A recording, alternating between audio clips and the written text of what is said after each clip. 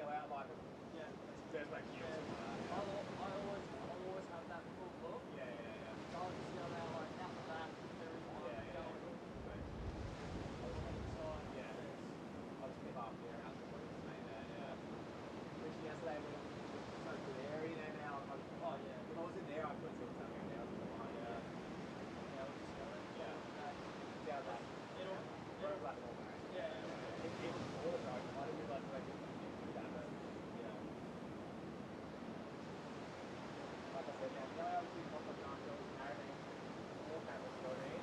And like, maybe over like a little bit, but, yeah.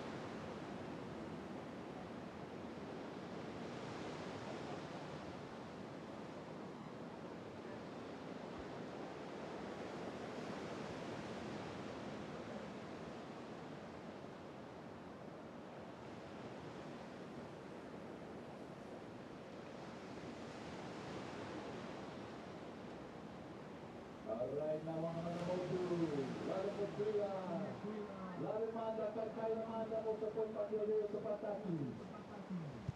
Sa pagpapilyo po ito, laban yung Rio Waa.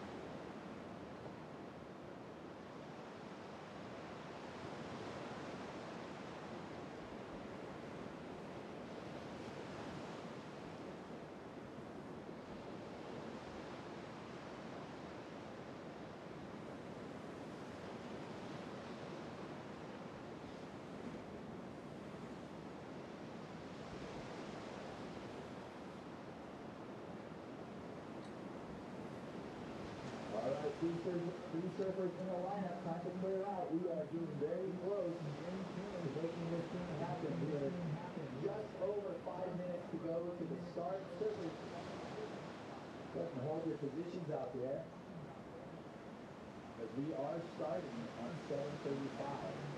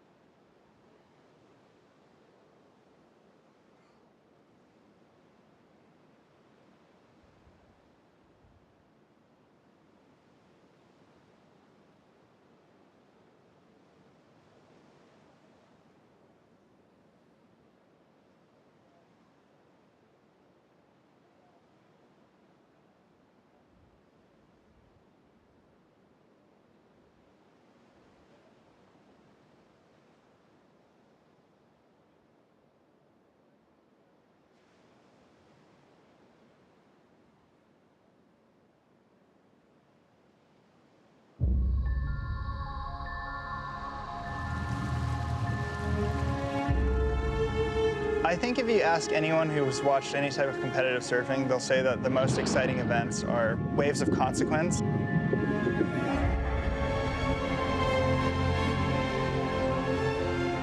It's one of those sort of freak of nature waves that you don't get too many of in the world. After a 7-year hiatus, the World Surf League Championship Tour returns to Fiji. coveted spots remain for the Lexus WSL Finals. Timbers, you're going to lower. John Florence, you are the #1 seed. Early season contenders look to fend off the rising momentum of Brazilian goofy foots. Two veterans with past Fijian success look to chase down their own final 5 spots. Along with 2 first-time Phenom wildcards, the 4-time Fiji champ Kelly Slater is back.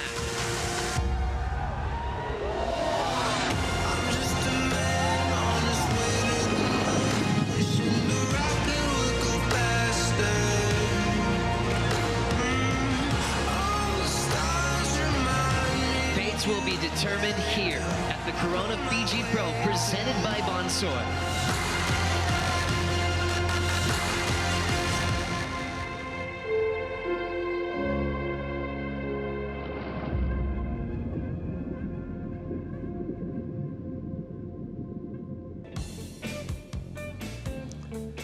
It is the Corona Fiji Pro presented by Bonsoy.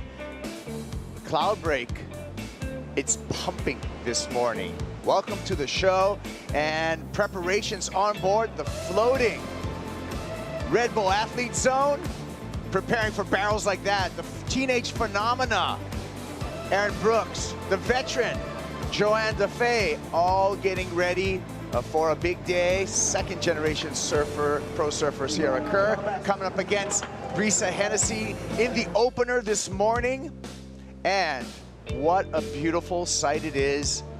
Flying by on a Fiji flight cam. You can see the brand new tower. And this here, the Fiji Marriott Resort Momi Bay host said, good morning and welcome. I'm Kaipo Guerrero, along with Flick Palmentier, as well as Jesse Mendez. And I'm going to start with you, Flick. What a pleasant surprise this morning with the swell.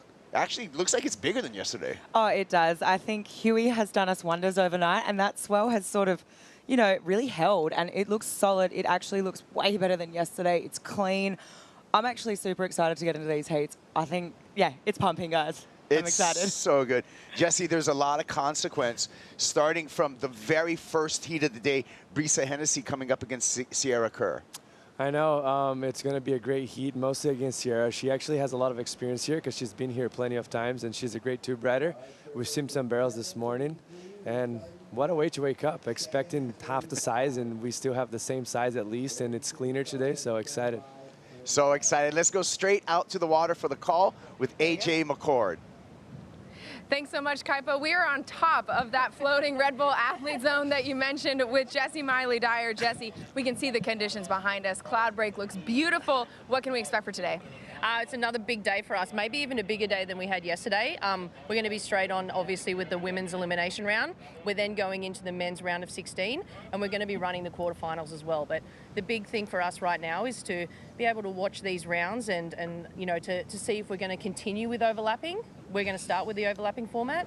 We want to see, you know, if we do those quarterfinals overlapping or not. We can also have the potential to be running some semis today.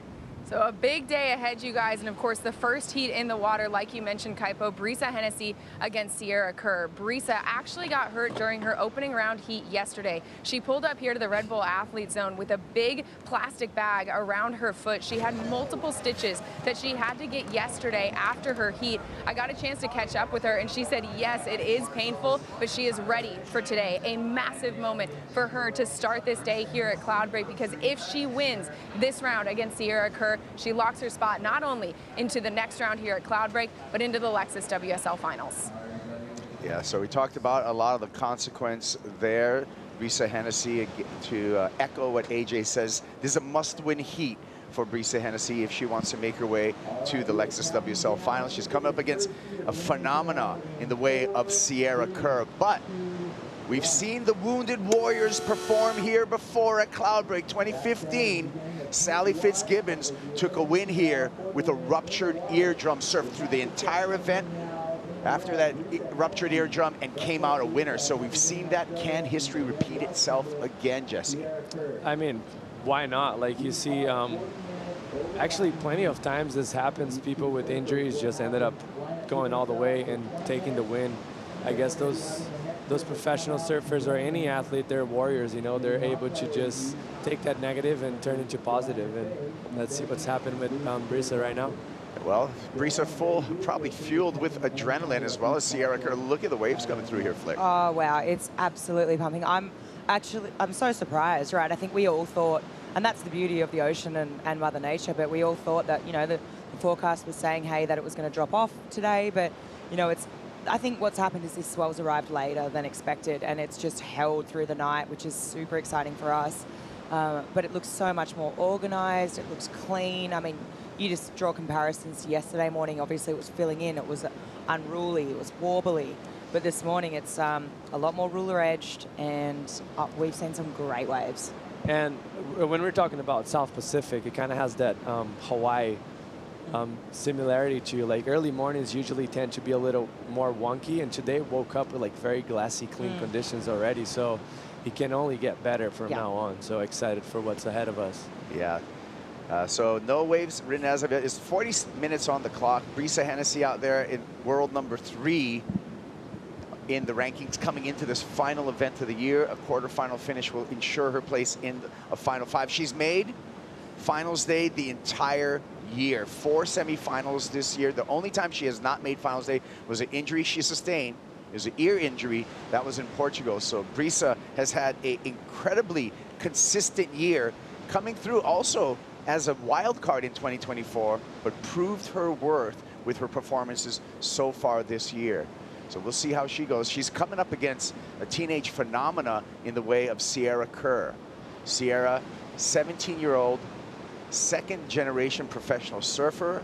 Dad Josh Kerr was out here surfing in 2015 when Sierra was just 8 years old, and she was his board caddy in that 2015 event with Josh Kerr. So Sierra basically, Flick, raised around pro surfing, and it's no surprise she's an incredible surfer. Yeah, it's definitely no surprise. I mean, surfing's in a family and affair now, you know, and the older surfing gets as a sport, the more generations there are of it. And I think, you know, it's just, we're seeing it a lot. You know, you think to, you know, the Ho family, you think to the Wright family, you think, you know, to Dave McCauley, Bronte McCauley. It's just, you know, we're going to see a lot of that throughout the ages. And I think such a cool story, and, you know, full role reversal. Josh, you know, being the caddy for Sierra, and, you know, he said yesterday it brought tears to his eyes, you know, watching her, you know, get her jersey, paddle out for her heat. So, I mean, really cool moment for them, and I have no doubt that this is the first of many for her.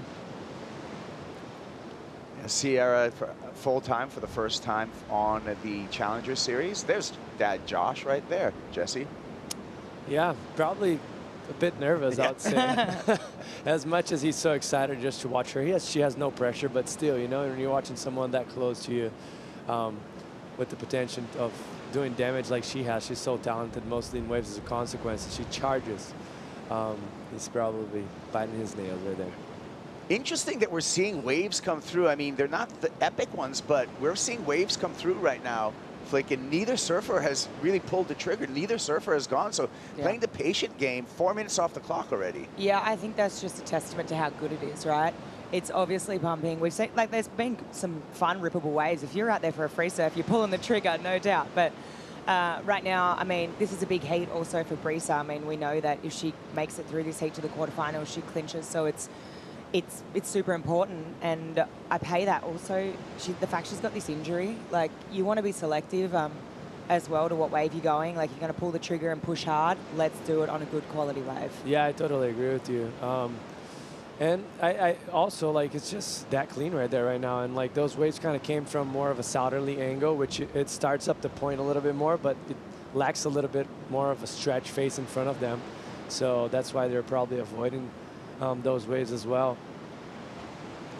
Yeah, Brisa Hennessy sitting a little wider right now. Has played a smart game, showing high heat IQ throughout the entire season. Started off the season with back-to-back semifinal finishes, both at Pipeline and at Sunset. Then went on into the Australian leg, where she made the semis again, back-to-back at Bells and at Margaret Rivers. Let's take a final 5 snapshot, and you can see, Flick, Brisa Hennessy in the hunt in the number 3 position. Yeah, for sure. I mean, she's had an incredibly consistent year. I think when you look at this, I just think about today in the heats we're going to see, like from the men's round of 16 to this elimination round. I feel like today's the deciding day, right? Like we're going to see a lot of people clinch. We're going to see people fall short. So if there's a day you're tuning in, today's the day.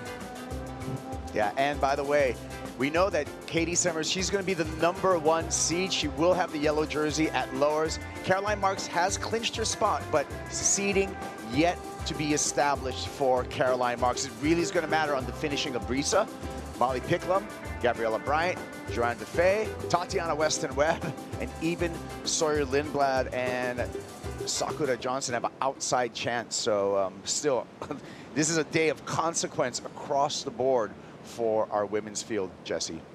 Yeah, it's going to be dramatic. You know, we're gonna see broken hearts today, and people very happy, and that's going to happen both on the women's and men's side. So, I mean, we're excited to watch. It brings more flavor to it. You know, it's going to be a good day. Sarah takes a look at that one and is not going to pull the trigger. So still open priority out in the water between our two surfers. And what started as a 40-minute heat is slowly eroding, and the time on the clock. So another thing, you know, we talked about yesterday, Jesse, is just heat management and managing the clock in your heat. Because, you know, you can be pressed up against the wall if you don't start surfing. And it seems like we're going to see more pressure right now with the clock going down. For sure. It gives you less opportunities, right? Like the less time you have, the less chances of committing mistakes. So you really got to be on point.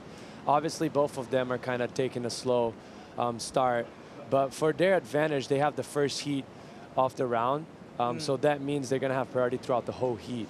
Right. For the heat that's coming up in a little bit, they're gonna have second priority on the first half of the heat. So that puts them in an even different strategy, and they got to even be a little bit more busy on the first 20 minutes. So right now, they still got a lot of time. I think they should be patient because there's plenty of good waves out there, and I don't think it's going to be one of those days that you're going to decide your heat with force. You're going to need really like decent scores because, as you can see, it's so much cleaner than yesterday morning. The waves are lining up better. This screen, this view right here, it's actually very nice. Yesterday, if you're tuning in, you could see all that those rips going through from the left side of your screen to the right. And today, you see how calm that is, how glassy and how groomed it is. So that's just all because of the offshore winds blowing all night and cleaning that up for us. Yeah, favorable winds through the evening and into this morning. The lack of any type of morning sickness caught us all by surprise and actually delight. We saw the free surf going down this morning, Flick, and it was incredible on all the waves that we have to offer and how many barrels that were shot through just this first thing in the morning. Oh, yeah, this morning's early surf before the comp, I mean, it was absolutely pumping, and it's something funny happens. I don't know what it is, something in the universe, but as soon as that horn blows, sometimes it does, there is a bit of a lull. I don't know what it is, or something woo-woo going on in the universe, but it seems that way, right? It seems like it's that way. Someone's turned the tap off. Yeah. But I think that's also, it totally is true. But that's because, like, usually you see, like, heats, like, usually, like, a heat with a lot of waves, the heat after kind of a bit on the slow side. So if you start right before the contest with plenty of waves, you probably tend to be a little bit slow. It's just how the pattern goes. Sierra Kerr here. We talked about being a second-generation professional surfer. And Sierra has had some experience from a young age here at Cloudbreak. Just 8 years old here, 2015, and she's on the ski. She's gonna be Dad's caddy, Flick. So cute. All this vision is so epic. Like, look at her on the board. I mean, she's so tiny. Like, she's telling Dad where to go. Yeah, this is where you're gonna see it. Oh. Yeah, this stuff. I mean, this is so cute. Did you notice how much she is floating on that board? Yeah. She was like on a stand-up board paddle right there. There's Sierra in real time right now. Hey, we talked about it. Now we're at a 30-minute heat. So I feel both Sierra, you know, and Brisa being pretty stubborn at the beginning of this one. So more and more, it looks to the first exchange could really establish who's got a big advantage in this heat given the time. Yeah, I think, you know, hindsight's the perfect science, right? Like, it depends how it's going to play out. Like, Is it going to be detrimental? Is it not going to be detrimental? I think, here we go. It looks like Brisa's decided to pull the trigger. Here we go, Brisa Hennessy, first wave of the morning. Looks like she's on a bit of a step up Glen Pang, and just one slash on the backhand, probably testing out her foot. And, you know, maybe the first wave that she surfed since receiving those stitches in her foot, Jesse. Yeah, I 100% agree with you. I doubted she surfed earlier today. Obviously, she knows this wave very well, so she doesn't need to put herself in that situation, mostly with an injury. So, yeah, just try and get that thing out of the water as much as possible and just go straight for the heat and hope for the best. Yeah, you would have to consider Brisa a local out here. Dad Mike turned out to be the manager of the Motu Island. And so Brisa spent all of the COVID years out here surfing Cloudbreak and the Motu Lefts and all the waves around this region. So she's going to be the most comfortable with the most knowledge of this break. Oh, definitely. This is like a home to her. I mean, she's got lots of places around the world, but just spending so much. She's got the most experience, and this wave lends itself to that. So she opened up with a 2.33. That's the first wave there score for Brisa Hennessy.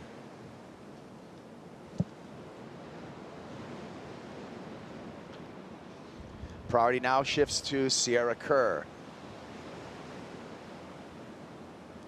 And Sierra happy to play the patient game at this point, Jesse, because with just a 2.33 on the board and priority, you would have to say the advantage right now strategically is with Sierra Kerr. No doubt. This is definitely an opportunity for her to capitalize. Like when your opponent gives you priority and starts with a 2.33 in conditions like this mostly, like you just got to make sure the next good wave that comes, you identify and you're on it, because you can just be one step ahead every time of the heat. So a smart start for Sierra right there, being patient, and mostly for someone so young like her. To actually have the guts to sit dipper than Brisa, that's almost a veteran, has been on tour for a few years already and has so much experience. It's very gutsy and just shows how mature she is in competing. Yeah, and just the talent that she has is incredible. Sierra Kerr is one of the new generation, you have to say, of women's professional surfers who's really helped bring the air game to surfing. But that's the future. Let's look back at the past to 2006. Rochelle Ballard in a final and flick. That was after the buzzer, however, for Rochelle Ballard. So good feeling, but she was run up to Claire-Beveau that year, 2006. Yeah, I mean, what incredible footage, right? And this right here just demonstrates that we have to honor, you know, these older generations, because they paved the way so that these girls could run today. Like, it was because of women like Rochelle. You know, she's one of the first women to really legitimately start charging pipe. You know, you got to take your hat off to Kiala Kennelly. You know, even Claire-Beveau that ended up winning that final. Like, these are the women. There's even women before these women today that are pushing this narrative. But I just feel like we can't forget these women, because, I mean, it's moments like that just raise that bar, you know, and continually every generation will do it. But, I mean, what an incredible moment. Like, I look back at that and, I mean, textbook backhand, you know, tube riding, like incredible. The amount of times that she changed her line in that barrel, the technique was perfect. So, yeah, if you're watching Rochelle, hats off to you, and thanks for everything you've done for women's surfing. Definitely, and that's some of the best tube riding, backside tube riding I've ever seen a woman do. Yeah. I've never seen that wave before. That was the first time, actually, and I was so impressed. The foam board ride, how stretched that wave was. It was so hard to pull it off, and yeah, she definitely has good places to train. You know, she's from Hawaii, so she surfed pipe her whole life growing up, so that shows how good she is in those conditions. Yeah, and I just want to correct history there. That was, I feel that was like the round of 16 that she met up with Claire-Beveau, and narrowly did not come out of that heat. Bevel with a 10.2 wave total, a 9.35 for Rochelle Ballard. If they did count that wave, she would have been on to, who knows, maybe winning the event back in 2006. Josh Kerr patiently waiting, and you can see a little bit of dad frustration there It's like, it's time. Hey, get it going, you know? Do you know how many times that I would be out free surfing and then I'd try not to turn around because my dad would just have his arms up the whole time, like, what are you doing? That gives me trauma. It's trauma. I'm triggered. I'm triggered. What I actually think he's trying to say is like for her to free up a little, you know? Yeah. Like 100%. The more time you're like sitting on the board, the more expectations you get, even on a free surf. So imagine having a lineup for yourself at Cloudbreak, 6 to 8 foot faces. Yeah. Perfect. Only you and a friend of yours in the water. So like this could build up into negative anxiety. So like just get it rolling at this time. You know, it's almost 20 minutes sitting down. 100%. Dads usually are generally right. You're just like the teenager though that's like, oh, I know better. I don't want to look. Don't tell me what to do. It adds pressure though. I get you. Look at this set. Look at the second wave of this set. She's going to go on the first one. Here we go. Sierra Kerr. Oh, and just the anticipation that I was even feeling while she was surfing that wave, because you could see there was a bit of hesitation there, and that cost her flip. Yeah, you just took the words right out of my mouth. I could definitely see that. Just looks like it was a pretty heavy wipeout, really. I mean, face first. She hit really hard when she hit the water. And when you hit the water like that too, it can really take the wind out of your sails and feel like, you know, you're winded, right? It kind of feels like when you're hitting that fast like concrete. She looks all right. Let's have a look here. And yeah, Kibes, you're right. It just looked like she was waiting for it a bit long. Like, okay, when do I hit it? When's the right time? Kind of delayed that bottom turn, went up, and then just nose poked, head first. And they hurt so much, right? Like, what you get like this little mini whiplash, right? And it just, she'll be fine now, right? Because she'll have adrenaline running through her. Tomorrow morning, she will wake up and be like, oh God, why can't I move my neck? Well, we're going to take a Bonsoy brew break right now. We'll be back with more. It's the elimination round for the women here at the Corona Fiji Pro.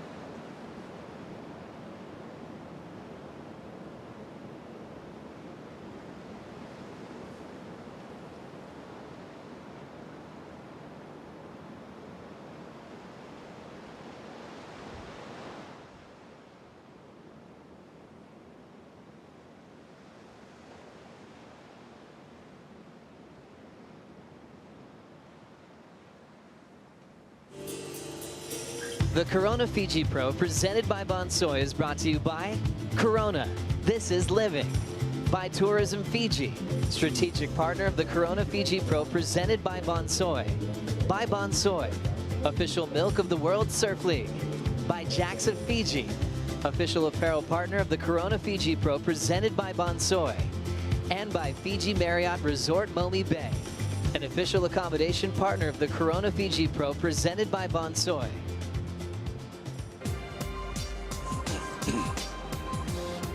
And we are back here at Cloudbreak. It's a beautiful morning at the Corona Fiji Pro, presented by Bonsoy. Women's elimination round out in the water. Kuiper Girl, Flick Palmentier, Jessie Mendez on the call. And since we've left for that commercial break, nothing has happened, actually. So we have a 2.33 for Brisa Hennessy, a 0.93 for Sierra Kerr, and we're 30 seconds away from the start of a new heat. We're doing an overlapping heat format for this women's elimination round, as well as for the men's round of 16, which will be starting up right after this women's elimination round. Here we go. Sierra Kerr under priority. Yanks on the rail there, stalls, looking for the barrel.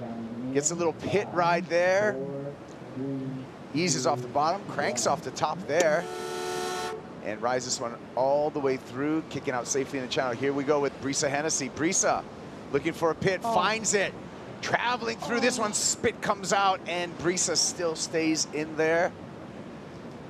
Man. We weren't lying to say that it was fine. Yeah. Like, there's waves like this today, like, or even better, actually. So, Brisa on the paddle back out. Check out with her. She looks like she's maybe a little shaken up there. Checking her foot again. Remember, we reported at the beginning of the day that Brisa Hennessy did cut her foot in her opening round heat. She is surfing with stitches in that foot. Red Bull jet ski there for the pickup.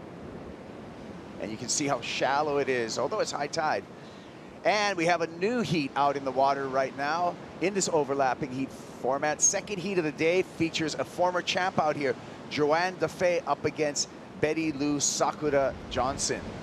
And so the clock's on for the non-priority heat. 38 minutes on the clock for the non-priority heat. 18 minutes on the clock for the priority heat. Just a little insight on this heat that I think it's kind of cool and it's very unique on this event itself. They all stay in Tavarua or Namoto, so some of those people are actually sharing rooms, and that's the case for Betty Lou and Joanne. They're actually sharing rooms right now, So and they're in a heat against each other. So I wonder how the morning went. Yeah, I know. It's a personal one, you know. It's going to be a good, interesting one for us to watch for sure. And they're both very fierce competitors. They take it very serious, so it's going to be exciting for us. Yeah, Sakura Johnson, just 19 years old, third year on the championship tour, and a very, very talented surfer. We saw what she did at Pipeline this year. Flick, we know she's a charger, but she's up against a veteran in the way of Joanne Defay, who's 30 years old and has 10 years on the championship tour and has a fierce backhand. I mean, this is, I would feel that for Joanne, this is one of her strengths right here. Left-hand reef breaks. Oh, completely. I mean, she's got to be a pick, right? Obviously, experience out here. She's got to win. Comes from Reunion, St. Lou, the perfect big left-hander that peels on this like extremely shallow reef break. I mean, her backhand surfing is so crisp. Like, we don't get to see it that much on tour because there's not that many lefts. But you know, I was reminded during the Olympics on one of those smaller days, I saw her just go top to bottom a couple of times, and I mean, her tube riding's great. So for me, I mean, she's sitting outside that final five picture right now, but big threat. I mean, she's obviously got a big job to do. I mean, she's got to basically win this event, you know, to qualify, but totally doable, I feel. I mean, it's a big job, but here we go. Someone's up. It's going to be Sierra Kerr. Sierra off the bottom, off the top, punches into this barrel, but that barrel runs away on Sierra Kerr. So still some challenging conditions in the way that it's a little sectiony with some of these waves. Jesse. Yeah, and what happens here too, Cloudbreak's such a fast wave. Like, you always see everyone commentating that it's you take off and there's a wall stretch in front of you, so it's very hard to read. As you see right here, she's aiming it way down the line, and the wave still ran faster than her all the way in this shish kebab section. As you see, she pulling up here. See that rib going through? That's all reflection off the reef, like from the swell, like from the previous waves bouncing back off. And see, that wave opened up at some point, but way ahead of us, of her actually. So yeah, it's a tricky wave to read. It's not easy, and you need a lot of speed and drive down the line to make through those sections. And unfortunately for her right there, that wave just a little bit faster than her. Heat's wide open, Flick. Brisa Hennessy currently in the lead with priority. However, Sierra on the paddle back out, we see there, she just needs a 1.63 to take that lead. So it's basically neck and neck right now in this opening heat of the day. Yeah, and you know what? There's been a couple of mistakes made, you know, a couple of falls, but it's even Stevens right now. So basically, yeah, okay, no one's really got anything of, you know, substance on the board, but it's the same for both of them. They're now basically surfing a 15.5-minute heat, so game on. And I mean, they've got the priority. I mean, it looks like there's big sets on the way.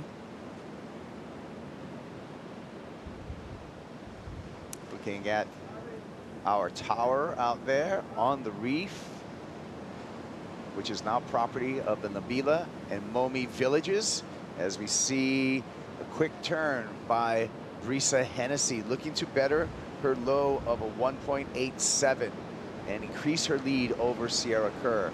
More sets on the way here. And Brisa's going to be looking for a pickup. Well, the good thing about right now for those surfers, it's very high tide, so we'll get back to that.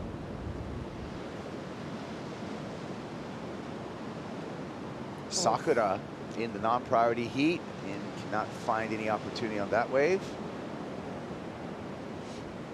So just still kind of feeling it out. Betty Lou Sakura Johnson has ridden 2 waves in the non-priority heat, and Joanne Defay in that non-priority heat's been very selective and patient. Here we go with JoJo. Defay finds this one. And a little taper to this wave. She recognizes that and kicks out straight away flick. Yeah, I think, you know, that's 2 examples of 2 really different waves today. I can kind of see JoJo's obviously looking for one with a bit more of a taper, right? Like probably identified that what we've been talking about, that these waves are running off really fast today. Let's have a look what Brisa got done on this one. So turns up there into the pocket and just straightens out. It seems to me it's pretty difficult right now to find those ones. It looks perfect, don't get me wrong. We saw a lot of good waves in the warm-up, but I mean, this one obviously way too tapered, not offering any steep face at all. So JoJo realizing that she's out of there. But I think 2 big turns today. I think maybe you can get stuck in this mind frame of, hey, this is a really long wave, I need to do multiple turns. But I mean, 2 big massive turns, I think you're going to get a good score. No doubt, and we've seen that yesterday already, so if they can take note of that, we've seen Ryan Conham get good scores with 2 turns, we've seen Cole Hauschman, so yeah, maybe try and keep it simple, identify maybe not that 10-point ride, trying to find something in between, not so so stretched down the line or not so tapered like Joanne's last wave. Mostly if you're in the heat with second priority, as we see her up and riding. Down the reef on this one, Joanne Defay with a nice slash on the backhand, just 1 turn, but it was a quality turn. She was further down the reef, and that was an example, Jesse, like you were talking about, just big playing field right now. Lots of room on this reef pass, and Joanne actually caught that one just paddling back out without priority. Yeah, and yeah, she sits on the heat with second priority, so try and capitalize on this first 20 minutes that you have, you know, like maybe not sit around so much. Maybe not try to get an excellent score and try to build up, and that's what she did right here. Beautiful bottom turn. Nice track right there. Critical section. Big closeout, which the judges love that. It's not going to be a massive score, but it's definitely going to put some pressure into Betty Lou in the start of the heat. So she's going to feel a little bit more freed up to let loose, you know? Sakura grabbing the rail on the drop there. Stall gets into the tube stance, 3-point stance, comes in and out. So well done by Sakura Johnson. That was the answer back to Joanne Defay in the non-priority heat. So we'll be anticipating a score for Sakura. And she was, as you notice right there, she was sitting way down the point as well on that wave because it was a short wave and she kicked out right in front of the caddies. So that shows that she was way down the point. Probably Ross identifying that there's wide waves. She's with less priority on the heat. Like, hey, just stay underneath and try and find those drainers down the point of shish kebab section, as you see it right here. Yeah, so this one here, I mean, beautiful little kick stall there. Nice technique. And you know what? Down the line, that shish kebab section's obviously shallower, right? So it's going to be throwing more. It's more of a truer barrel, if that makes sense, you know? It's going to be easier to rig. Yes, it's more dangerous. Yes, it's more shallow and can run off in front of you. But, I mean, look at this. Great technique. Grabs that rail. She's got that front arm forward. She doesn't have it dragging because she wants to utilize that, like, maximum speed, right, to get through that section. So that was a great little tube ride from Betty Lou. And you see the coach is sitting right behind. You see Josh right there. I don't know who was the one with the hoodie, but that just shows how far down the point she is, because they have to keep away from the surfers. Sarah Kerr in a growler.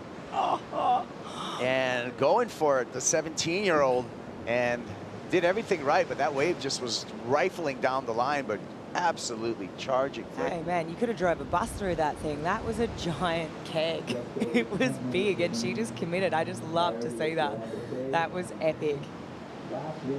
Take another look at it from the water. Yeah, so look at this thing. Look how round it is. That's a big, big barrel. wow, okay. She did everything there. She did, and you know what? This is the disadvantage of being on your backhand. I feel like if you're on your forehand there, it's so much easier to get that momentum, that downline speed.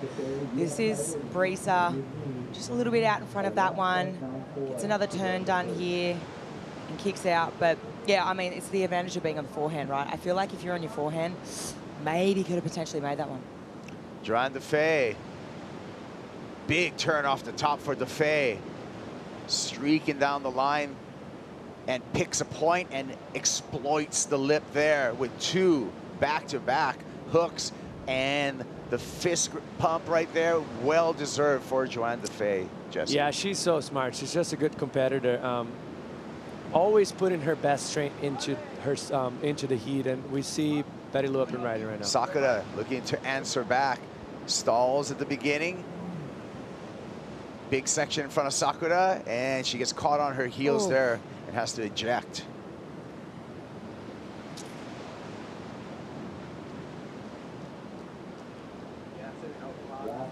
Yeah, but back to Joanne, what an important moment of the heat. Like, Betty Lou starting to get that like decent score, 5-point ride, getting barreled as Joanne was battling back out, and then she just answered back right away and didn't have that gap go away from her. So I think she's looking good. She have a healthy score because there's multiple good turns right there, as you see it right here, her taking off.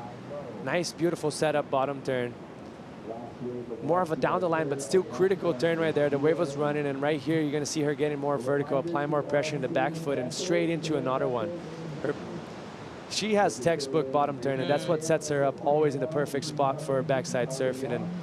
And it's a point of difference, and I think she's the best at it doing on the women's tour.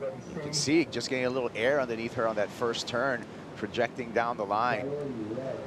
Solid surfing, so we're waiting for the number, but we're anticipating something great for Joanne Defay, and it eventuates. We're watching right now a 7.33 on the replay for Joanne Defay.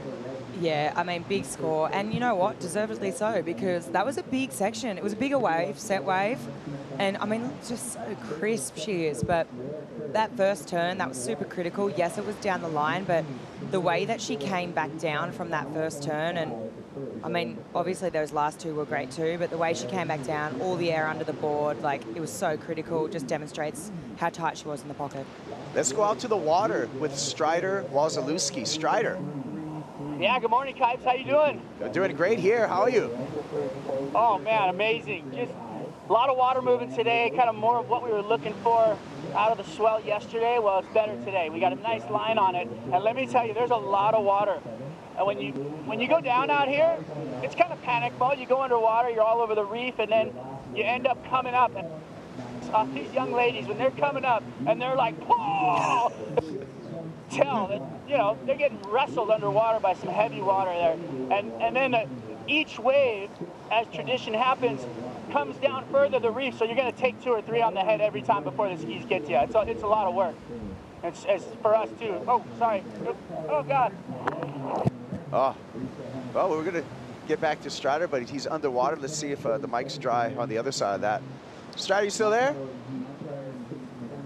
We'll get back to Strider. He's going to have to ring out the water microphone after duck diving.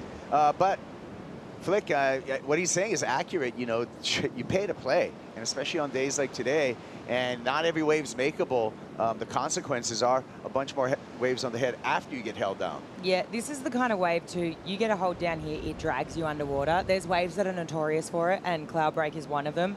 I mean, you're going to travel some distance underneath the water, and then like Strider said, you're definitely copping the next couple on the head as well. So you're on the treadmill, and your heart rate's probably high, but I mean, they're the best people, the best surfers in the world, and I think, you know, they train the house down. They're so fit, they're so ready.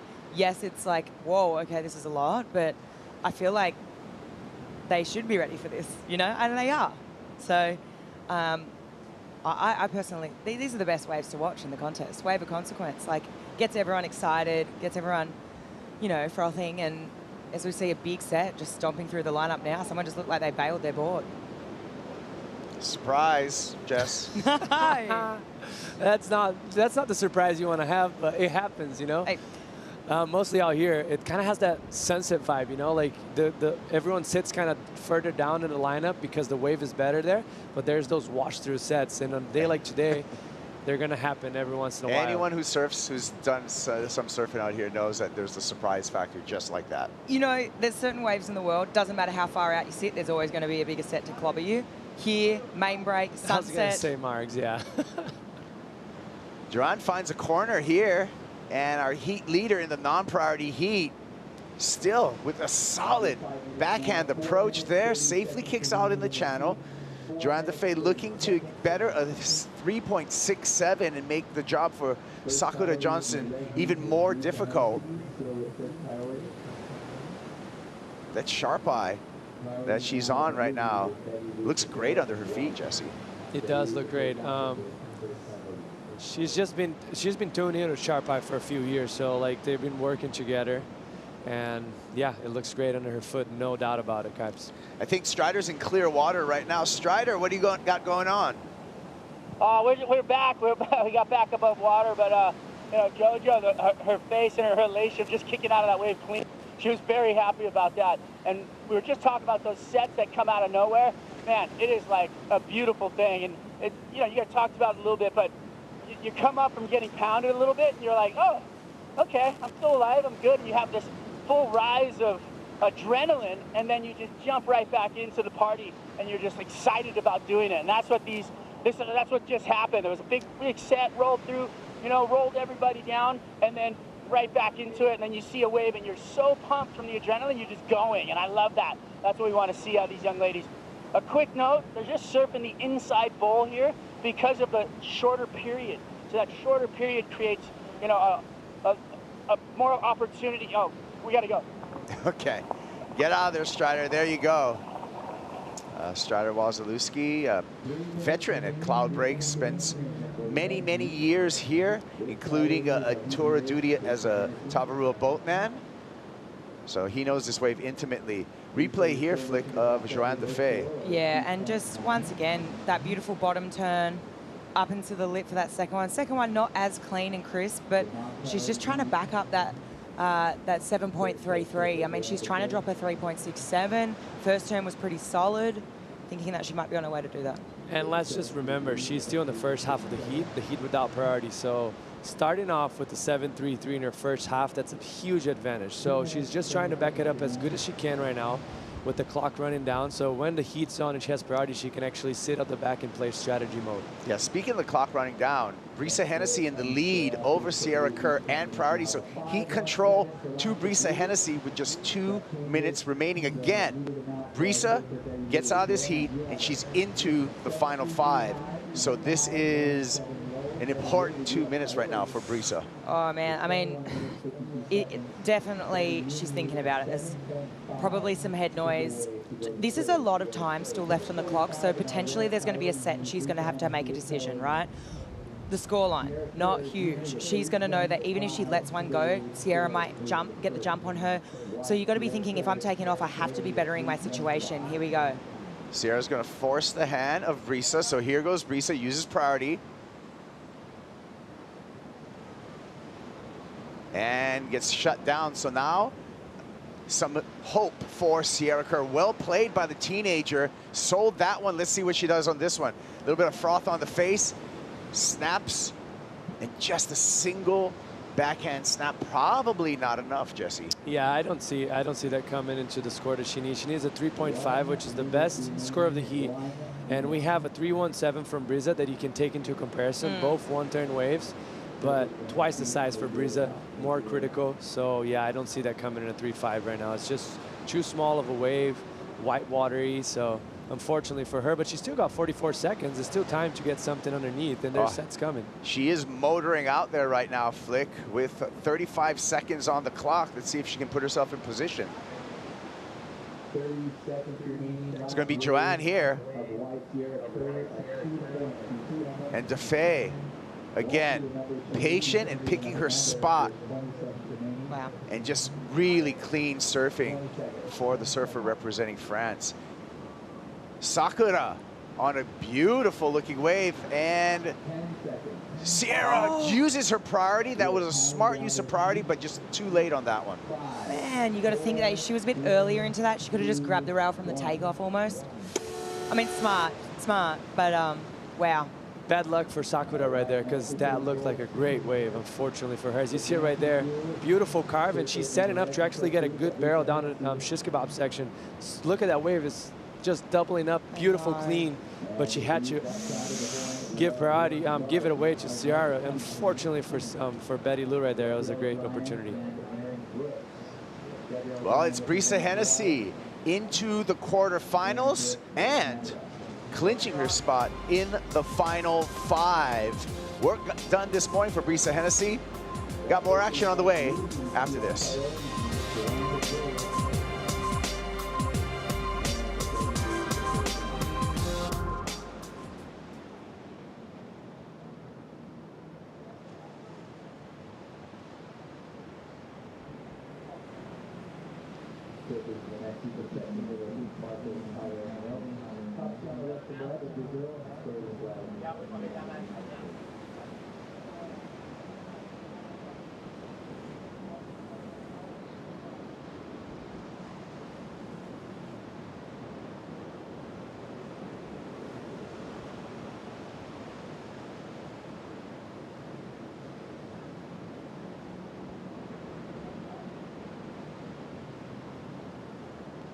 Priority was Whiting, Wright.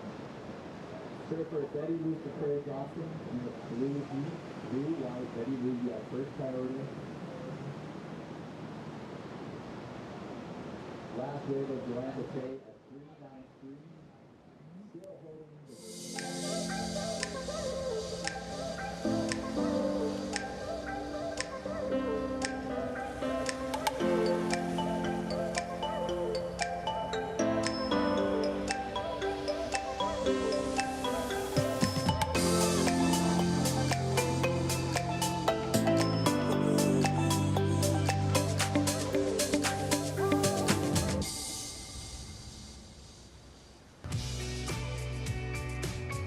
Fiji, where happiness comes naturally. This is the Corona Fiji Pro, presented by Bonsoy, Kaifu Girl, Flick Palmatier, and Jesse Mendez.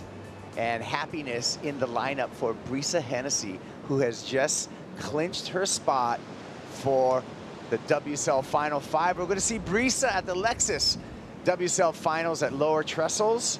She got the job done, so everything from now on for Brisa Hennessy is really gravy, Flick. Yeah, it is. I mean, you know, potentially she may, if she maybe gets a win here, she could jump up. I don't know. I'm not a mathematician, so I'm probably going to retract that statement. Anyway, let's move on with Erin. Erin Brooks, another teenage sensation and a dangerous wild card with a quick turn off the top. Erin Brooks is in the non-priority heat that just started up against Bryant. Gabriella Bryant, number 5 on the rankings right now. So Gabriella Bryant, another important must-win heat for the surfers in the water. Gabby right above the cut line for that final 5 situation. As we celebrate Brisa Hennessy's spot, we have to acknowledge that there's only 2 more spots remaining in the final 5. And here's Gabby's opener, Jesse. That was a beautiful first turn, so much power, nice bottom turn. Second turn, and then, I mean, that closeout section, when that happens, is just almost impossible to ride it out, but great effort for her in the beginning, and this is a beautiful carve as well for Erin. I just love how small she is, but how she's able to match the speed and the power of big waves. Like the way she was on rail right there, it was very tricky. There's a little bit of foam, and she just ignored all the circumstances and went on rail and put it all the way down, and that was beautiful surfing from Erin as well. But yeah, Gabby definitely getting the knot with a massive first hack right there. Yeah, Gabriella Bryant, 6-point ride. We're waiting for the score for Erin Brooks to set the non-priority heat. Erin Brooks, 17 years old, and Gabby Bryant, also young at 22 years old. We mentioned her as number 5 in the rankings, so this is a must-win situation for Gabby Bryant if she wants to have her eye and make her way to Trestle. She clinches a final spot if she reaches the final. Yeah, this is a really big moment for Gabriella right now, and I mean, she knows it, and big moment for Erin. I mean, because this is Erin's first CT appearance as well, and Gabby's got so much experience, don't get me wrong, but also you can just feel the fire and the energy. You could see it on that wave from Erin, just how much, like, of course, she's looked up to these women her whole life, and this is her dream to be here, but I just know that she's ready to take it to them as well. And I know that Erin probably isn't factoring in these scenarios. She's just like, hey, I'm here to, got a job to do, and, you know, you say it right now that Erin wants to win this thing and be like, hey, I'm almost on the tour, and this is what you can expect from me, you know. And I think but you've got to take your hat off to Gabby, because Gabby also has a deadly backhand, right? Like, she is so good on her backhand. I mean, already dropped a 6-point ride, and all the experience this year. She's got an event win this year. Momentum's with her, so this is a cracker of a heat. And let's just mention that we have 5th and 6th place in the water right now, simultaneously. So this is like a very important heat and adds pressure for both of them. Like, one sitting a little bit ahead in time, knowing the destiny a little bit more, and the other one just like is like, hey, she makes, I need to make it. Right? Yeah. So just to quantify that, we have Joanne Defay, who's number 6 in the priority heat, and we have Gabriella Bryant, who's number 5 in the non-priority heat on the water. So that means, obviously, you know, Joanne's in the priority heat, so she can pull the trigger on whatever wave she wants, right? That's true. That's actually pretty interesting if you think about that. Yeah. Look, I doubt that that's actually coming into it, but you never know. Yeah. Oh, 100%. No, but like, 100. But no, 1,000%, you would be aware of that, and you know what I mean, and play though? out this final 13 minutes. And even if you're winning, you have a chance to actually block Gabriella Bryant, who you know in your head is above you in the rankings. Exactly. There's no doubt that she's completely aware of that situation. Yeah, exactly. But it's interesting, right? Like, we're going to see if that gets utilized, because how unusual is that to have them right now out in the water, but in 2 separate heats? But one's going to be able to utilize that priority over the other. Like, that's pretty intense. That's the complexity, right, of this overlapping heat format. Good thing for Gabby right now, she did start it very well. She's got a 6-point the best start ride. we've seen it so far, as far as like time and like first wave read-in. Yeah. We see it in the previous heat, so she definitely has an advantage right there. But I mean, Erin Brooks is one of the best surfers out here at Cloudbreak. So I don't see her keeping that 3.17 for a long time. Joanne could literally tell Erin to go. Hey, go. Not that we're going to hey, it's within the realm of possibilities. This is where I was going, Kaiser. But I didn't want to vocalize it. This is it's okay, we're commentating. We're encouraging all kinds of vocalization No, today. I'm just putting it out there to the universe. I'm not putting it out there, but I'm just saying that these are the things that pop into my brain. I love it. Well, in that matchup, in the non-priority matchup, we do have Gabriella Bryant with a lead, 6-point ride, versus Erin Brooks with that 3.17 in the priority heat. We have the requirement of a 7.5 for Sakura Johnson. Sakura sitting with priority over the entire field in that priority heat. We did some work here with WSL Pure grantee, the Mamanutha Environmental Society. It's a non-profit, and did some work here in the Nabila village, planting coconut trees as well as a beach cleanup in conjunction with WSL One Ocean, as well as Yeti. The WSL Pure grantee, the Mamanutha Environmental Society, was established in 2003 and promotes sustainable community and livelihood and environmental protection here in Fiji. Great effort by all there, that cleanup day and that planting day in the Nabila village. Nabila village, one of the 2 villages here, the Momi village and the Nabila village.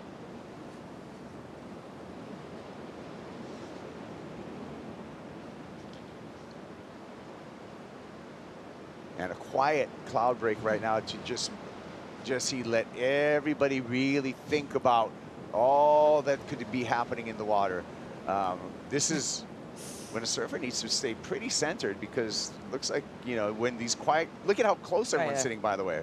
It actually, yeah, that's great you mentioned, because when you have those lows, like sometimes you have flurry of waves and you don't stop to think of the situation. So when you have some breaks, it's almost good to kind of reset and see, hey, what situation, what do I sit on right now, and like what do I need to do? So it gives you time to breathe, take a step back, and move forward after. So and mostly sitting in Joanne's situation right now, where she has a 7.33 and a 5.17. She has such a big gap on top of Betty Lou. Like, it's a great opportunity for her to just be calm and make her next decision. Yeah, under 10 minutes remaining. So that should be ample time for another good wave to come in for Sakura with first priority. What do you think, Flick? Yeah, I think so. I think that there's quite a bit of consistency there this morning. I mean, this is sort of, it is ebbing and flowing. I mean, you know, rewind back to the start of our first heat, and there was quite a bit of a lull. So there's rhythms to the ocean today, of course. But, you know, it wasn't for that long. I mean, maybe 10 minutes, maybe a little bit less. So and there were sets, you know. So I think we're going to see another roll of the dice. You know what's coming to my attention right now? It's 8:25 local time. At 8:38 is our peak high tide. So we're on the peak of the high tide right now. So we'll see how that affects the consistency. We have Gabriela Bryant pulling the trigger here. Medium-sized wave, looking down the line, speeding down the line, slams that, but the wave just slams her right back. So that will not change the situation in the non-priority heat. Gabrielle Bryant will continue with a lead, hanging on to that valuable 6-point opener that she's had.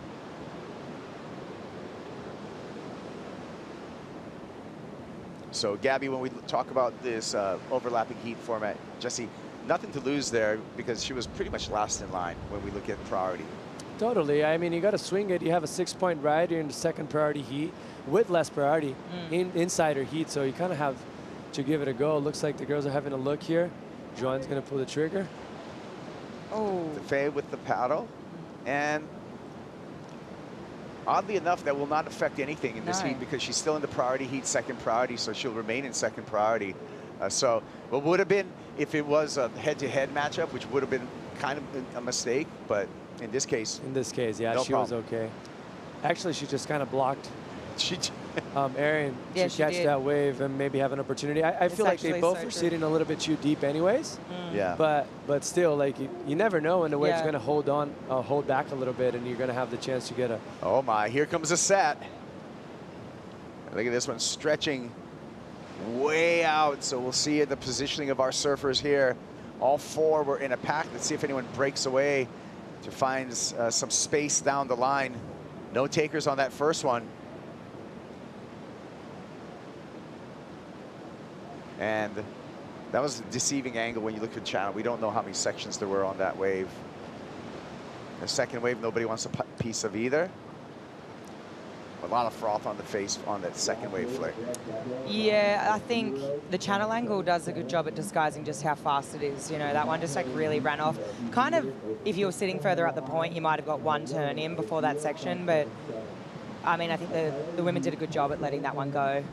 I think they're you know, there's been a couple of heats on the board now. They're pretty aware, and you know, it's light now. They had a free surf. I think they're pretty aware of what waves they're identifying. They're looking for, definitely. And not to mention, even though there's might have a section there, you're going to take off on the whitewash right there, and that's an 8-foot face whitewash. It's going to push you way off the bottom turn. So for you to actually get tight is going to be very hard, and take off in time, or even maybe not even being able to stand up on your feet. Hate those takeoffs. So Betty Lou, this is her first time competing in Fiji, but Joanne Defay, we mentioned before, has experience here. She's one of just 3 surfers in the draw that have Fiji experience. Joanne Defay, our 2016 event champ, 2017 event runner-up, the way of Tatiana Weston-Webb and Tyler Wright, semifinalists in 2017. These 3 surfers are the only surfers on the women's side, Jesse, that have had previous Cloudbreak experience. And that's crazy to think. That just show how this younger generation is kind of taking place and dominating. Like, none of them have actually surfed a heat here before, and only 3 of them. That's like a small portion of the tour. So I mean, an advantage for those girls that surfed because they have experienced that before. They know what to do, and it kind of turns into automatic mode, which the other girls have to kind of experience for the first time and make the decisions overthinking a little bit more than just like letting it happen. So yeah, and that seems to be the case right now with Joanne Defay. Let's go back out into the water with Strider Wasilewski. Yeah, we just wanted to touch on how shallow it really is on this inside section. I mean, the reef is only a few feet away from you when you jump off on your wave, so you really got to be careful. Or if you're in the barrel and you go under, you know, it's cover up the head because you're gonna be feeling it as it goes by, and you're definitely gonna touch it.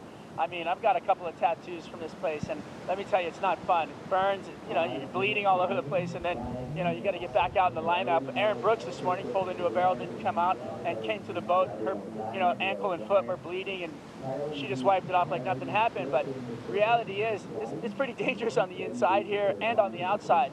And with that, on the outside, there's certain pieces of reef called the ledge, and beyond that is very deep water, and you can literally line yourself up by looking at the tower and looking at that reef and figuring out where to sit. So there's all kinds of different things that happen out here with the reef and how you line yourself up for these waves. Right now they're sitting more on this inside part of the reef, but I think later today we're going to see the surfers out on the ledge at drops.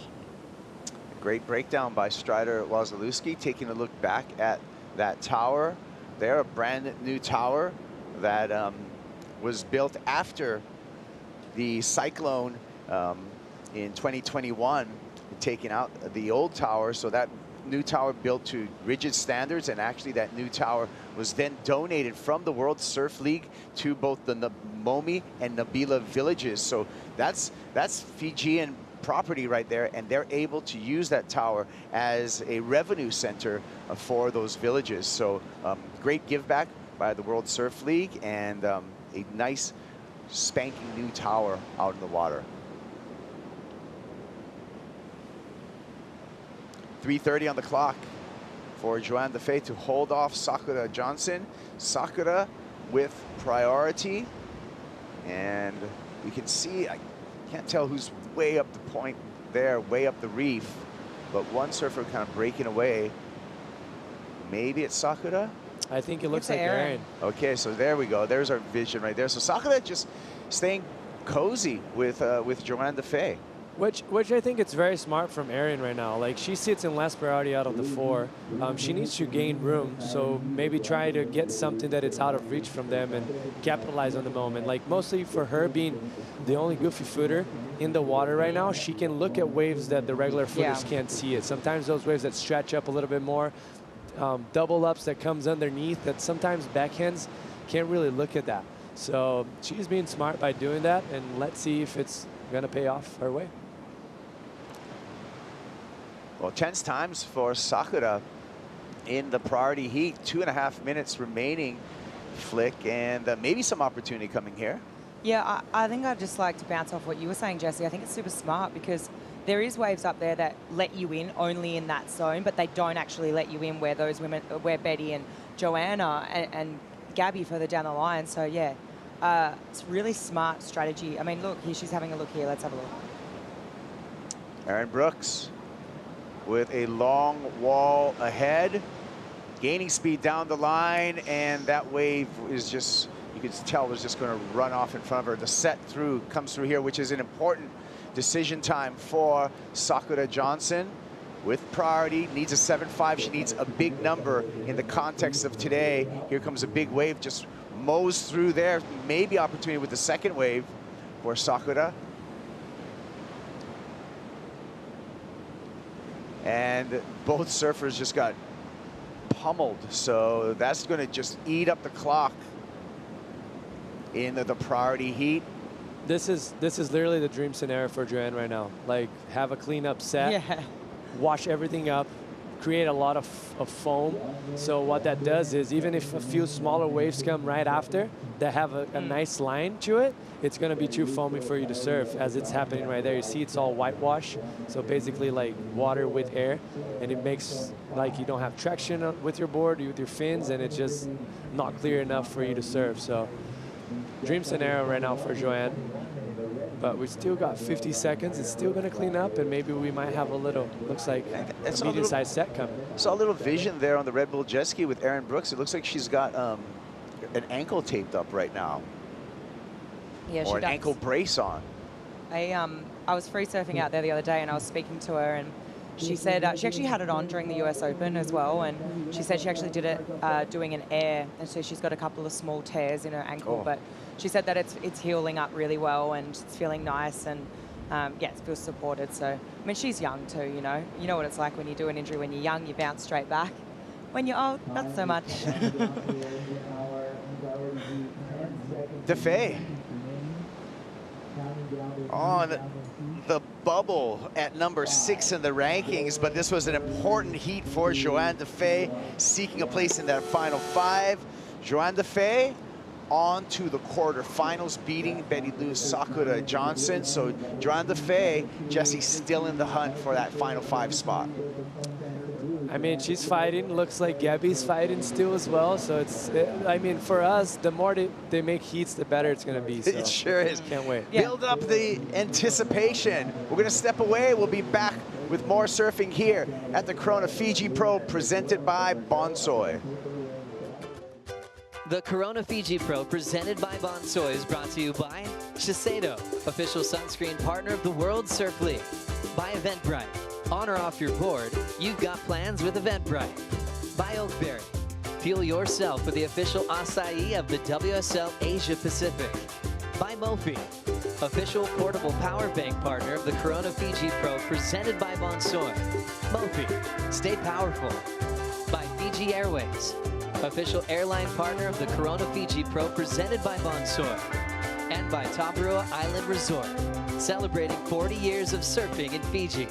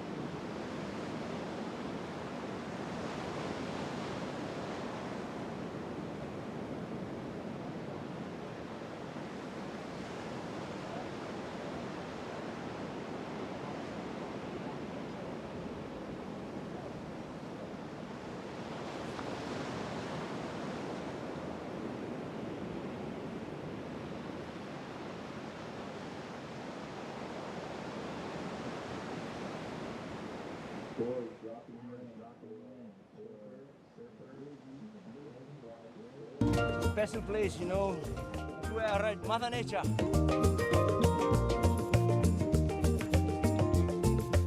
Cloudbreak is like the southern side of Viti-Levu, actually southwest.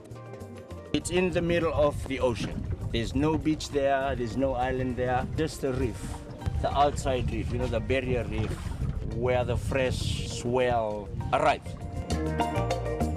Inside we have Tabarua rides, restaurants, swimming pools, Namutu lefts, and wheels. It's all reef breaks and it's all fun waves. I found that we are different. Locals are very welcoming, very friendly people. I think if that's in our blood, it's our lifestyle.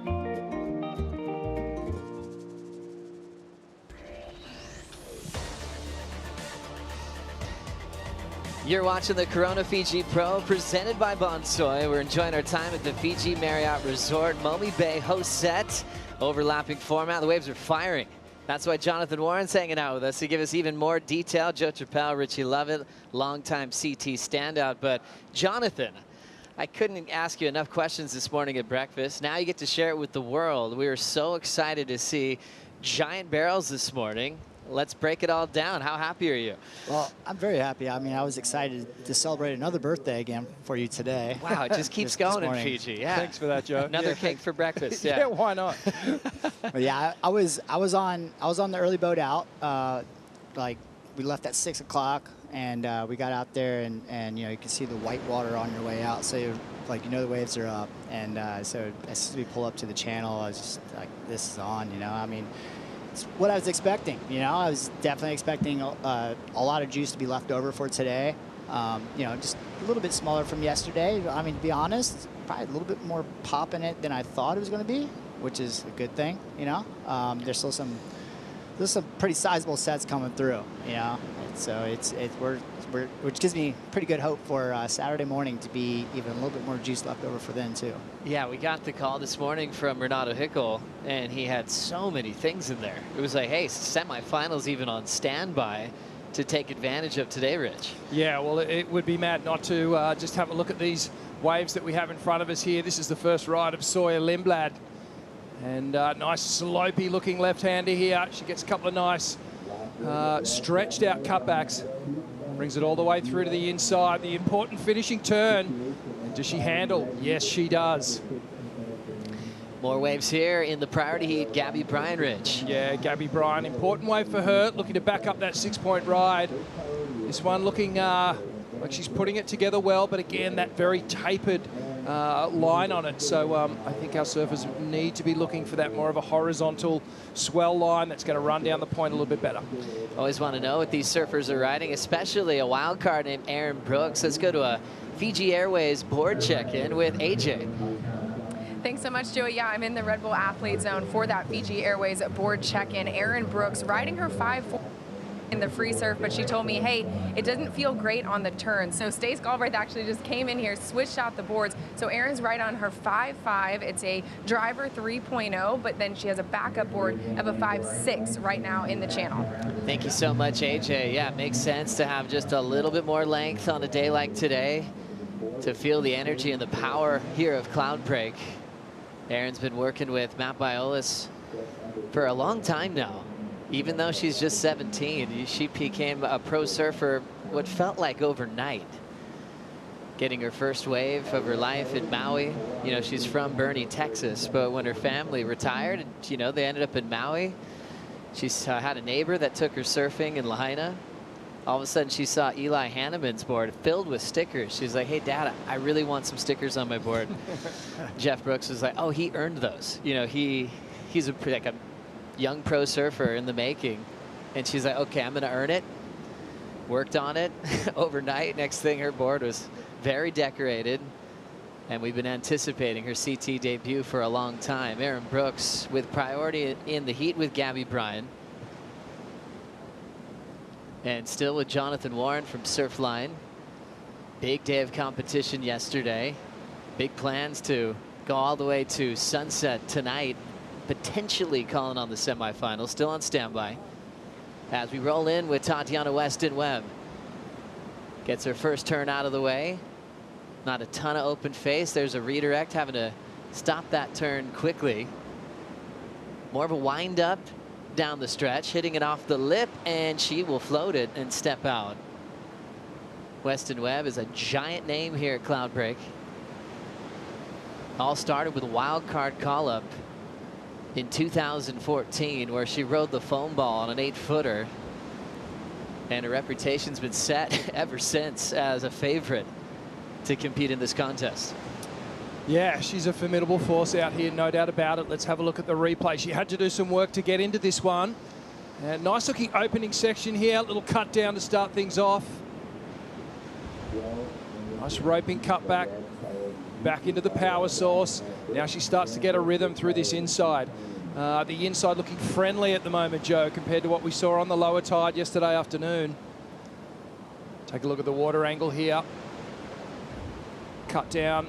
Nice engagement of the rail there. And through this inside section, now she starts to get a bit of rhythm.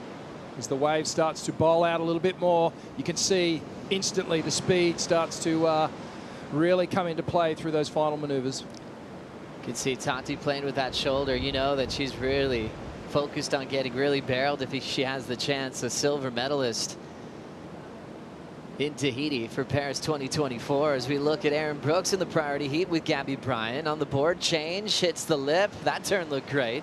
Getting more hold out of the 5.5. Driver 3.0. And hops out. Looking to improve on a 1.57. Needing a 5.54 for the lead. Still with senior forecaster Jonathan Warren. We'll bring up the Surfline maps. Jonathan, I love talking over these, but you're way better at it. Let's hear your breakdown of everything you've been working on this week. Right, so the swell we have in the water right now, it's fading, as you can see up there in the top right. So this swell's going to ease through the rest of today and tomorrow.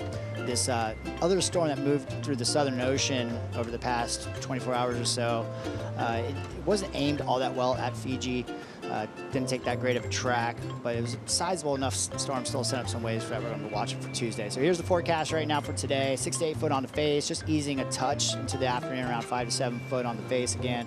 Here's the next 4 days. We have 3 to 5 foot expected for Saturday morning. So smaller, but still playful and clean. So conditions look pretty good with offshore winds. Hopefully get out there early when the tide's still pushing back in. We have a high tide around 9:30, so it's going to get a little fat and a little wonky still around that time. So, but get that incoming tide push. Further out in that window is what we're trying to keep eye on. That's what we're basically comparing. I'll get to that right after this. Gabby on the finish in the priority heat with Aaron Brooks. Looking to improve on a 2.7. And just fading out is the heat that's still got a ton of time. Sawyer Lindblad in the matchup with Tatiana Weston-Webb. And as you were saying, Jonathan, yeah, so you were excited seeing what you had today in front of us as far as surf conditions, showing a bit more promise for what could happen tomorrow morning as well if we're crowning champions. Right. It gives me a little bit more of a warm, buzzy feeling inside that there'll be enough juice left over for tomorrow morning.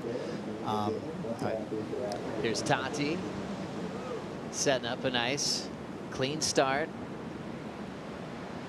Nice full roundhouse cut back.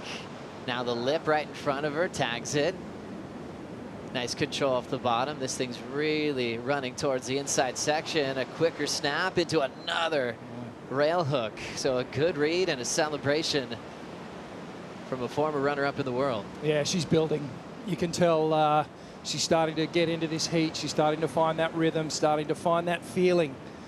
And Tatiana, when she starts to find that feeling, is incredibly dangerous. I think she's probably identified, watching a few of these earlier heats, maybe some of the girls were being a little bit too selective, maybe trying to look for a barrel that perhaps wasn't there this morning. Sometimes you just got to think about this. Surf what's in front of you. You know, there are scores out there. There were waves going past that were potential 6s and 7s that they weren't riding. So I think Tati's gone, okay, hang on, there are scores out there, and she's starting to pull the trigger a little bit earlier. Here we go. Young Aaron Brooks, 17 in her CT debut in a round hollow section. Brooks looking to go the distance. And somewhere along the line, she got caught. There's her board, and I think it's still traveling without her. Maybe the leash came off. Maybe that leash was disconnected even on the previous wave. Stace Galbraith, the caddy, he's on the scene. Strider, what did you see there? Can't hear anything. Well, it looks like Aaron Brooks had a little leash malfunction there. When she kicked out of her last wave, I swear I saw the tether hanging out in the air and not on the board. And then I just was like thinking, oh no, I better tell Stace. I told them, but it was too late. She pulled into that big barrel. She was going for it, but quick enough, right back on another board, right back into the lineup. No harm, no foul. She's back out there. We'll get the other board, get it back under her feet. Oh, yeah. Oh, right. That was the previous wave kick out. It actually was not attached to the board. Yeah, just a slight oversight there, just not attaching the rail saver, perhaps, or either that or the string came undone. One of the two. So could have been in that hustle just to get a board on real quick and just didn't do that last bit of attaching the leash to the 5.5. Yeah, but you know, she's paddling back out again. So quick reset. But how was the technique going into that barrel? This is amazing stuff. Bigger set wave here. Wipes the hair out and then drives down the line, sets it up, backdoors this section with so much speed. Gosh, he must have come close to making that, but just engulfed with that foam ball inside the barrel. And you can see there the board just attached. You can actually see on the wave the leash is dragging. Like, yeah. You know. Wow, what a weapon. She was just head down, I'm going. Just so in the moment and committed to trying to make this heat. Forget about the leash. She still has time. 6 minutes to go. Let's have a fun chat with Brisa Hennessy, accomplishing a lot today, AJ. That's right, Joey. And again, another woman here on tour showing us what she's willing to battle through to put on a great show here at Cloudbreak. Brisa, surfing this morning with a few stitches in your foot and then some new bandages since we saw you last. Give me an update of just what you've been through in the last 24 hours. Oh man, yeah, it's definitely been an interesting one for sure, but what doesn't kill you makes you stronger. That's my motto, I think, for this event. And yeah, I think it's so sick to have an event at Cloudbreak and to have, you know, the amazing Fijian staff that just give us so much support and love, and I think that's what's carrying me through. Well, and not only have you locked in your spot in the next round here at Cloudbreak, but congratulations, you've locked in your the Lexus WSL Finals. You'll have a chance to compete for a world title. How does that settle in? Yeah, that definitely makes it worth it for sure. I have these scars on my body, and I think each and every one of them has a story. They're all worth it. But yeah, wow, it's been a very incredible, chaotic, wild, beautiful, amazing year. And yeah, within all, I've learned about this whole process, and I think sometimes we're always like thinking about getting to the end, and I've learned a lot about trying to be in the moment and enjoying every part, which is but it's led me here. Yeah, so grateful. We cannot wait to see you at Lower Trestles. Congratulations, Brisa Hennessy.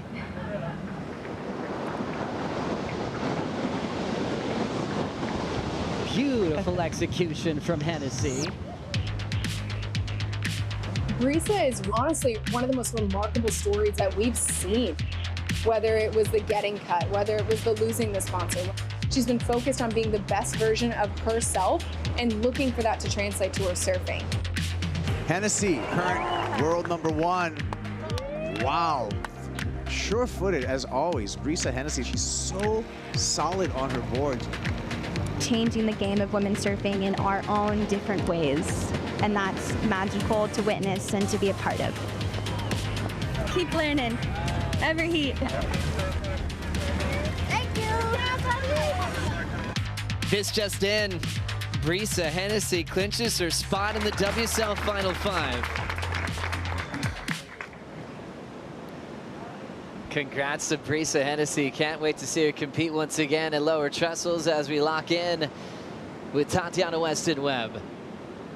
Enjoying that full wrap. She has to get on her heels a bit. That'll keep her behind, disrupt the flow a little bit, but still gets there in time for a float. Compressing hard to get the completion. Claps her way out of it. And it's trying to continue to build over the Rookie of the Year, Sawyer Lindblad. Paddle attempt out the back. Priority heat down to 2:55 on the clock. And Aaron Brooks trying to create a major upset. Brooks, one of the best barrel riders in the draw, accomplishing so much in Indonesia, getting in specialty events, beating a lot of the guys in the event to make the final. Well traveled at a very young age. We've seen what she does in, you know, wave pool systems, just repeat airs and full rotations, but she puts just as much energy into learning to ride big barrels around the world. Yeah, absolutely. You know, she is the full package, no doubt about it, and at such a young age, it's the outlook, the trajectory for her career is looking unbelievable, and we're expecting huge things. She is labelled as a phenom, and she's living up to expectations at the moment, but she's up against it here, with 2 minutes to go. She needs a 5.51. And she doesn't have priority either, so a huge task for the youngster. This is initiation, first championship tour event, so she's put in some good performance. Really courageous, that last wave. If she'd come out of that, this heat would be flipped on its head. Oh, completely. Absolutely charging, gunning through multiple sections. And she even got a couple of points for the effort, but still needs a 5.51. Incredibly important heat for Gabby Bryant, though, who still has the lead with 90 seconds, hanging on to that 5th spot at the moment. But Joanne Defay, who is 6th on the live rankings, just beat Betty Lou Sakura Johnson. So Gabby Bryant's probably feeling she's in a must-win situation, pulling up and under. Aaron Brooks into daylight. Under the priority of Gabby Bryant.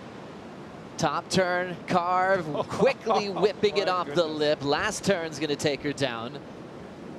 This time she got her leash on.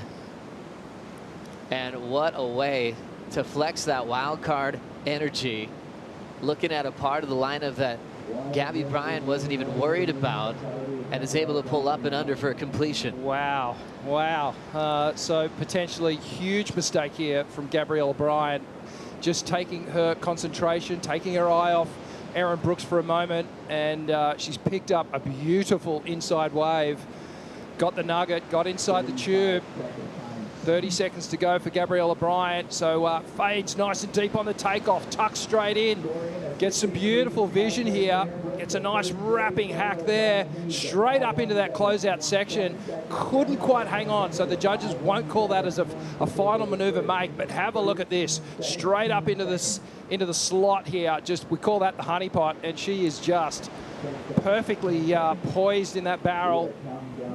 And the speed that she comes out and does that maneuver on the face, super impressive. Little moment there where she actually did disappear from view, but a great tube ride nonetheless. 6.83 and an upset of world number 5 out of the contest. Erin Brooks under priority. Wow. Buzzer beater. Gets absolutely shacked. And continues on into the quarterfinals. Stace Galbraith was busy on the caddy responsibilities. Didn't even have a leash on, lost a board. A lot of things could have gone wrong there, but that Grommet energy never gave up on her will to win and was able to get an 11.16 combined total. And this is big on the live rankings. We'll keep you posted with Gabby Bryant out at world number 5. Joanne Defay, number 6 in the world, has already advanced on to the quarterfinals. What a big moment here at the event. We're going to take a Bonsoy brew break. Tati and Sawyer continue right after this. The Corona Fiji Pro presented by Bonsoy is brought to you by Corona. This is Living. By Shiseido, official sunscreen partner of the World Surf League. By Eventbrite. On or off your board, you've got plans with Eventbrite. And by Yeti, built for the wild.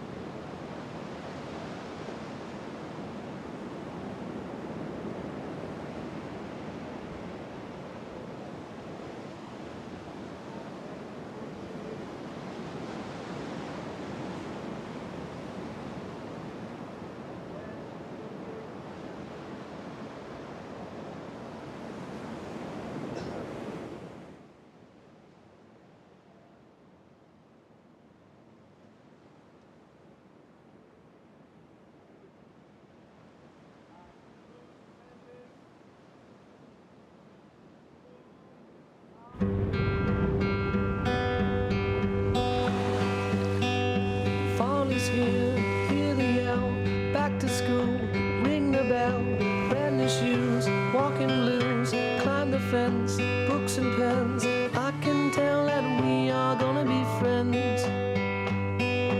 I can tell that we are gonna be friends. Yes, I can tell that we are gonna be friends. The ocean always needs more friends. It's our favorite playground in the world. Affects us all. Join your local Surfrider Foundation and give back to your local beach. It all makes a difference. Erin Brooks likes to give back, as she gave us a lot of entertainment without priority. Got absolutely shacked to create a big upset. And her father, Jeff, there for the first embrace. Very proud father there that's going all in on his daughter's career. And all that hard work paying off right in front of our eyes. Taking out Gabby Bryant, the 17-year-old, reseeded into the quarterfinals. And we'll see how that upsets the WSL Final 5 picture. Joe Turpel with Richie Lovett, man that's traveled around the world, won big events on the CT level, got to compete here at Cloudbreak for many years. Here on the call, let's get caught up. This is Sawyer Lindblad during the break. Great looking wave here for Sawyer. Streaking down the line, hits it late, up and over that section, airdrops down, but just the one maneuver. really needs to find one of those waves where she can do 2 or 3 of those, get some open face, start building that point score. A couple of 4s in the scoreline. Tatiana with that 5-3-3, the high number of this exchange between these two women. Both goofy footers, so a good matchup. Obviously, with all the experience, Tatiana's favour. Some great comparables to these two. Yeah. Rich, when you think about what Sawyer's accomplished this year, learning at a rapid pace, even to get past the mid-season cut, made the final at Margaret River. Since then, she's been in 2 finals this season, runner-up to Katie Simmers in Brazil. Tati had that real quick connection with the tour as well. She had that famous final in her rookie season, pumping conditions in the southwest of France, runner-up to Tyler Wright. Also came out of the gates with a semi-final start when Snapper opened the tour. Finished 7th in the world that season, and Sawyer's in a similar spot on the rankings. Yeah, and it can take some competitors a long time to get comfortable with the tour, and you know, you go from, you know, traveling around the world, doing the Challenger Series, and you're kind of looking at the Championship Tour surfers as your idols, as your heroes. And then once you make it, you actually have to park that mentality and be like, okay, I actually belong here with them, instead of just going, oh, you know, I'm sort of starstruck and awestruck by how good they are and the whole atmosphere, because there is a different energy around the Championship Tour that you have to adapt to very quickly. Here we go, great looking wave. Great roll in, double overhead on the takeoff, stalling for the barrel. Tati nice and deep over the foam ball, second section, a nice pace pump, and she will get clipped. But a great opportunity to show off her ability in the barrel here at Cloudbreak. Really well timed, delaying that takeoff just a bit to pack the first section, then really stepped on the gas. That would have been a giant score. Huge. Yeah, if she came out of that, that would have been a massive score. I like the heat management from Tatiana Weston-Webb up to this point. Under the heat priority, she built some scores, and now with free rein, just hits the brakes, double arm stall, does another little check bait there, pulls up into the barrel, gets nice and tight, positioning on point. You can see that little pump as she comes through to the second section. Unfortunately, it was the wave that let her down. Technique didn't. The technique was absolutely perfect on the forehand. A great read, but I don't think anyone was coming out of that one. Working closely with Ross Williams now for a while, just working on all the little things to add more strengths to her world title campaign. Tati still out front, leading over Sawyer Lindblad. Let's catch up with Joanne Defay with AJ. Joanne, an impressively served heat here at Cloudbreak. And just talk us through your strategy. Well, I don't know. I just been, I wanted to surf. This morning was a bit hectic. I arrived super early, then I saw still bomb set, and I was like, holy shit, like, maybe I took the right board, so I went back to the island. Like, it was a bit of a mess. So when I first got in the water, it felt a little bit overwhelming, and I was like, okay, just calm down, and I actually get 1, 2 to like get worried. Oh my gosh, sorry. I'm like, and yeah, anyway, it's just like, it was an important heat. The wave were firing. I just was hoping to get some great waves. Well, don't be sorry, you're good. Well, and one of the great waves that you got was that 7.33. You found the highest score so far at that point of the morning. That wave. It was such a beautiful wave. We could see it was like gonna be a beautiful line, and it was just perfect. Not going too fast, not going too slow. But yeah, we haven't surfed those big walls like since such a long time, to be honest. Like, we've been focusing on Tahiti, the Olympics, and it's really not like long carving waves. So it's just really tough to be like ready for this, you know. Like yesterday was a bit overwhelming. I felt like today is way more lined up and stuff. So feels like I have a bit of memory since 2017 and 16. So it looked like more like yeah, Cloudbreak. We'll see you in the next round. Congratulations. Thank you. Thank you, AJ. Joanne Defay with a big, crucial heat win, so critical for the WSL Final 5. With the live rankings getting a massive shakeup because of Aaron Brooks getting that wave under priority to take the win over Gabriella Bryant, number 5 in the world, heading into the final event of the season, and things just changed. Whoa. Gabriella Bryant out of the WSL Final 5. With Joanne Defay's win, she moves up to the 5th spot. Not safe yet, because Tatiana Weston-Webb, Sawyer Lindblad with that outside shot as this day continues. Wow. Well, I just am feeling for Gabriella Bryant right at this minute. That is heartbreak. I mean, with a minute and a half on the clock, if you said, I've got priority, I've got the lead, all you got to do is close out that heat, you know. But Erin Brooks, she just found that little gem, snuck on the inside, and that's forced Gabriella Bryant out of that final 5. You know, her hopes and dreams for the year are just obliterated in front of her eyes. She must be just going through so much mental anguish at this very moment. Oh, she's such a committed athlete. Hats off to a great season for Gabriella Bryant. She will digest this, but she came here a couple of weeks early to prepare and did everything right. And then a wild card just spoiled the show. Brooks moving on. Will be reseeded in the quarterfinals. That's the last round. The reseed happens in the women's draw. Right after this seed, less than 10 minutes, we will get right into the round of 16 for the men. And how about the first matchup? Griffin, Colapinto, with like a brother to him, Seth Moniz, spending so much time together. Then followed by Gabriel Medina, Jake Marshall, Jack Robinson will have Connor O'Leary, Yago Dora, Ramsey Bookham in Heat 4, John Florence, world #1 who clinched the yellow jersey yesterday. We'll have Imai Colaney-Devault, big roll in now for Tatiana, and just up and out.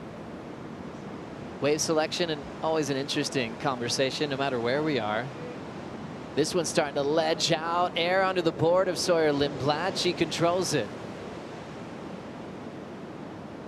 Driving off the top on the first section, chasing a 6.77 as she's already getting shoved down the line by all that white water, losing a lot of face, but she'll have to pin drop out of there. Just managing your speed, the whitewater's just shoving you to the channel, and you're like, hang on, I'm not done yet. Yeah, it's an interesting point you make, Joe, with that foam as it does push out in front of the trough of the wave like that. That sort of represents a wave that's breaking down the point, not into the point, and more often than not would have that really tapered face line on it, which for me equates to, you know, minimal scores, because it doesn't have that big opportunity, that big face in front of you to be able to do the maneuvers or set up the barrel ride. But you're right, it does shoot you down the line so quickly, and conditions just primo at the moment. This wind has laid right down. We've got this tide starting to run out. This is exciting times. What a beautiful day. A bit of a survival day. Had a lot of moments yesterday with the wind picking up severely in the afternoon. And now it's just groomed conditions. There's the drop again. Yeah, really critical drop. You can see here, now the wave starts to slow up a bit. Sawyer gets a beautiful carve down. Just going Mach 10 speed at the moment. A little wider on the stance just to stay a little sure-footed. And then here's that sort of foam section that we were talking about, pushing her down the line. 7:15 to go, a classic goofy foot battle. Let's throw to the goofiest one of them all, Strider. This is fun. Yeah, buddy. Well, we're sitting out here, and we saw that wave of Tati, and the score dropped. And, you know, there was some conversation out here. Obviously, Ross Williams loving the score, and Jake Patterson, the snake, going, what? She didn't come out of the barrel. But from here, we just started driving through the barrel, and we couldn't see, you know, whether she came out of that first section and then went back in. So can you relay the information to us so we can get right in the middle of the conversation? Oh, definitely. On the IC replay. Great look at this one. Tatiana Weston-Webb getting the chip in. Yeah, this was a beautiful wave here. The double arm grab. So a couple of things that set her up for this moment here inside the tube. Then she gets that second section and she hits the accelerator. She does that sort of pump mid-face, and that drives her up into that second section. So there's the double arm stall. That sets her up for this first part of the tube ride here. She hits the brakes, stops on the tail pad. Beautiful first section here, really tricky. actually riding over that foam ball right there. Now she re-engages with that very clean face. And just there, Joe, pumps, gets more compressed in the knees. And then this second section here, unfortunately, just stretches out in front of her. But the technique of Tachi in that moment was absolutely perfect. And also the front-on view will show the make from the first section that the judges rewarded, the 6.17. And adding a lot of points to her lead with 5:44 on the clock. It's cool from their perspective with Strider, the coaches, because they can go right by them. They obviously saw the end part of the wave where Tati got shut down. That was the second bonus part of the tube ride, which she did really well in. Well, if you break that score up into the wave in its entirety, like if she had come out of that last section, it was up in the 9s plus, you would have to think. So, you know, it's a solid score for the work that she did up to that point. Tatiana Weston-Webb and Sawyer in a rematch from the semifinal that they had in Brazil. Sawyer got the jump and enjoyed a very young final over there in South America. Sawyer finishing runner-up there. But Tati loves the feeling of winning, loves the feeling of getting barreled, especially on her front side, coming off a silver medal in the Olympics. But before that, in May, she was a part of one of the greatest heats of all time, the semifinal, with Vahine Fierro getting a perfect 10. Oh, just the drop into that one. One of the best tube rides we've ever seen from any of the women out at Chopu. Beautiful line through that one, and the emotion, just the outpouring of it as she exits the tube. Yep, that 110 Tundra is full of goodies at Tatiana Weston-Webb's home over there on Kauai. Well-deserved 10, one of the most memorable 10s. We'll be referencing that for a very long time. And it was kind of a career-defining moment. In her words, she said that to her coach, Ross Williams. Even though she lost the heat, it was so validating. And I think it was all these waves like Pipeline, Cloudbreak, Tahiti. She can't win them fast enough with her reputation in these waves.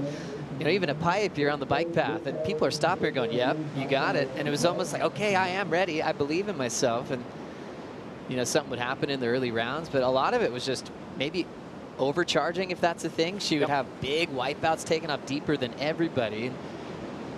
And that's where Ross comes in to kind of clean things up. He knows that she's very, very brave and now just picking the right waves and trusting her instincts. And we got to see that the last couple of months for some big accomplishments. Yeah, I think it speaks to just staying in that moment. I know it's a cliche, but just bringing it back into the process rather than getting caught up in, okay, that's the expectation is to have that title already and have that win, and it's going to happen at some point in the career, but you still have to go through the steps to get there. And that essentially is what the coach, that's their job, is to bring you back into the process, into the steps to get there. Whoa. Oh, wow. Wipeout to start off for Seth Moniz. Rolls out of it.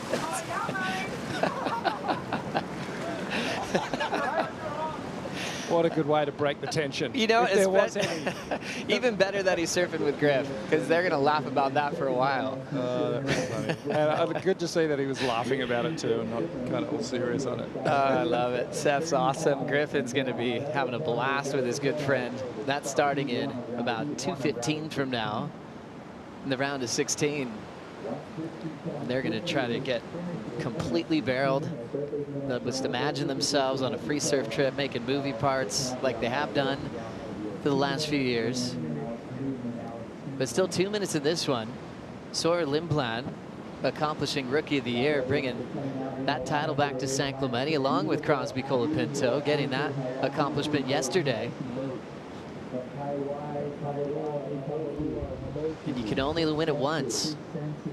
Tati's rookie season, she was dealing with Carissa Moore, Courtney Conlog, who were in the middle of a big rivalry that season. Carissa had 4 CT wins for that world title that 2015 year. Courtney had 3 big wins. And Tati and Courtney had a lot of battles, including the last final at Cloudbreak in 2017. It's just been a decade of incredible matchups on the women's side, hasn't it, really? We haven't just had one or two sort of really strong forces. We've seen a number of them, which has been really fun to watch as a spectator. And, you know, the result is the level of surfing on the women's side has gone through the roof in the last couple of years in particular. And it's not stopping. The ceiling seems to be endless at the moment. 100%. Quarterfinals are reseeded. Winner of this heat will take on Brisa Hennessy in quarterfinal number 2. World number 1 now has to deal with Erin Brooks. That's Katie Simmers and Erin in the next round. Up and out is Tatiana. Sawyer still with priority, hoping for a 6.77 to extend her rookie season. So Tatiana is calling it a day, just with only 10 seconds on the clock. Looks like she's going to walk away with the win this morning. Beautiful conditions, well-constructed heat, great heat management, textbook. Tatiana Weston-Webb into the quarterfinals to take on Brisa Hennessy. And those spots are starting to disappear for the WSL Final 5. We'll keep you posted on the live rankings as this day continues. Coming up next, the round of 16 for the men. Griffin Colapinto taking on Seth Moniz right after this.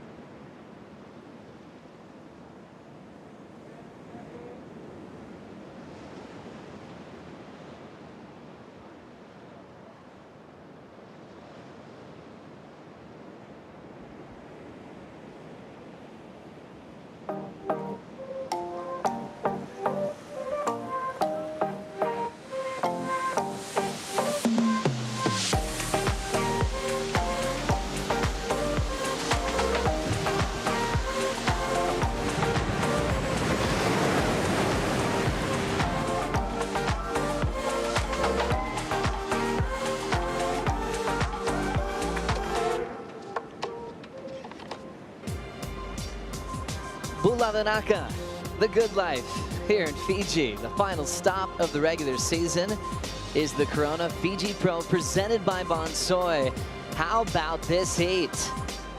Griffin Colapinto taking on one of his best friends in the world, Seth Moniz, for a clash in pumping conditions at Cloudbreak. They would have been talking about this since they're about 10 years of age. They get to do it in real life, Rich. Yeah, at one of the primo locations in the world of surfing. Two good mates going at it, and there may have been a little bit of smack talk going on around the dinner table last night and the breakfast table, you would think. But yeah, this one's setting up to be an incredible matchup. Obviously, Griff, you know, surfing somewhat pressure-free now as well. Seth coming into some form this year, which has been great to see.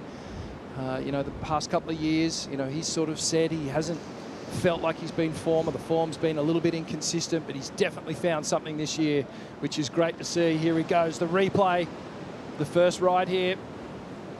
Bit of a foamy wave, nice snap to start things off, keeping all that momentum running down the line.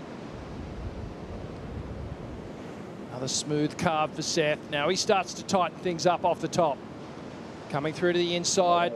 It's an okay little warm-up wave. He'll be looking for something more though. But you know, cliche quote, getting his feet in the wax, comes through to the inside, a smooth section now. Great extension here, and slams that final turn. That was a more critical maneuver to finish things off. So one of the longer rides we've seen of the day. And Seth got some good work done. Seen a couple of different types of waves throughout the day today, some that are shouldering off very quickly and some nice barrel rides throughout the morning. Used to be a saying, it's like, hey, if it looks like a closeout, you're on the right wave. Does that still apply today? Yeah, I think so. It probably even more so today, Joe, because there are those real deep swell lines that are coming and wrapping right around the point from up high. It's that second wave of the set too that seems to stand up through the inside a little bit better. But, you know, you've come back to it. You've got to work with what's in front of you, you know, and be able to adapt to what the ocean delivers up in your heat block. And this one's underway. Seth Beneath's getting the better of the opening exchange. Just a 0.43 for Griffin. And well, Seth, he's sort of creeping further up the point too. So perhaps identifying that there are waves that are going higher, unridden higher up on the point.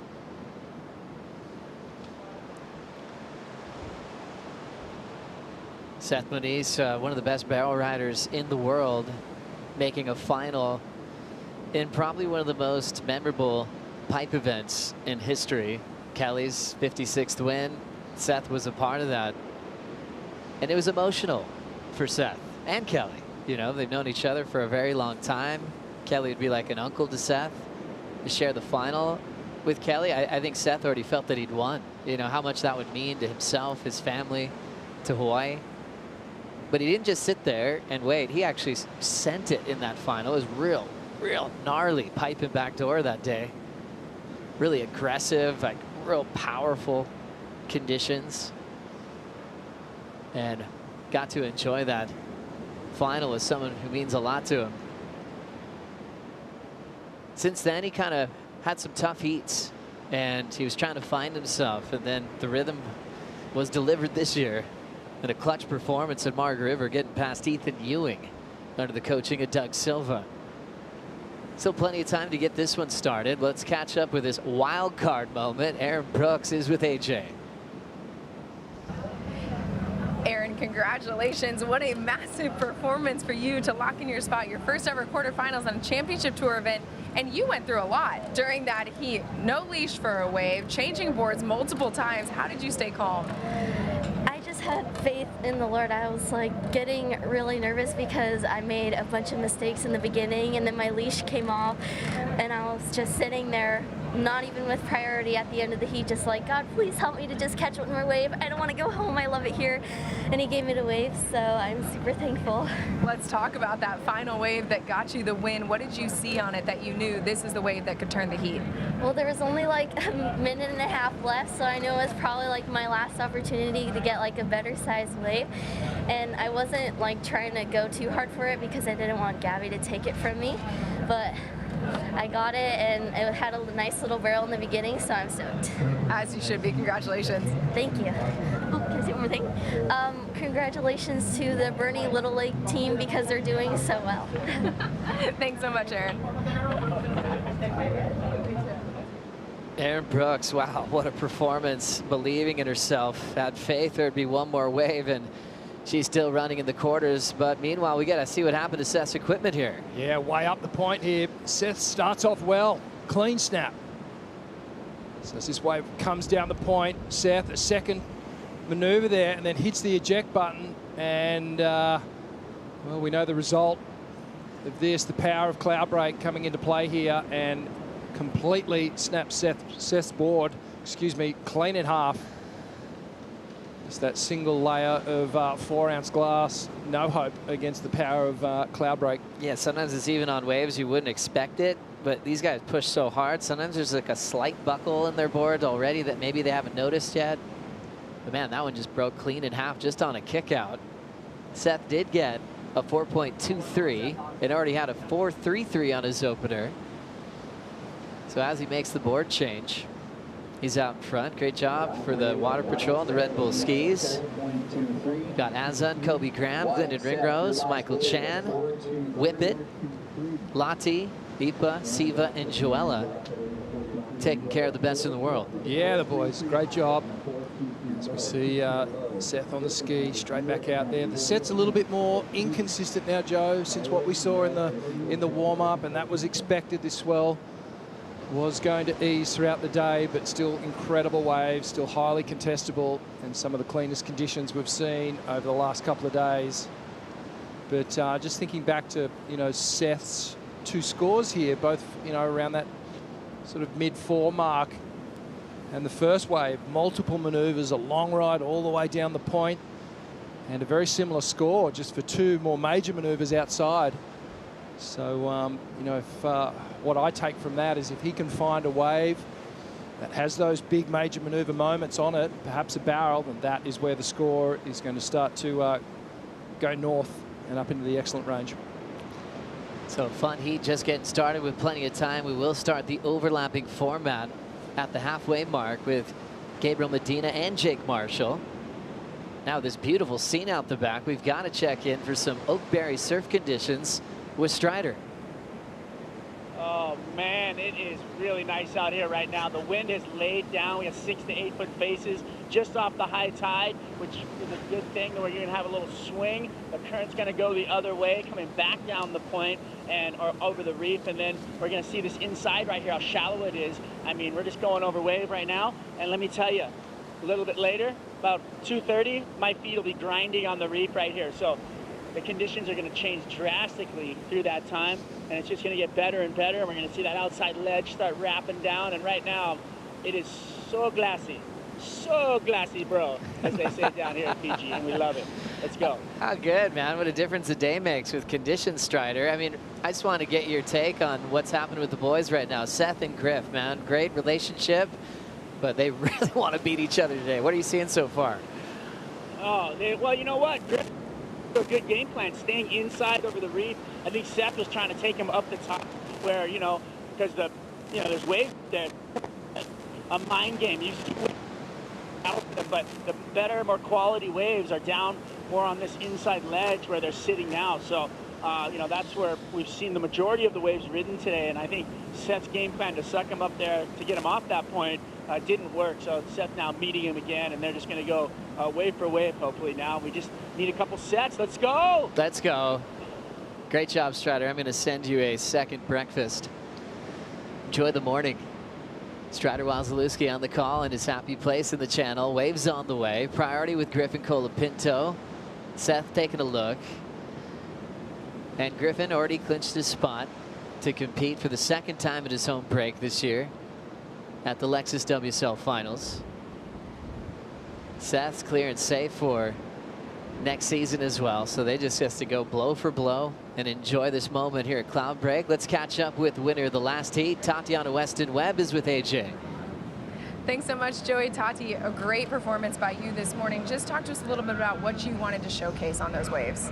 Well, obviously everyone wants to get barreled here, you know, but it was really difficult to find the barreling waves, and I really identified beforehand that a lot of the turn waves were getting it done and people were making heats with turns. So yeah, kind of just focus on building my heat underneath priority, and then once I had right of way, you know, with the overlapping heat, I wanted to catch bigger and better waves. So that's kind of the game plan, and it worked out. I'm really happy.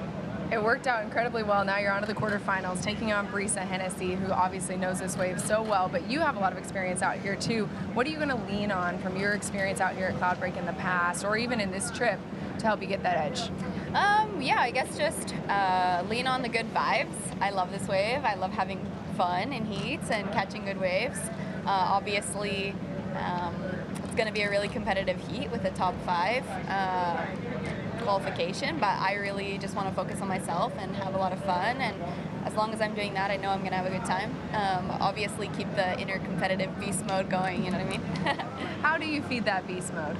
Honestly, just try to live in the moment and make smart decisions during your heats. You know, it's always about a rhythm thing for me, so try to get in the rhythm and yeah, just live in the moment. We'll see you then. Thanks. Thank you, AJ. That is just a monstrous matchup. Brisa Hennessy, it's basically one of her home breaks here at Cloudbreak, spending so much time on the island of Namotu with her family. Parents Mike and Katie spend months out of the year right here in Fiji. And then you've got Tati's approach. Goofy versus regular. So much at stake in the final 5. Brisa's already clinched a spot to compete for a world title. There's 2 spots remaining on the women's side. So it's going to be very intense. Earlier we had Aaron Brooks upset Gabriela Bryant. And that took Gabby Bryant out of the world title race. Joanne Defay got the win earlier over Betty Lou Sakura Johnson. So now things are getting really interesting as we check out the live rankings. If Molly Picklum wins her heat, she's in. And if Brisa wins her quarterfinal heat 2, then Defay and Picklum would both qualify. If Tati loses, then Molly and Joanne are in, and the women's final 5 is done. If Molly wins, she clinches a spot. It then becomes a question of whether Tati can pass Joanne Defay. Did that make sense? There's a lot in that. We'll keep you posted. Last 2 spots there, still up for grabs. It's up for Molly and Joanne Defay, currently on the live rankings, hanging on to them at the moment.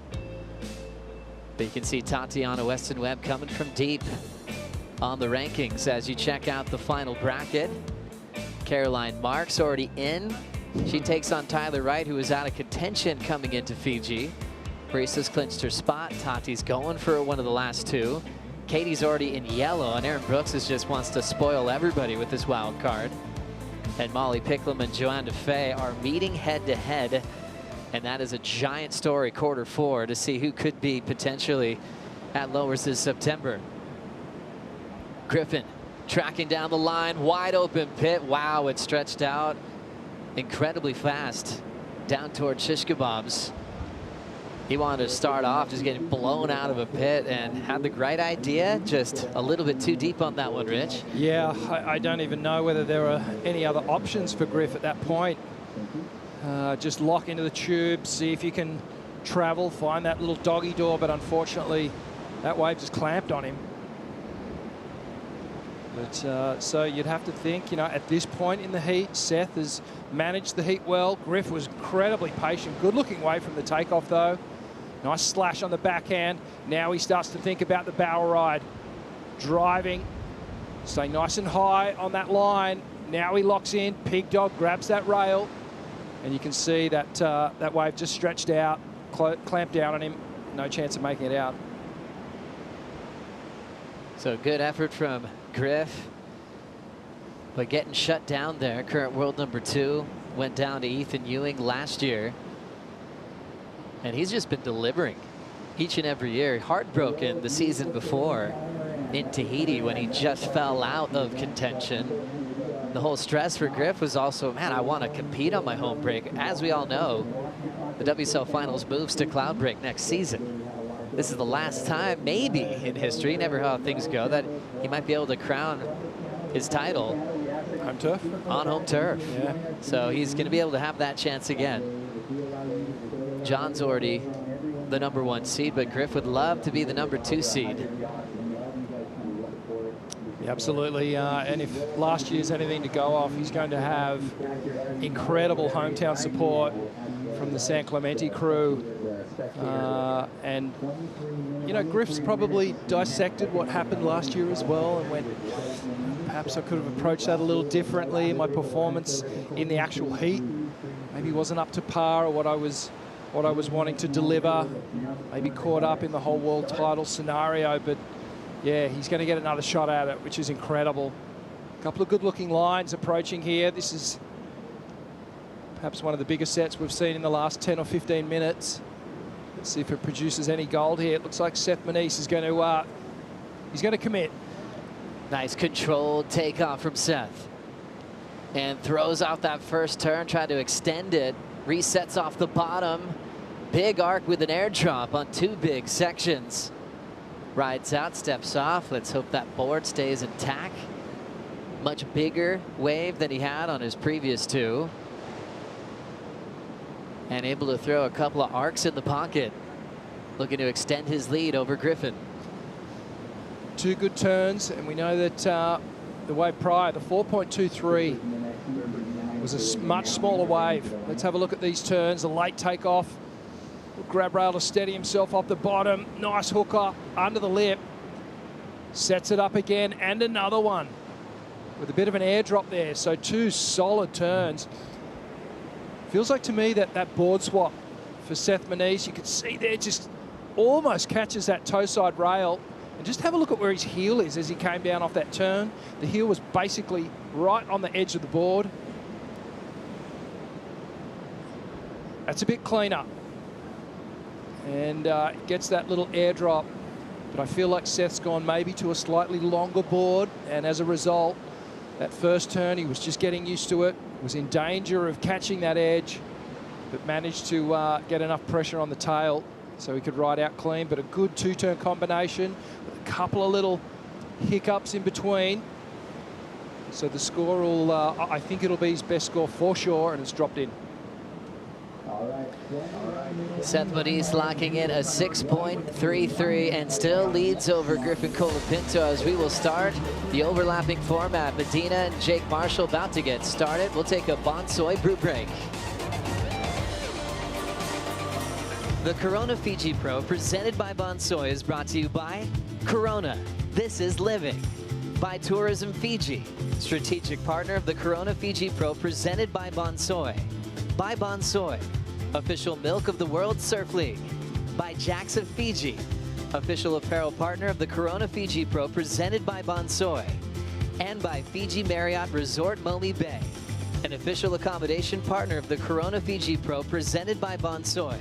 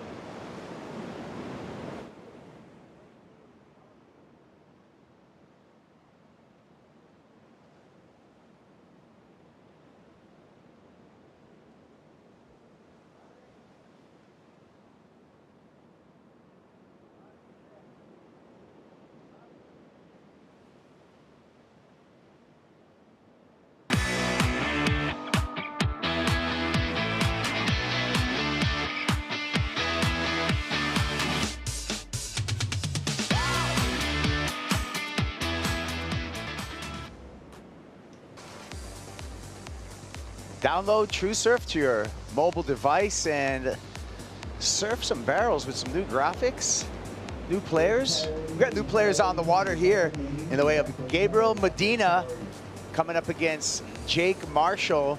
Round of 16, heat number 2, overlapping heat format. Kuiper Girl along with Flick Palmentier and Jesse Mendez on the call here.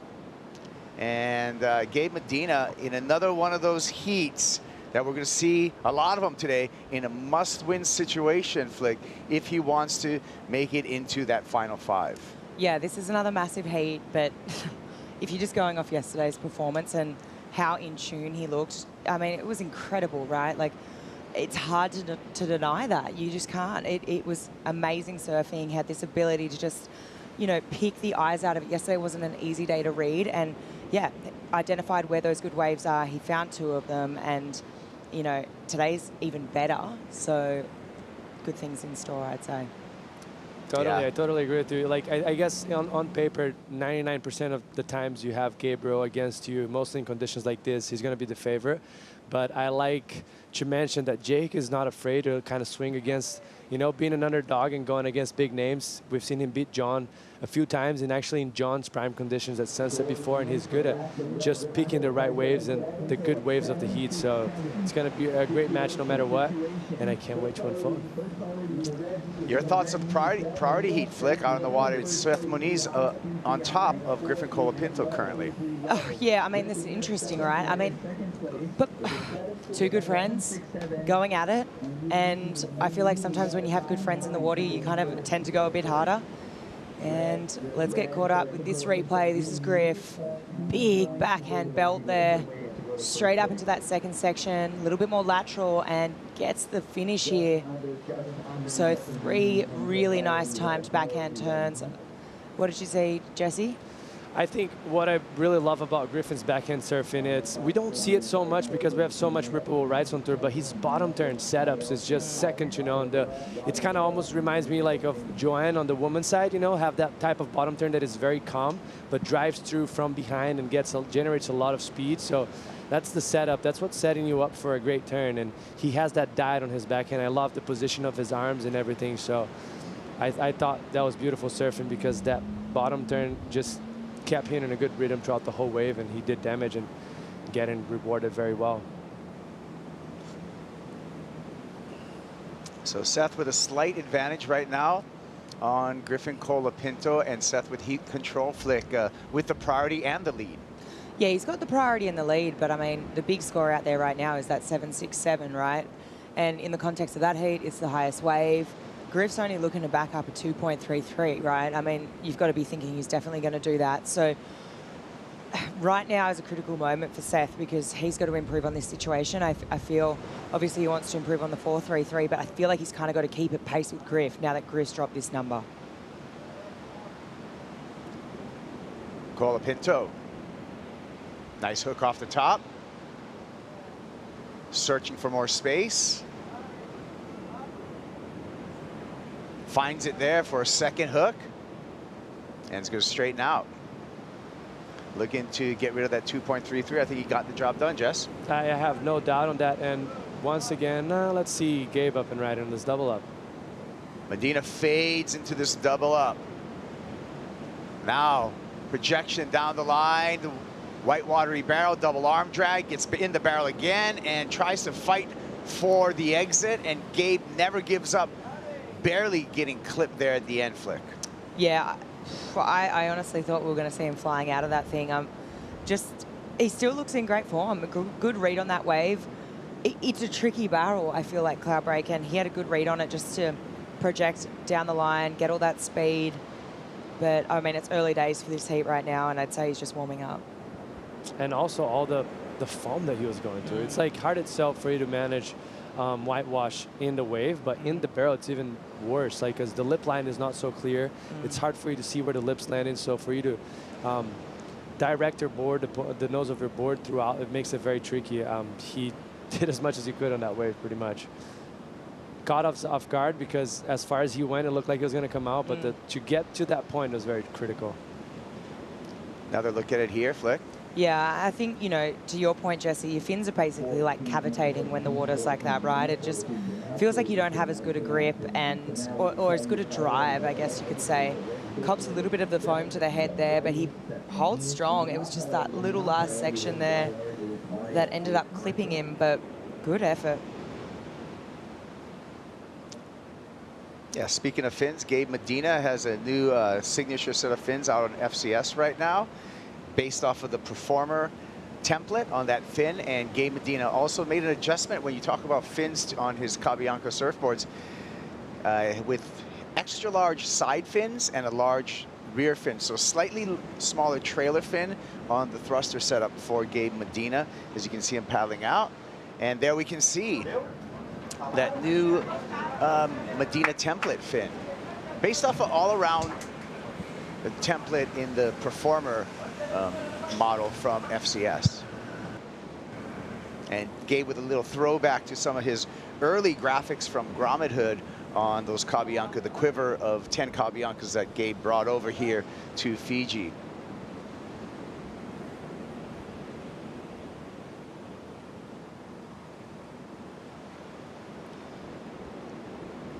And looks like it was Griffin Colapinto on that wave.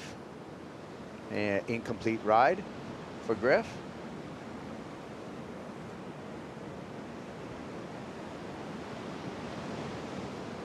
Nice clear water. We're past the high tide, Mark. Take a look here, and this is a 6-point ride for Griffin Colapinto. And I was mentioning from the wave before his bottom turns. Look how beautiful that is. But this is what catches my attention a lot. Like, he went through that wave about 3-4 seconds, and that feels like an eternity. And that just shows how calm he is and comfortable he is on his backhand, and knows exactly where he's aiming to in order to get the best maneuver. You're going to see him up, setting up right here, beautiful turn. And right here, that wave starts to stretch out, but he keeps his composure. He doesn't get too antsy, like doesn't move his board around too much, just stays patient. And right when it was time, he went to the bottom turn and finished that wave very strong. And it was an average wave turned into a 6-point ride.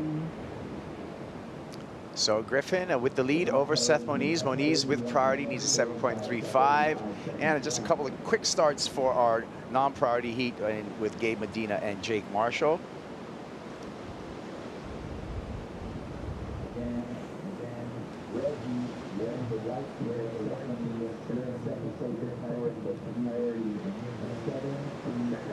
We'll see if we have any takers on this next series of waves here.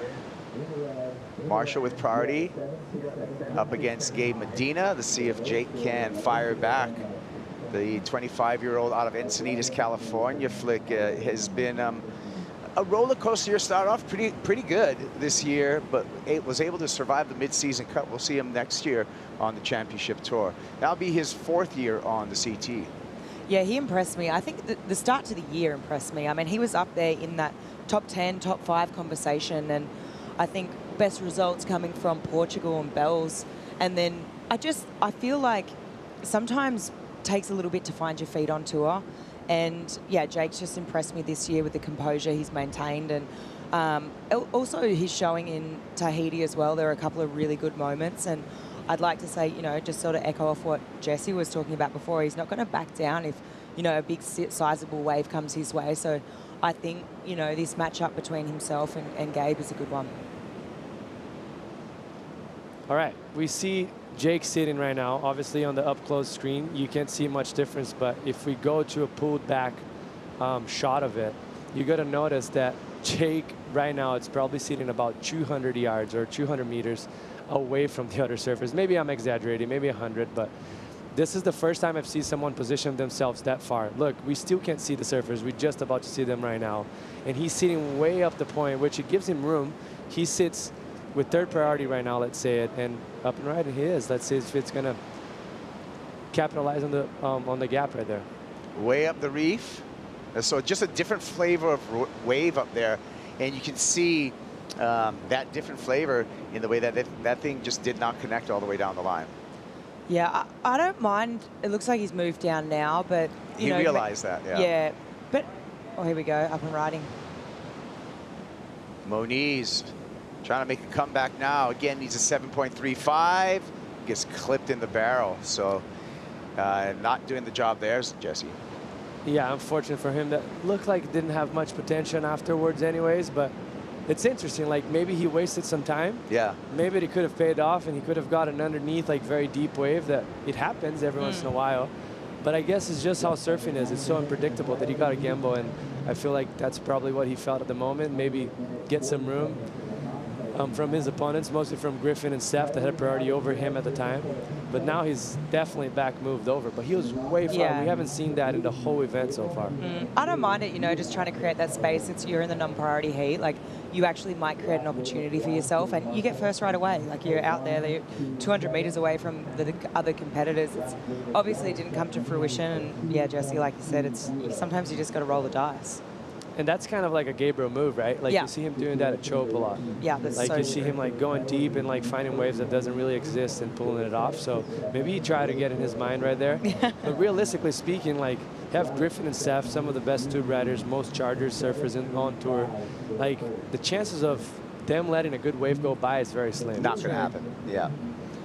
So valiant effort, but just scouring the reef. You know, this is Jake Marshall's first time competing here at Cloudbreak. So it's, you know, we talked about it yesterday, Jesse, just a lot of these surfers learning on the fly. Yes, it's straight up, and it's not easy to figure out this wave. Just talking about Griffin just let a good wave go, maybe. There you go. So opportunity now to Seth Moniz. Griffin Colapinto with that paddle, lost priority. Seth now is in front of the line. Flick needs a 7.35. Yeah, look, possible sliding doors moment right here for Seth to capitalize on that mistake. Griff definitely wanted that wave, there's no doubt about it. He was just that bit too far out. Seth needing 7.35, you know, second highest wave of the heat. He's already got a 6 on the board, so 7 minutes, plenty of time. Sort of feels like this could be the sliding doors moment for Seth. Well, what we've seen by Moniz before is he is an excellent backhand tube rider. He's going to need a special wave, but we saw him, you know, runner up at pipe. We see him in the free surfs. We know what he can do on the backhand, in the barrel. So if a sizable set comes through, look out for Seth Moniz. Look out, here he goes right here. Looks like he's going to have to do some turns on this one. So easy carve to start. Stalls off the bottom. Yanks on that rail. Inside section here. Gets under the cover. Second section. And gets axed. That was his opportunity. The wave just ran out. Hey, his technique there was incredible, right? Like, just the way he came off the bottom, he compressed so low. He actually touched the rail for a split second. Realized it was going to tube, altered his line halfway up the face, and then snapped in the pocket and grabbed the rail. Like, this was pretty incredible, really. Like, such a good read on that wave. Colapinto. Just fitting a couple turns on a frothy face. Griffin needs to do better than a 6 to increase his lead. And look at the guy hang on. Gabriel Medina stretching on out there, and Griffin signaling that he did hang on for a finish over some very, very shallow reef. So we're gonna have some scores to get caught up with. Medina still seeking a barrel, fishing, if you would, in the non-priority heat. Gabe Medina.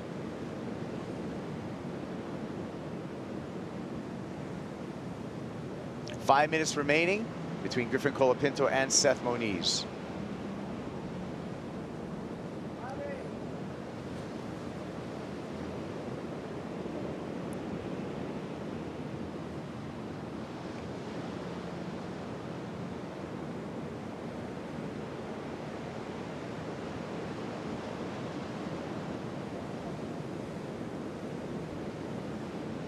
Gabe Medina still searching for a meaningful score.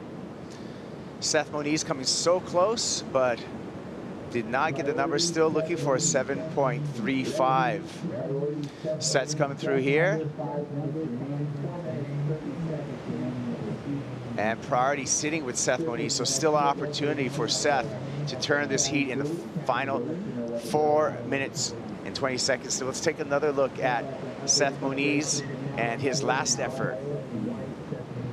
Yeah, and as you see here, Seth, just a beautiful bottom turn. It's just impressive how relaxed he always looks on the waves of consequences. Like, his body is relaxed, so that just helps him adapt to the circumstances.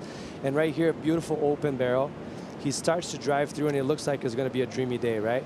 But as we go over to this moment right now, the wave starts to split right here. And it gets kind of tricky. He's trying to adjust, and the lip gets caught in his face, in his head. So that was kind of a bad luck for him. He did have a good opportunity, but the wave split up. The lip got landed on his face as he was trying to adjust. And yeah, unfortunately for him right there, the wave ran out. Here he goes, live action. One more time, one more effort. Similar approach, a couple of carves to start off with. Wave bottoms out there, gets hollow. Moniz pulls into this barrel again, and Cloudbreak does him no favors, clamping on the end there. Seth looks like he was on his way yet again, Flick. His bottom turns right now are incredible. The way he's touching the rail, that's what is allowing him to get so tight and crisp in that pocket. That, I think it was the second turn, that was textbook for me. I don't think it gets much better. Let's have a look. So as you see here, he drives around this first section, doesn't touch there. This is more of a setup carve for this maneuver. So right at that moment, he actually touches the rail, and it allows him to pivot so hard in the pocket. I mean, if he was coming out of that duo, I think he was on his way to the score for sure. I mean, just such good backhand surfing. Yeah, unfortunate circumstances. Medina taking the in-betweener, is just going to go for turns, maybe add some pressure to Jake Marshall, still in the non-priority section of his heat. So what Medina does, just keeps on, you know, nailing at it. Just as we talked about it yesterday with his approach, Jesse, tenacious, voracious, Medina just always on the move. Yeah, he likes to dictate the heat, right? He never likes to play catch up, so he's always trying to force. Even like it's a very warm heat for him and Jake right now, and they're sitting on tiny scores. So he's like, hey, we got no priority. Like I'm just gonna push and build into something right there. He could bite him back because Jake Marshall is gonna be the polar opposite. He's just gonna wait for that perfect wave to come in because he knows he needs that in order to win this heat. So let's see how it's going to play now. But so far, pretty slow heat for both of them. But he did capitalize on this last opportunity he had, even though it's kind of an average chance. So wait for that score for Gabe Medina. Gabe Medina, when we look at the analytics here at Tahiti, well, let's get through some replays first, Flick. Yeah, so this is the 683 from Griff. Up into the lip there. A little bit of a frothy wave, but he's dealing really well. Calves in the pocket here. And you know what? Just adding that variety on that last turn, deciding, hey, okay. And he rides out. I mean, that was pretty tricky to get in front of that big foam ball, but just registering that, hey, I need some variety here. I'm going to blow the fins out, make this a little bit more progressive. Was really smart surfing from Griff. And he put a ton of pressure on Seth now, needing an 8.17, just a minute remaining in that priority heat. Paddles for that. He's going to lose priority, switch it over to Seth. Seth's got under 60 seconds to turn this heat, and the Pacific looking with a couple of opportunities. It's going to have to be next wave or the one after that, given the clock, Jesse. Yeah, like, I mean, it looks pretty slow there right now, like as far as we can see it on the screen on the previous shot that we had. It looked like there wasn't much coming, but let's see, 30 seconds. It's a big score too. You're looking for an excellent wave. 30 seconds. I've also noticed too those last few like minutes, it's probably like a shift of like a little breeze, a little bit of onshore going into that strong like trades that we're going to supposed to have later on today, and it kind of swinged and it looks a little bit onshore, so you can see a lot of chandelier on the barrels, which it makes it very tricky to ride mostly here. A barrel that kind of goes down the line and has a bunch of sections. Griffin stoked. Griffin signals his good friend Seth Moniz and said, hey, I got you on this one. Griffin Colapinto on to the quarterfinals, and Jack Robinson giving a little high five on the way in. When we come back, speaking of Jack Robinson will be in the water along with Connor O'Leary.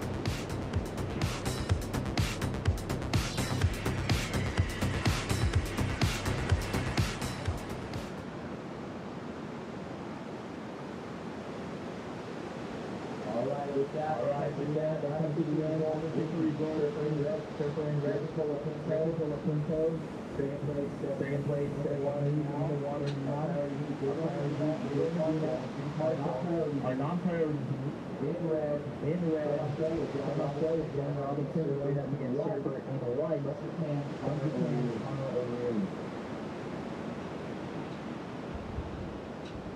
situation for priority heat, first place at the moment, Gabriel, a high score of a 4.17. Gabriel, your low score is a 2.33. Jay White, Ying White, you have priority race,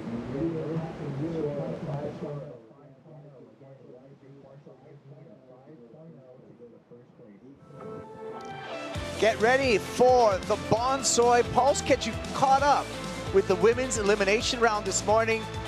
Brisa Hennessy, first heat of the morning, takes a win over Sierra Kerr and earns a spot in the Final Five and the Lexus WSL Finals. Did that with a cut foot. Past champ, Joanne Defay advances into the quarterfinals, defeating Betty Lou Sakura Johnson in the second heat of the day. Joanne Defay looking sharp and in form on the backhand.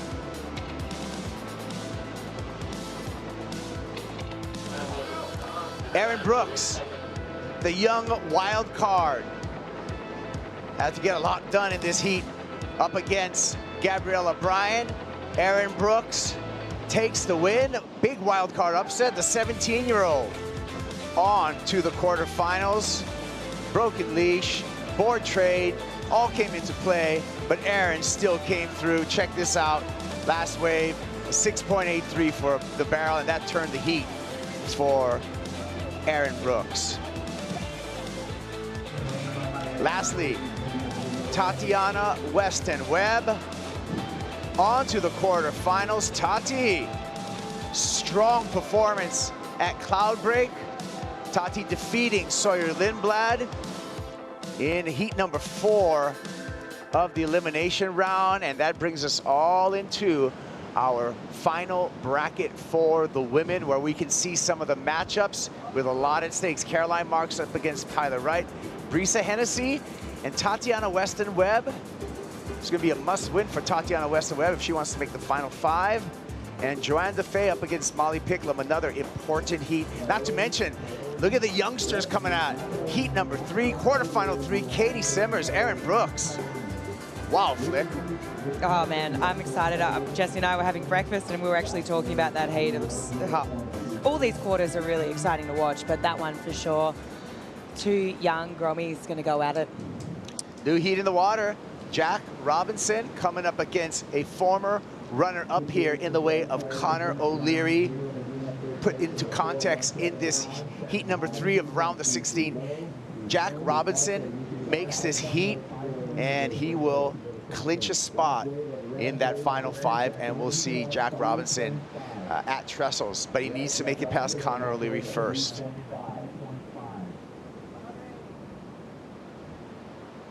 Here goes Jake Marshall. The Encinitas surfer. With a smooth backhand approach so far. Comboing up some moves, inside section, tucks through there.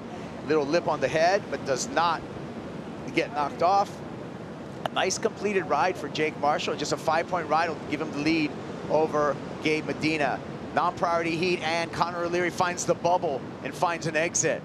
O'Leary yanks on the rail of the DHD and ends up with a nice vertical re-entry. Claps his hands as he should, and Connor O'Leary will apply some early pressure to Jack Robinson in a very important heat for Robinson. Jesse. Yeah, that was, I love how Connor actually has done this before previously in Fiji. He really finds waves down a shish kebab section and capitalize on, finds those barrels down the line, and he's doing that once again. You saw him kicking out just right in front of the caddies right there. That's going to be a great score to start the heat for him, mostly with the heat without priority. But let's not forget about Jake, like once again, getting one of the best waves we've seen at the last few minutes. Just a beautiful, clean wave. 2 nice, beautiful opening up turns, and then got that kind of under the lip snap. Like, great effort for him. He's just that good at like knowing which waves to pull the trigger on. Jake Marshall can play a huge spoiler role here up against Gabe Medina. Here's the replay, Flick.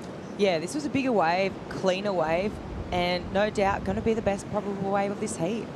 I mean, 2 big swooping arcs, grabs that rail, snaps under the lip there, and gets a little shampoo and finishes off with a nice tidy snap. So, you know what? Context of this heat, I mean, this is a really great wave.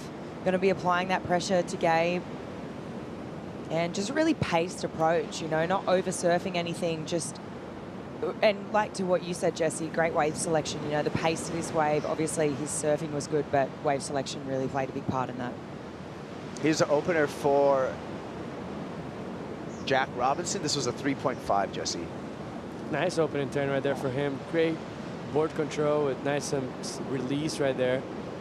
Score on the lower side because it's just a smaller wave, but great surfing. And as we see right here, Connor just finding that shish kebab section, just get throaty and nice for him. What I've mentioned, like we saw a little bit of chandelier. As you're going to see it right here, there's a little bit of a sea breeze right now, so it's making that barrel a bit crumbly.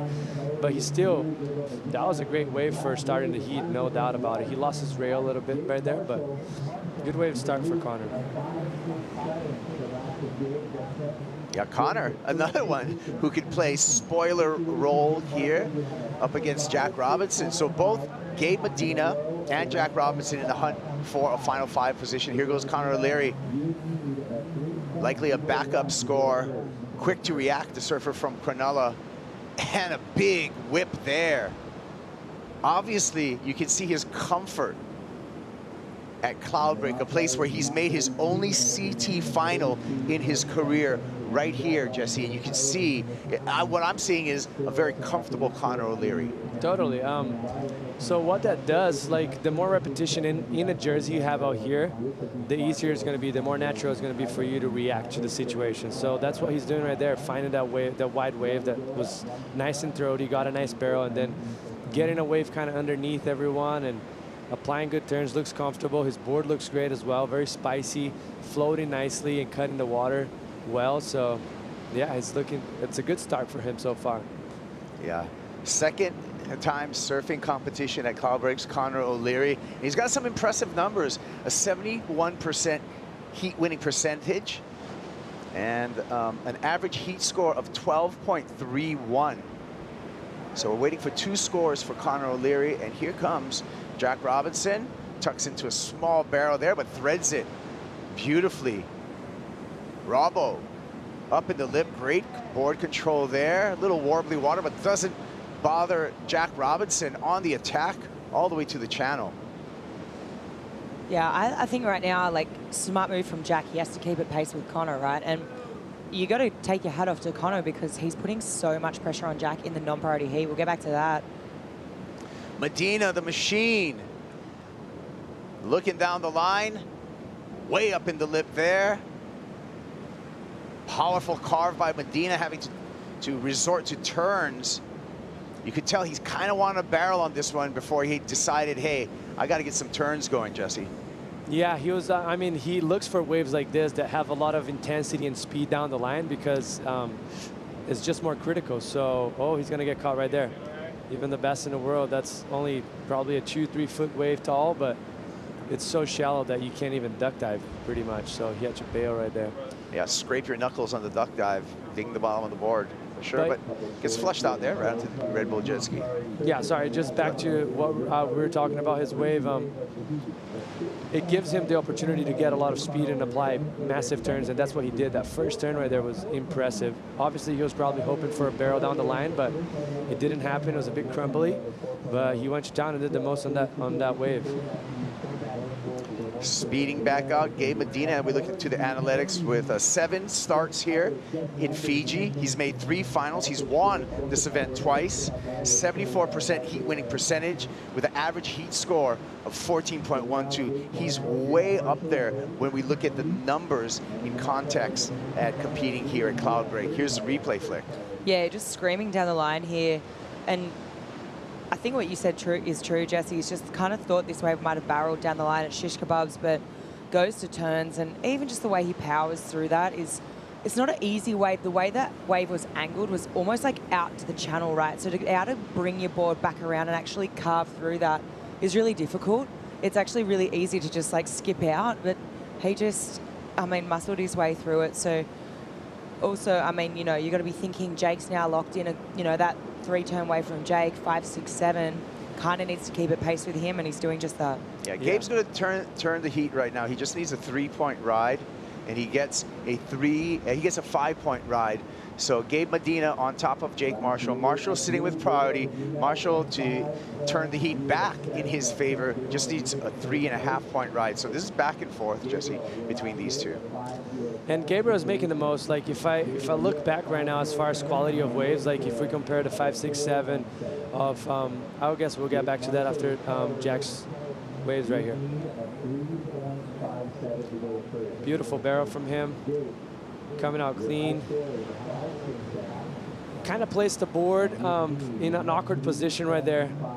Regrouped it and finished it off strong. It's a smaller wave in size, but beautiful barrel right there. You can see how stylish he is, how the position is always perfect. But right here, he's going to float that section, but you see how awkward he gets his body position on top of the board, almost going a little bit over handlebars. That's just the placement of the board was a bit wrong right there. But overall, like, way to manufacture a score. You know, that barrel was tight and kind of running down the line, and he made the most of it. Jack in this situation needs a 6.5, so he keeps on searching because he's trailing Conor O'Leary. Nice rhythm on the backhand, beautiful backhand float. and maybe a little excitement to complete that wave. Needs a 6.5. The judges owe us 2 scores. Flick, do you think you got the 6.5 on either of those rides? Not that last one with the barrel, but that one that we just witnessed, I think that might be coming pretty close. It was textbook backhand surfing, three big belts, and you know the variety there at the end with that floating like closeout turn. I think he's probably going to get the score. I think it was really quick, really whippy. I mean, if we break it down now, this turn, look how much acceleration he gets out of the lip here. Drives up into this second turn. It just really well timed, you know, this whole wave. Short wave, but really well timed turns. Well, by way of his previous score for that barrel, 4.33, his requirement has been reduced. So Jack now waiting for a score, and the score that he needs is a 5.68.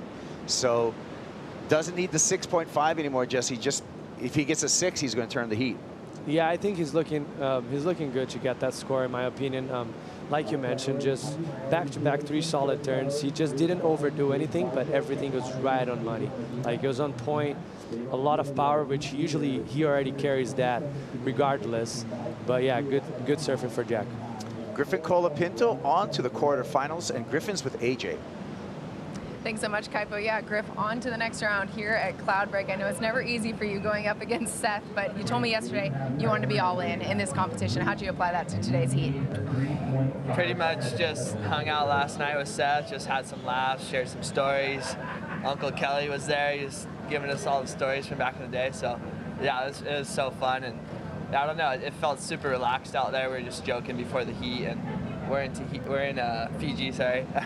We're in Fiji, living the dream. So yeah, not very stressful, that one. Going up into the next round, into this quarterfinals, just what'd you learn about the first heat today that you think you could apply to help you in the next round?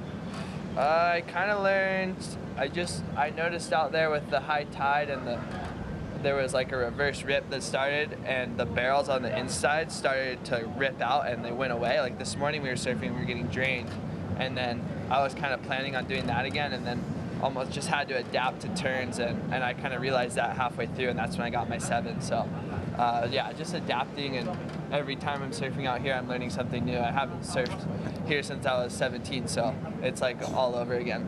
Learning on the fly. Congratulations, Griff. See you in the next one. All right, thanks, AJ. Oh my, Gabe Medina. What was that? That's right. And previous wave, Jake Marshall was going to get the score to turn the heat, by the way, as we go through the replays. But live action here, Connor O'Leary finds a little room in a bubble of his own. But the story right now is the machine, Gabe Medina, and what he was able to accomplish. Like I said, likely Jake would have turned the heat. He just needed a 4-point ride. We saw him perform during that interview in the 2-box, but it was Gabe Medina that came out, Jesse, absolute fireworks again. I mean, stealing Christmas once again, right? Like, you think Jake is gonna, I mean, as soon as I saw Jake's wave, I was like, oh, he's always picking the best waves. That was an amazing ride, like critical as he gets. And then Gabe just coming the wave behind, and somehow, you saw how, like if you look back, how many waves we've seen people not make the barrel when it was going too far down the line, and how Gabriel was able to identify the wave was way down in front and just pump through. Like, I mean, who does that? So this wave would have turned the heat right here with Jake Marshall, Flick. Yeah, this one here, of course, we're thinking, oh, right, Jake's on his way to turning the heat. Some nice backhand surfing. That was a beautiful turn. Blows the fins out. Gets around this section here and times this turn nicely. Definitely going to improve. He likes it too. I mean, we did. And then out the back, Gabe takes off. We saw this first turn and I was thinking, holy moly, he's on his way to get a score. Identifies down the line. This thing's growing. Let's go, let's go. Charging down the line and comes flying out. To have the foresight to just keep waving like that. Nah, look at, he's got nitrous in the tank. He's got a turbocharge right here. The speed that he gets, Jesse, is unlike anyone else in the barrel. Like, this is so impressive. Look at the fumble he's going through. He's just waiting right there to absorb that, but he's actually just in front of it. So that was perfect timed. And I mean, I'm with him. Like, I think this is going to be a perfect. Well, he's got two career 10s at Fiji. Will this be number 3? My favourite bit was the claim. I think the blowing the kiss to the judges was, that sealed the deal. I like Jesse calling Gabe the Grinch, stealing Christmas right now. all of the presents gone from Jake Marshall, because Jake was looking like a happy kid with a bunch of presents on the Christmas tree. And let's see, the number comes in. Oh, let's look at the spread. I think a couple of judges got it right there with the 210s.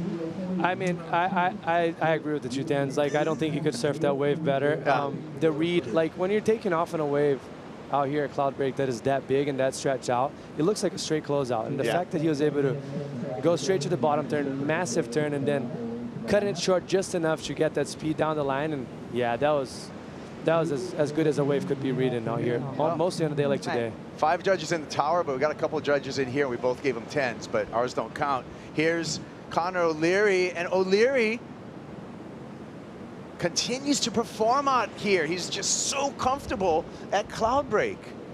Yeah, he is, and he's good. He's, like you said, Jesse, doing a good job down the line. I guess, yeah, he's just so switched on. He's obviously got that experience out here. He feels comfortable.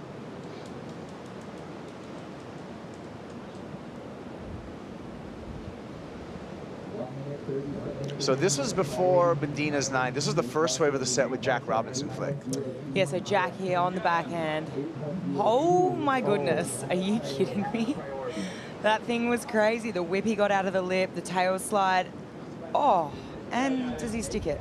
He does. Okay, like he manufactured a score out of that. That wasn't an A-grade wave, but he turned it into like a really good score.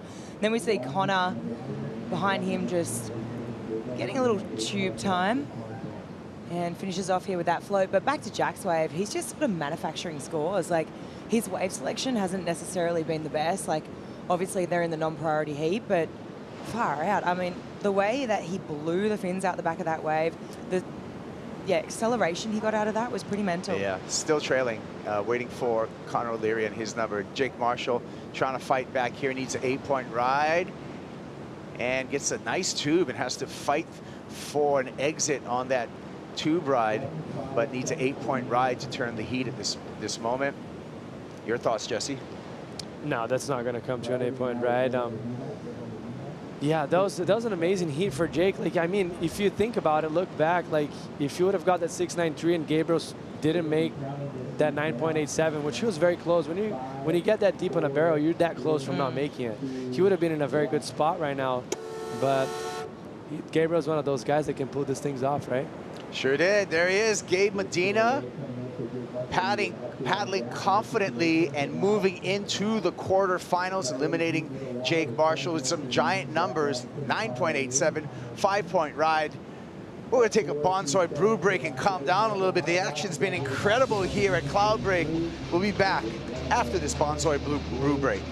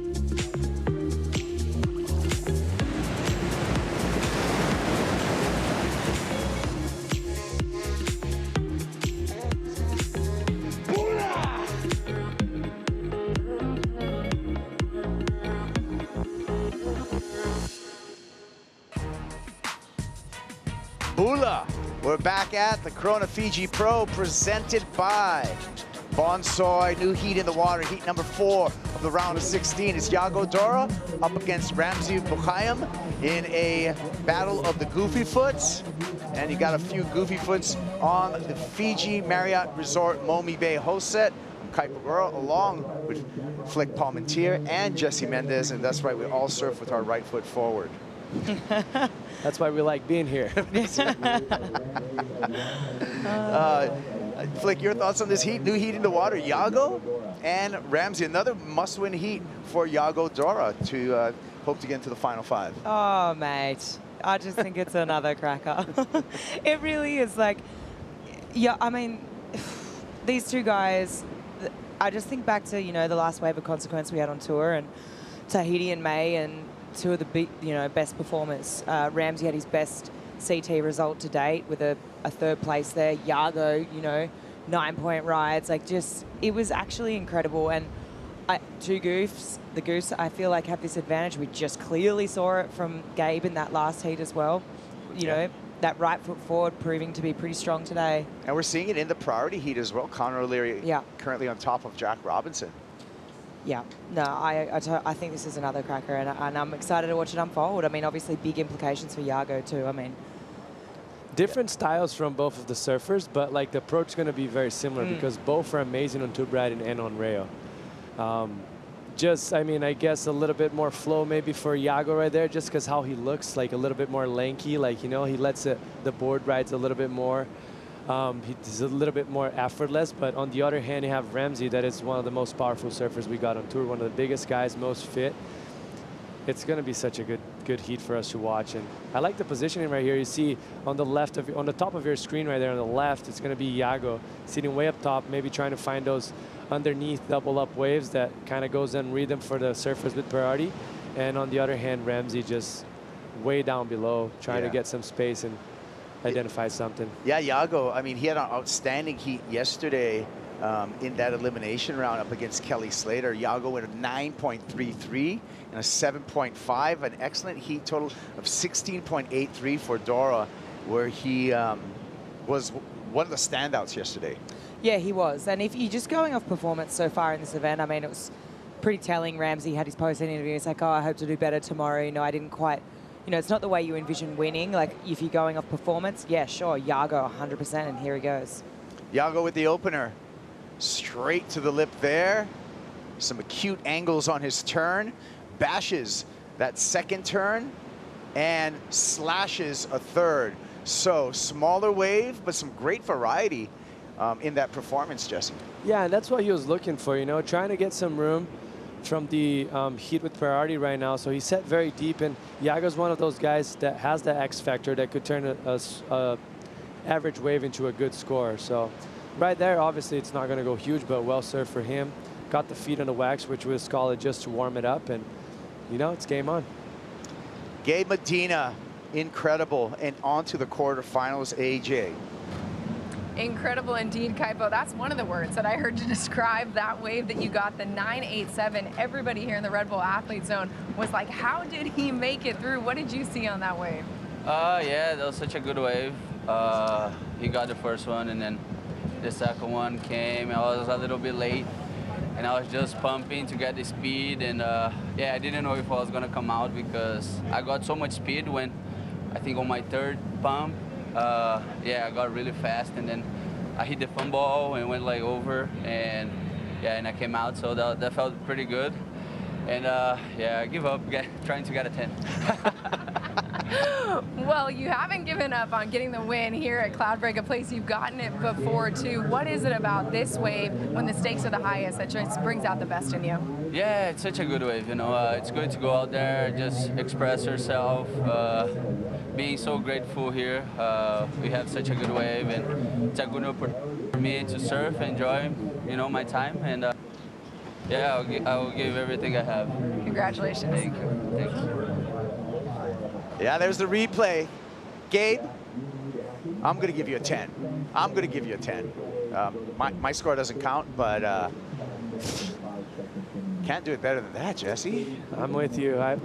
Like, you know, 10s are kind of the waves that as soon as you look, you have that like you know, you're it's a shocked. feeling. It's a feeling, yeah. So that's what I felt when I saw that wave. Yeah, we were jumping up and down here. Yeah. On the host set. I don't know much more. Much more can you do? Mostly on a day like today, I understand it feels like, you know, cleaner, more throaty. Where there was a bunch of 9s and 8s and stuff, right?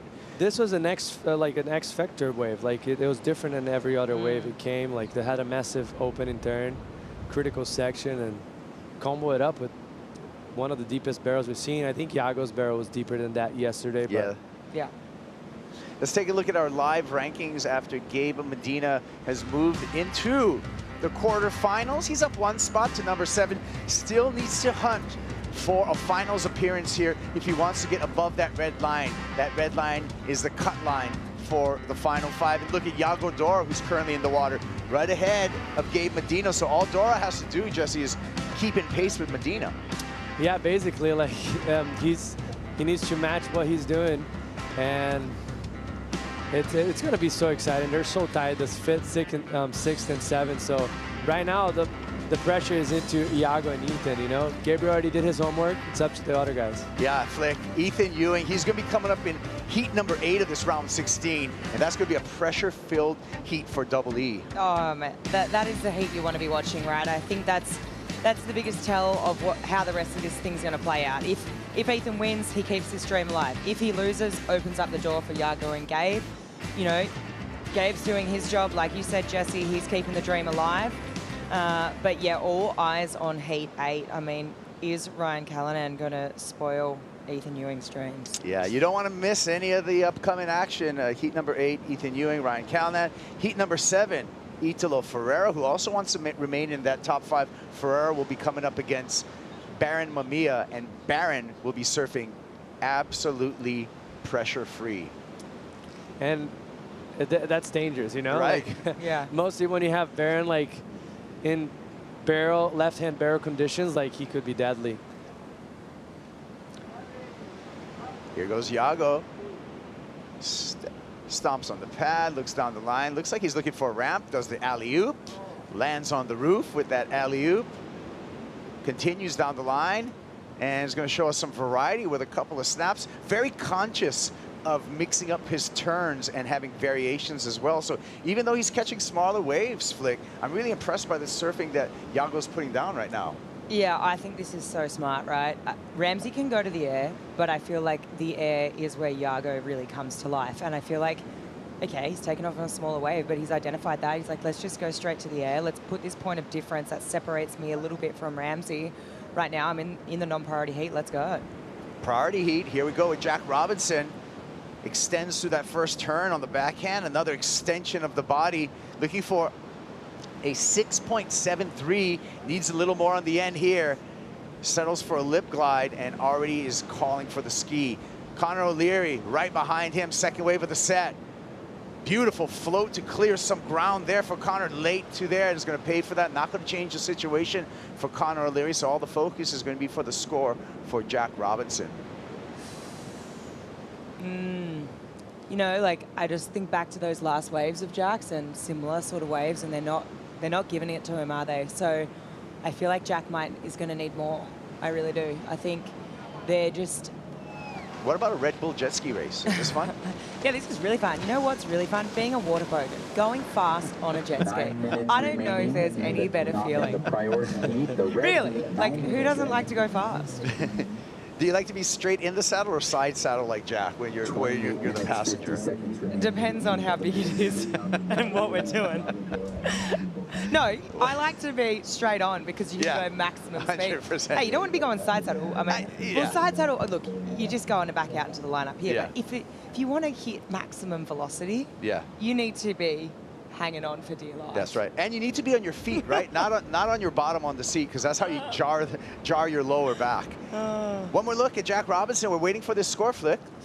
Yeah, I mean, it's a cleaner wave. It is a little bit of a bigger wave. I just feel like those turns are a little bit out onto the shoulder, out onto the face of the wave, like forcing horizontal surfing. I think it's the wave selection is forcing that sort of horizontal surfing. I just think they haven't been rewarding that. So, yeah, unfortunately, I'm not sure. And then this is Iago's, Jesse. I mean, this is just textbook progressive surfing, right? Like, what he can do on top of the board is basically like an attachment. His board is an attachment to his body. Like, he has so much control, as you see right there, bringing it all the way around and kind of getting that tail loose a little bit in such a tricky section. But yeah, it's just fun to watch him on a jersey. Jack all the way back out and ready to activate again. Robinson on a large wave here, clears some chatter on the bottom, pulls into this barrel, travels through there, looks for the high line exit, gets the high line exit out of the barrel, going to some turns now. Jack Robbo, lip glide to finish, hangs on. The convergence is going to make him pay for it, but got the work done out the back. Again, Jack Robinson, with the last score that dropped to 6.67, just needs a 4.83 to turn the heat. I'm thinking he turned the heat just now, Jesse. Yes, I agree with you. Obviously, that first barrel that we saw was from the side angle, so it's hard to judge from that angle. You could see that he got very deep. The barrel's a little bit smaller, but he did damage afterwards as well. So I think that's going to be because he put his requirement way lower after that last wave, 6.67. So yeah, he's looking good with 6, kind of like a momentum shift right now, you know, like you see it, everything going kind of Connor's way in the beginning. As we see it right here, this wave is very chattery. You see how much his board is like kind of kicking down the line, and he somehow muscles through that barrel, comes out clean. It's actually pretty deep. Does a nice cutback setup for a strong finish. Very hard to do, unfortunately for him. Just when the wave converges like that, there's so much more energy on the back than on the lip in front. It's just almost impossible for you to ride out of it. You know what? The judges didn't give it to him. Needed a 4.83, and it came in at a 3.7. So he's hearing the news right now, and maybe a little frustration as I read the body language right now, Flick, of Jack Robinson. Oh, you can see it. He's fired up, right? Like 5.5, well, you know, just under 6 minutes, and he is definitely fired up. I mean, it's not over yet, and I feel like you could, I don't know, he's surfing good. I think it's just the wave selection, really. Like, even just his read on these sort of waves is great. Like, you think back to that last wave, just even the read to pull up high in that sort of like almondy, chandelier-y barrel, that was a really good read. You know, the technique on the backhand turns has been good. Just that wave selection, I feel, has been letting him down a bit. Dora just up and out, currently leading Ramsey in the non-priority heat. Look at this wave come through. Is anyone in position? It will be Connor O'Leary. O'Leary slashes off the top, so that's a nice start. Looking for the inside barrel section, slows the board down, struggles to get in that barrel, and with that gets caught up. So he's going to give an opportunity for Jack Robinson to fight back. That's a missed opportunity for Connor right there. If you wanted to bet it at 5.5, and I would say that was going to be his best wave of the heat. Unfortunately for him, so like that first carve was beautiful, tight, like in a critical part of the wave, and then once he got in the barrel, just like he tried to slow down so much. So what do? You put a lot of weight on your front foot, and he ended up nose diving. So unfortunately for him right there, the wave probably bottomed out a little bit more than expected. You see the frustration right there, hitting the water. He knows that was a good opportunity for him. Coming out of that barrel with the first big turn was would have been a great score for him. Well, let's just get charged up. But with that, let's go out to the ocean to the Red Bull Athlete Zone with AJ. Thanks so much, Kaipo. So coming out here on the boat for this event, I was a little concerned because you guys know I love to take my notes. I love to stay charged, locked in with all these Final 5 scenarios.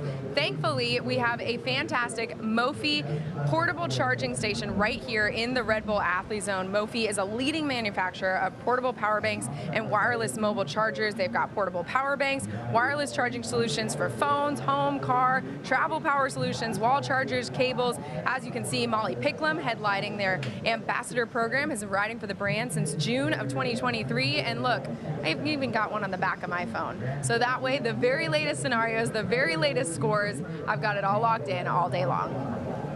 All right, thanks, Brickos.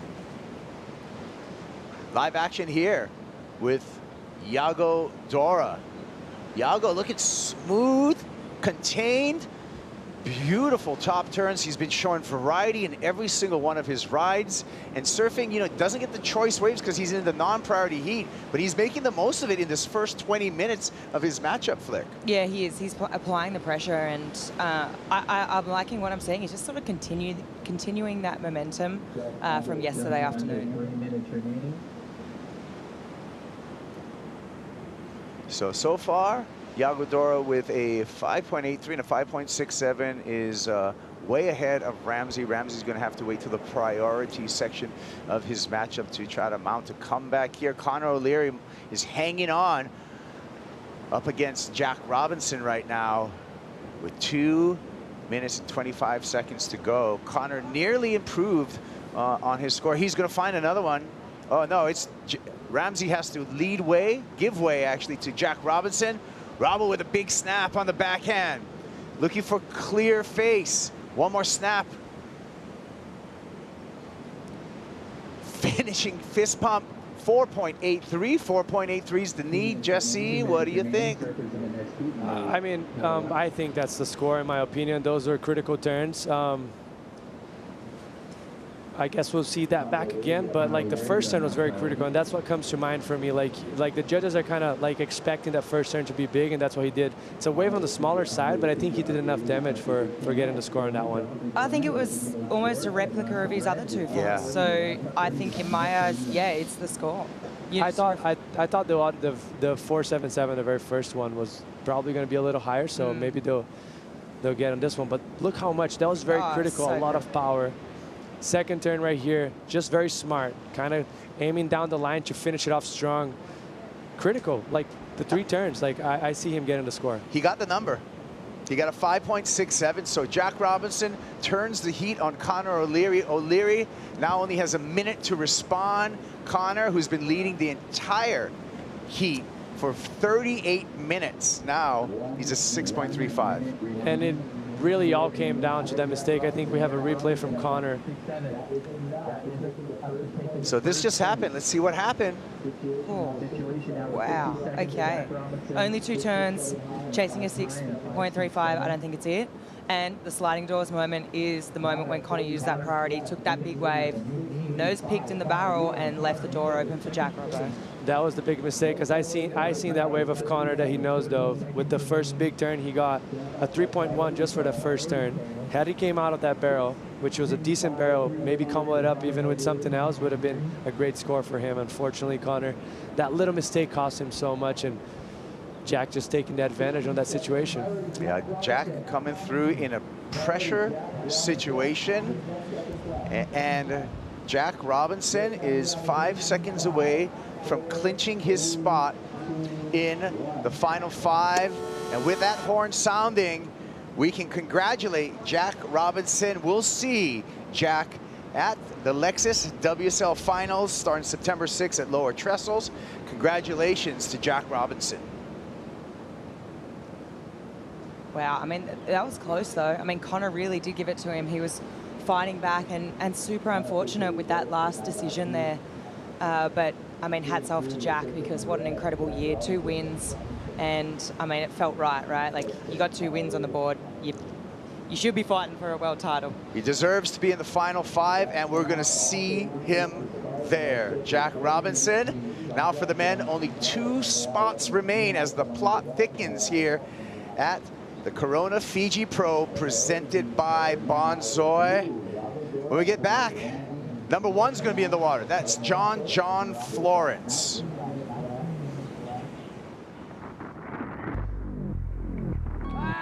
Jack Robinson going straight into the barrel. Mr. Auto Magic. Jack Robinson, he's always been that guy, the prodigy, win a world title. I just live for those moments when someone else is trying to battle me. I just live for it. Honestly, the decision-making under pressure there, just insane. He'll enter that space, and he has such a present moment in himself where he is there. Here comes Robinson laying down that rail. Transitions in the barrel. Jack Robinson punches free. Oh my goodness. 2 wins this year since you became a father. Is that dad power? Dad power for sure. I need to be a world champion because it's just the ultimate feeling, and I will be one day. Jack is back and will compete for a world title this September at lower trestles.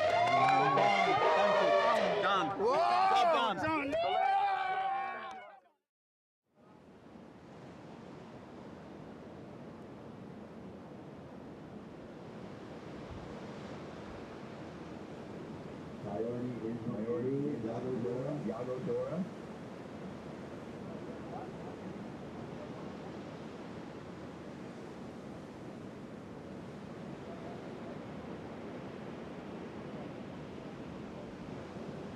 First wave of the first wave, John Florence, 417.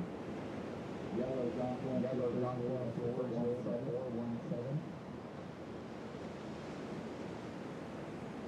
First wave of Defay in White, 0.43, minute priority, minute 17, minute 17, minutes.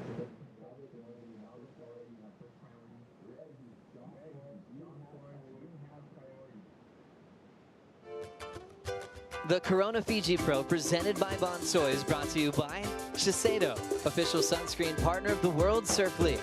By Eventbrite, on or off your board, you've got plans with Eventbrite. By Oakberry, fuel yourself with the official acai of the WSL Asia Pacific. By Mophie, official portable power bank partner of the Corona Fiji Pro, presented by Bonsoy. Mophie, stay powerful. By Fiji Airways, official airline partner of the Corona Fiji Pro, presented by Bonsoy. And by Tabarua Island Resort, celebrating 40 years of surfing in Fiji.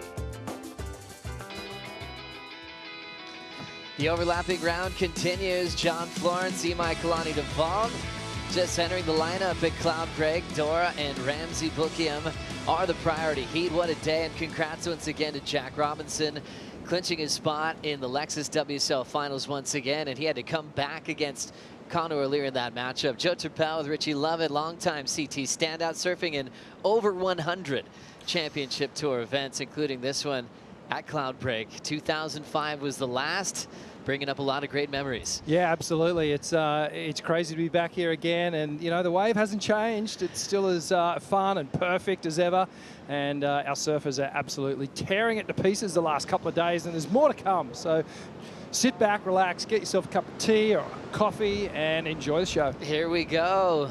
Goofy foot matchup is Dora and Bookiam. Yago with a lot on the line today, chucking that mayhem into the pocket and just trimming his way through this inside. Next Goofy's Ramsey. Super hollow, disappears for a moment, drives that JS into daylight. And they have a ton of time to enjoy these beautiful, gorgeous conditions. Yesterday, we had some giant sets, still solid out there today. Immaculate conditions.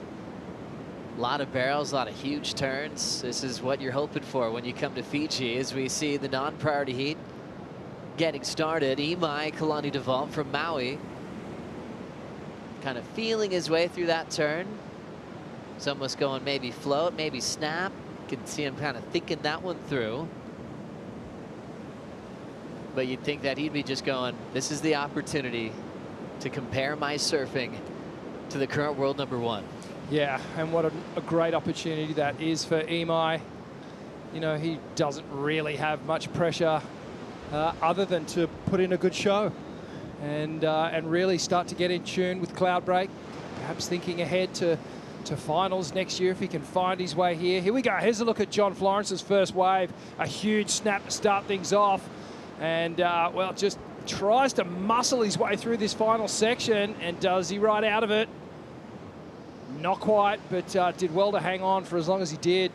And this is Imai. Slopey little wave here to start things off. Nice quick bottom turn, top turn succession. Comes up, and as you said, Joe, was almost in two minds whether to go for the float or quick snap off that final hit, but nice projection float up. And this is the heat with all eyes on it at the moment. An under the lip snap on the forehand for Yago Dora. Beautiful clean under the lip carve as the second. Comes around, blasts through the lip there, nice and tight in the pocket. Little layback cut back to finish things off as he winds up on the inside. and kicks out. So still building. And then this was Ramsey. You can see, look at the swell line stretching out in front of him. That means tube time. Lines it up on the forehand. Beautiful execution through this section here and just squeaks out. Timing perfect. If he'd left that any later, then he would have come victim to that wall of whitewash crashing down in front of him. Just a quick up and out. Out the back, but we see more waves on the way. The priority heat is Dora and Bukiam. Yago with the lead at the moment, but standing by for the update from last of Ramsey. Surfing through his first full year on the championship tour, qualified for the tour last season, injured himself on opening day of Pipeline. And jumping off there, Imai. John's opener, a 4.17. Yago's best, a 6.93. Ramsey's on the board now with a 5.53.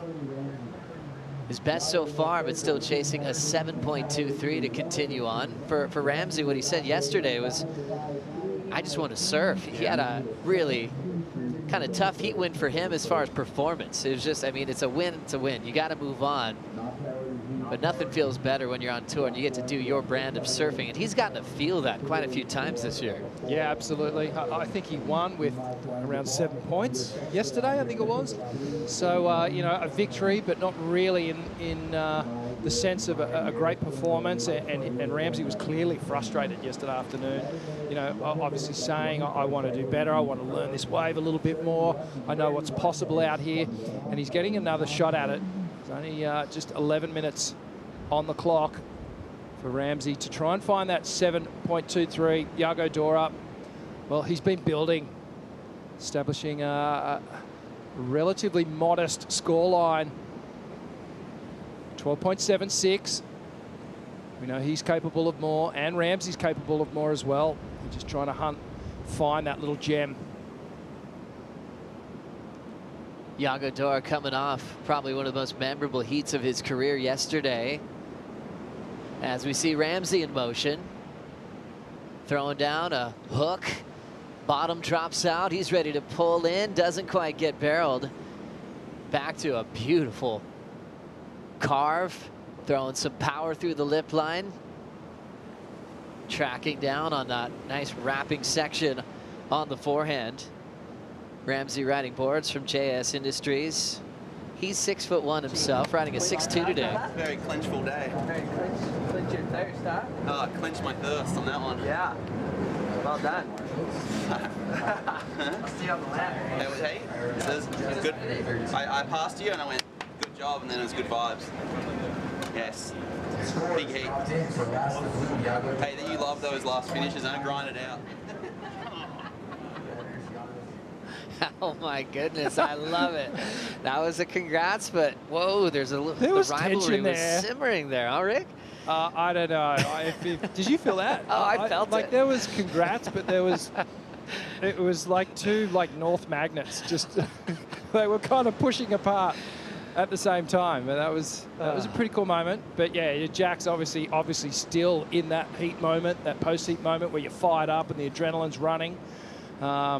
And Griff, obviously, congratulations from him. Here's Yago traveling super deep now. The Brazilian looking to make it out and still fighting for it.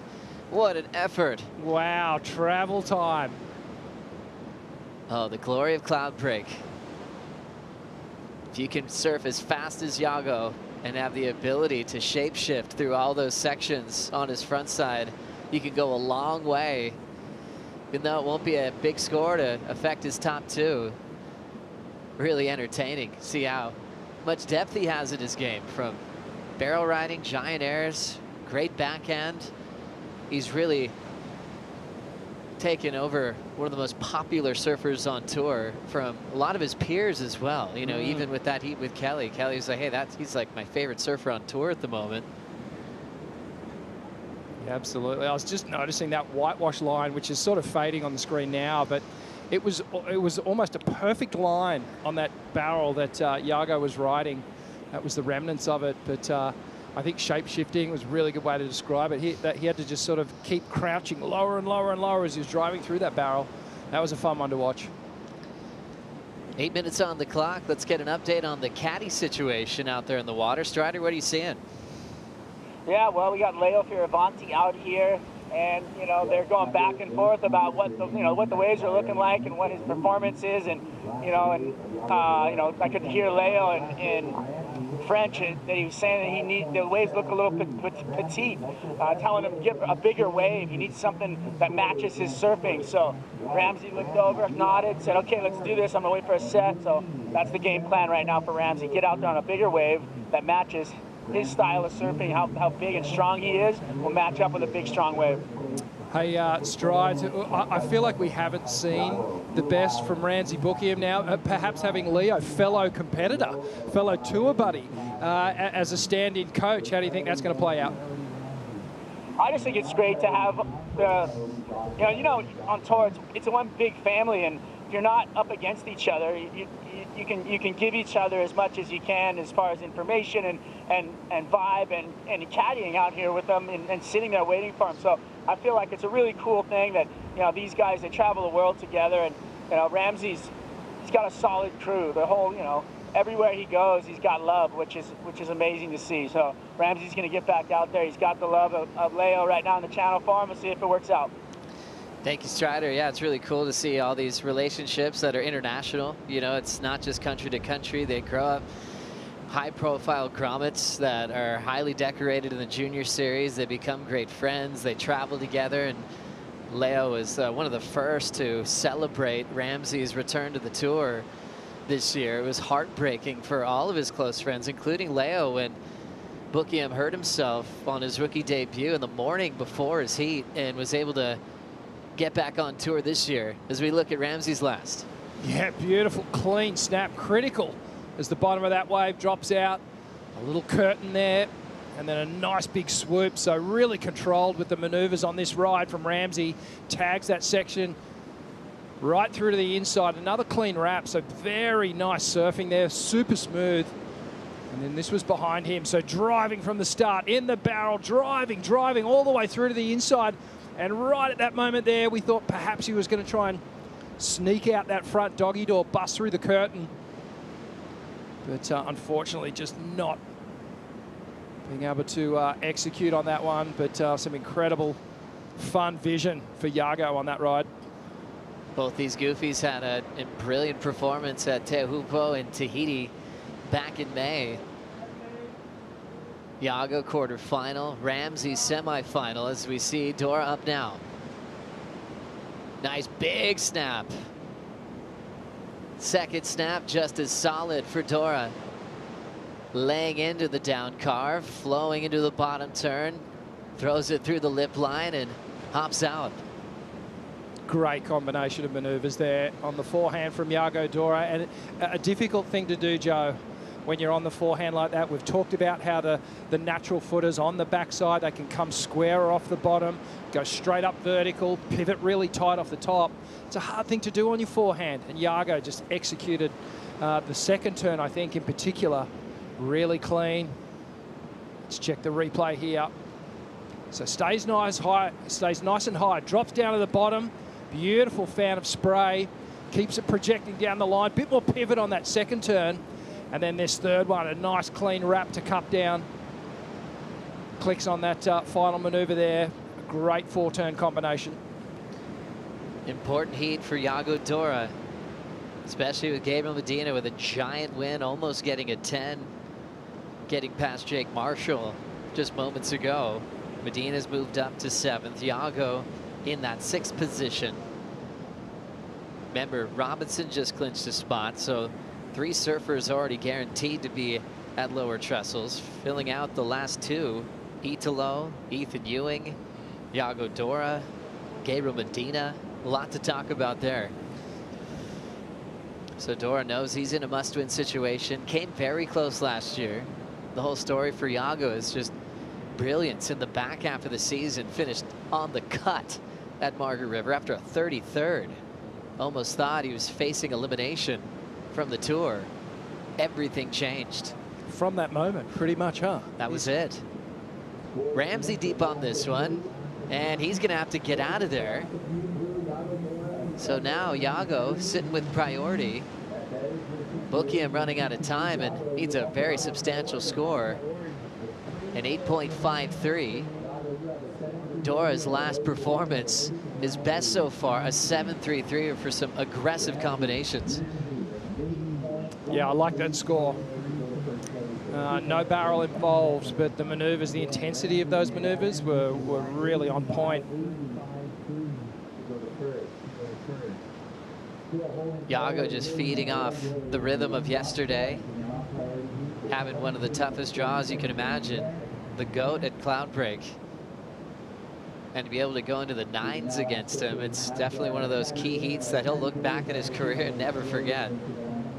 That could be the momentum that he needs to go all the way in this event. It's been Goofy foot dominated over the years, and guys standing with their right foot forward have been very successful throughout the day today. I was talking to Aki earlier this morning. I just wanted to confirm that he is going to go switch to natural footer or regular foot. He's going to work on. He's going to do that. Standing with his left foot forward. I can't wait to see his progress. He said he's getting better. Minute 50 to go. Iago driving, pulls in a tough section and trying to force it. Loses priority, gets shut down. Bukiem now with just over 90 seconds to try to keep his season alive. Well, it's possible. 8.53 is what is required from Ramsey Bukiem, and he just needs the wave. Definitely a better performance in this heat. Looks settled, he looks in tune. Board looks great under his feet. Perhaps a little set starting to creep around the back of the reef here. Love to see this one go down to a final exchange. 1 minute on the clock. Yeah, the two classic Goofies on tour that still feel like they have at least a decade in the tank to battle it out on the championship tour. Ramsey a bit bigger, a bit heavier, is just under 200 pounds, about 90 kilos. And with his style and control, he just finessed that rail and spray goes to the heavens. Famous for his backhand growing up in Morocco, but so well-rounded. We got to see that in Tahiti twice this year, the Olympics and at the championship tour level, or he did get past Kelly there as well. So these Goofies have some celebratory moments with the GOAT this year. But we're down to 15 seconds. Iago needs to win his heats to stay in contention for a shot to be in the final 5, and we are into the countdown. Dora going to turns for his high score and high performance combinations. We're able to get him out in front and get the victory over the Moroccan. And Ramsey kicks out of what's been a stellar season. His first lap on the championship tour. And he's earned himself a well-deserved off-season, some surf trips, some time with the family. And he's going to come back really strong next year. On the other end of that, Iago still in the hunt, trying to find himself in the final 5. We'll keep you posted on the live rankings as Iago's moving on. When we come back, Crosby, Colapinto, and Rio Waa will get started. And the priority heat will be with John and Imai.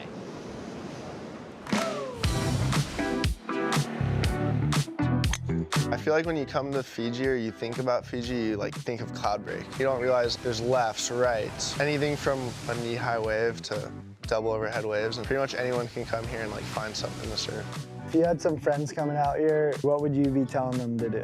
You just get in the water. You can surf, snorkel, dive. It's kind of like water world. Then after that, go explore. That's like a dream destination. It's been fun.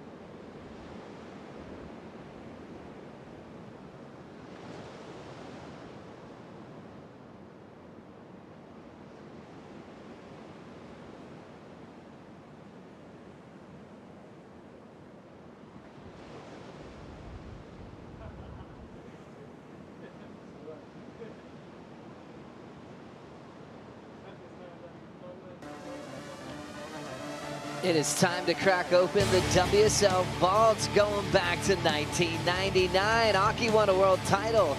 We also won out here at Fiji. What an event it was for Mark Akalupa. Remember, he took a hiatus from the tour, and this was one of the greatest comebacks that the sport's ever seen. Yeah, it was an incredible year for the Ock, and everyone was hoping for it. He's been such a favourite for so many, and really in tune with the waves at Cloudbreak. Just, you know, all this work that he did in the off-season and in those years when he was going and surfing reef breaks in Indonesian remote islands. All came into fruition here. Ock just taking apart these walls here at Cloudbreak. He had won Tahiti right before this. What he said right after this moment, he never ever thought he'd win both. Cloudbreak, Tahiti in that same season. Was able to take on Victor Ribas in the final.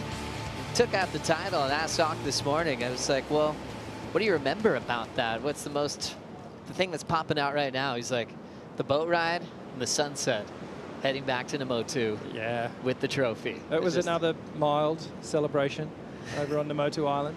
I think Luke Egan was actually in the channel caddying for Ock for that final, and Louis still in the channel. We'll see him sitting on Caroline Marks' board pretty soon. How cool. What a history at this event. So happy that we are back. During the break, we got some action from Imai Colaney-Devault. Wow, Imai just extends that first turn. Now he starts to find a bit more rhythm. Just a huge turn. Really critical ending to that one. And he's able to ride out of this. Just staying nice and low in the whitewash. Just sort of that single highlight moment.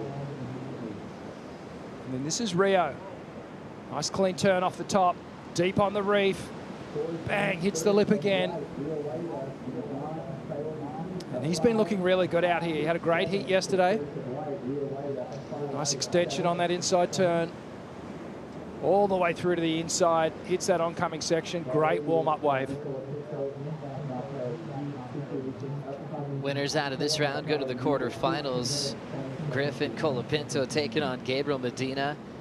Griff already guaranteed to be at lowers. Medina fighting for that chance. And that scenario that we felt last year is going to happen again. Jack Robinson and Iago Dora, two good friends, both coached by Iago's father, Leandro. Had to deal with that in Tahiti last year, which was the final event of the season. And here they go again. Iago, the one that's chasing a spot in the final five. Jack's already clinched his position in the final five. Last wave for Imai Kalani was good enough for a lead change. The 5 takes him to first. World number 1, John Florence, is now up now, fighting for his lead back. A little connection off the top from the channel. We see this thing filling up very quickly. A lot of foam on the face here. He's going to try to force it, but he gets stuck and has to eject. John has great natural instincts when it comes to being in the ocean, so it felt like a peculiar wave choice right there, Richie. Yeah, it did feel a little bit odd. He obviously saw something down the line, but I think just by nature of the wave in front and all that foam that was on the face, it just well, it wrecked that scenario. So nice and clean from the takeoff here. First connection, just up and over the lip, so that one just steering down the line, and from here he was really snowboarding from this point, and really hard to engage that rail. Back to the drawing board. John's been working hard on his own business, his company, really making purposeful things to use in the water, and hiking and in nature, as we look at Imai now driving into this section, and just slipping off on that first turn. So John taking a wave that was tough to surf, and then Imai quickly falling, where Devault had a big opportunity to try to get another keeper score as they paddle back out. Let's catch up with Iago with AJ. Thanks so much, Joey. Yeah, Yago, we were just talking about a lot of medium scores, and then you found that 7-3-3 at the end. How'd you break through? Yeah, that was a hard heat. It was kind of fun for me. I had a lot of waves, but I couldn't really get a wave that offered me like a lot of scoring potential. I just had to work with what I got. We saw a couple barrels in the heats prior, and now it looks like it's changing a little bit. So we kind of had to adapt and go for turns, and that's what I did, and I got a couple scores. It worked out well, and now you're on to the next round here at Cloudbreak. How do you prepare, reset for an important one? Yeah, I'll go back to the hotel now and rest a little bit and come back a little later. We'll see you then. Yeah, thanks. Great job to Yago moving forward. Back-to-back finals, El Salvador to Brazil. He's hoping to make a big final statement here because he knows he's got to go a long way. First, another matchup with his good friend Jack Robinson in quarterfinal number 2. He's been here before. He had a wild card back in 2017. That was the last time we had the event at Cloudbreak. He earned it because he made the semifinals at Saquarema that year. Got past a lot of world champs from John to Mick Fanning to Gabriel Medina.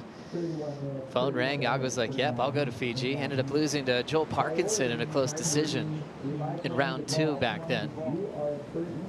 Did a surf trip last year, a strike mission to Cloudbreak, and he just feels right at home now as we need to check in with the live rankings for the race for the final 5. John's already going to be world number 1 when we get to lowers, working out seeding. Griff's clinched a spot, so has Jack. Look where Yago has found himself after that heat win. He's just jumped into the number 5 spot. Ethan Ewing down to 6, but he is surfing later today in this round. So Ewing coming up against Ryan Callanan. And obvious with that cut line, Richie, he's in a must-win situation. Wow, this is really just who can hang on and who can keep progressing all the way through to the final of this one is going to be the last man standing when it comes to this final 5 situation here. But drama, you know, we're already seeing surfers shift in and out. We saw a quick wave there from John again. Not an ideal wave.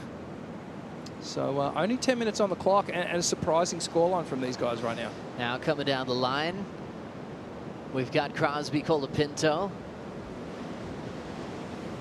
Swinging hard in the pocket. He had some just deadly backhand blasts in some big chunky conditions yesterday to accomplish Rookie of the Year. Crosby finding the lip again, and just to mention with all those advancements we saw in the live rankings, Crosby officially out of contention for the WSL Finals. But he is in contention for a potential brother final as Griffin and Cross are on opposite sides of the draw. There's a blast there for Rio Waa in the heat with Crosby. Frames up that backhand carve so well. And then a backhand float that was a bit sticky. Yeah, just coming unstuck on that final maneuver. But I'm super impressed with both Rio and Crosby and how they're adapting and surfing out here at Cloudbreak. Crosby got some really good backhand maneuvers done on that last wave, and really starting to feel this new location.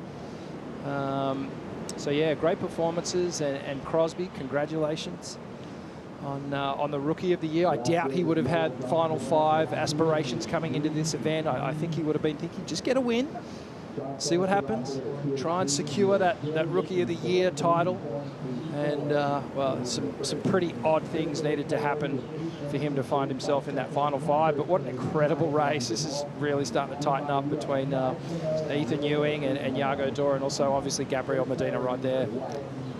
You learn a lot when you become a pro, Richie. You realize you're going to be talked about and critiqued in the media. You got used to that when you're on tour, and your performances, if they're good or maybe bad, you'd have to sometimes look at that and move on, or try to hide from it, you know. And the start of the season, when there's breakdowns of the rookie class, there's a lot of people saying, hey, maybe Crosby was not going to even make the cut.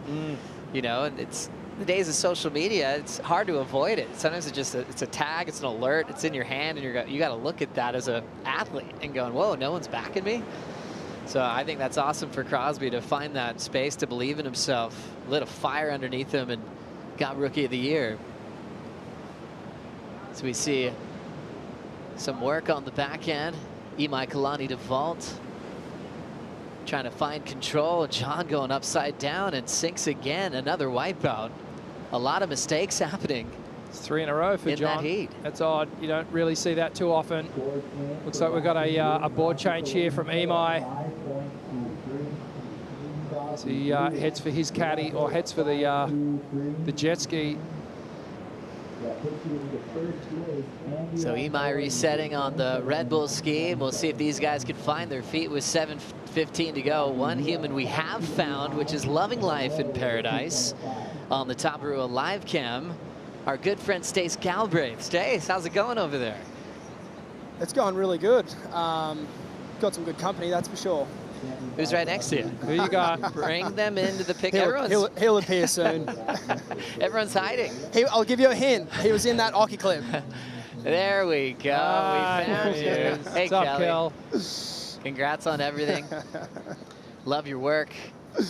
And yeah, I'm going to blame Kelly for the leg rope debacle that I had this morning. I wasn't even going to bring that up. He was supposed to caddy for Aaron. I jumped in. Okay, well, Stace, give me the whole breakdown. What happened with Aaron Brooks in the leash? Yeah, look, I think it's one of those things where, you ever seen that movie Hand of God? Yeah. No, look, honestly, I think that equipment preparation is a really important thing, and I take full responsibility for that one. It was a proper shocker. And I think that, you know, it's an important thing for surfing your heats, but also safety. So deep down, I apologise to Aaron, but I'm stoked to see her get the win. And wow, what a performer. Yeah, what a so relief. Cool to see her doing her thing, and just, yeah, really cool heat to be a part of. And I mean, got to be careful how loud I say it here, but there's no reason why she can't go all the way. Totally agree, Stace. Yeah, with the wild card moment, creating an upset, Gabby Bryant out of the final 5. How was her energy, though? I mean, because it looked like she stayed focused, even with losing her board, to keep herself in that heat. I mean, what does that say about this 17-year-old?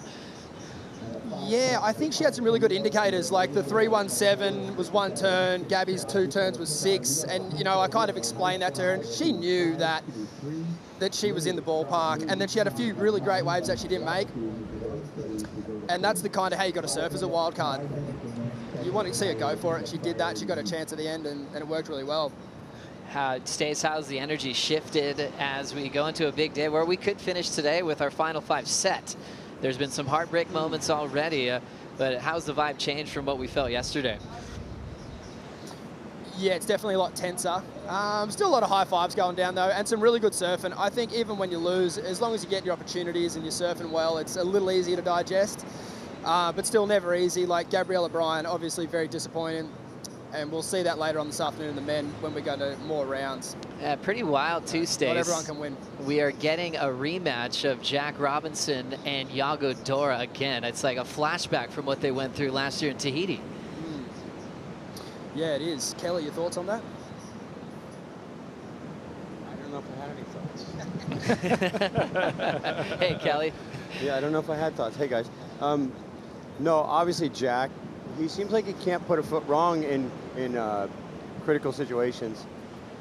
He gets these pressure heats, high pressure heats, where sometimes he's even the underdog, like against John at Margaret's, where everyone's seen what John has done out there, and Jack has put it to bed a couple times against him. And he gets these heats like the final at Chopa last year against Gabe in the back here, where so much is on the line and he just nails it. So he's been the most clutch guy the past couple of years in those heats.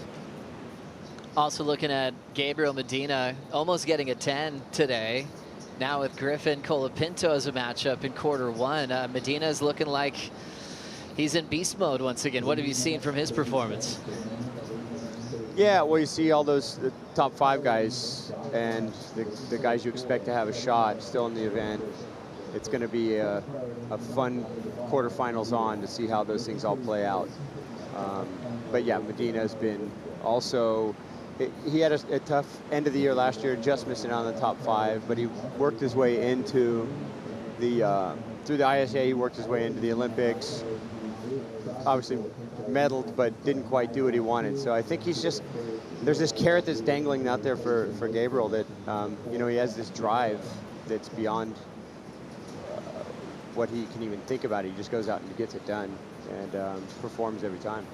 Kelly, quickly, just I know it was frustrating yesterday with the conditions and going out and seeing the waves today, how clean they are, but we can't thank you enough for all you do for professional surfing, and always great to catch up with you, and definitely want to continue to celebrate your career forever. So thanks so much for all that you do.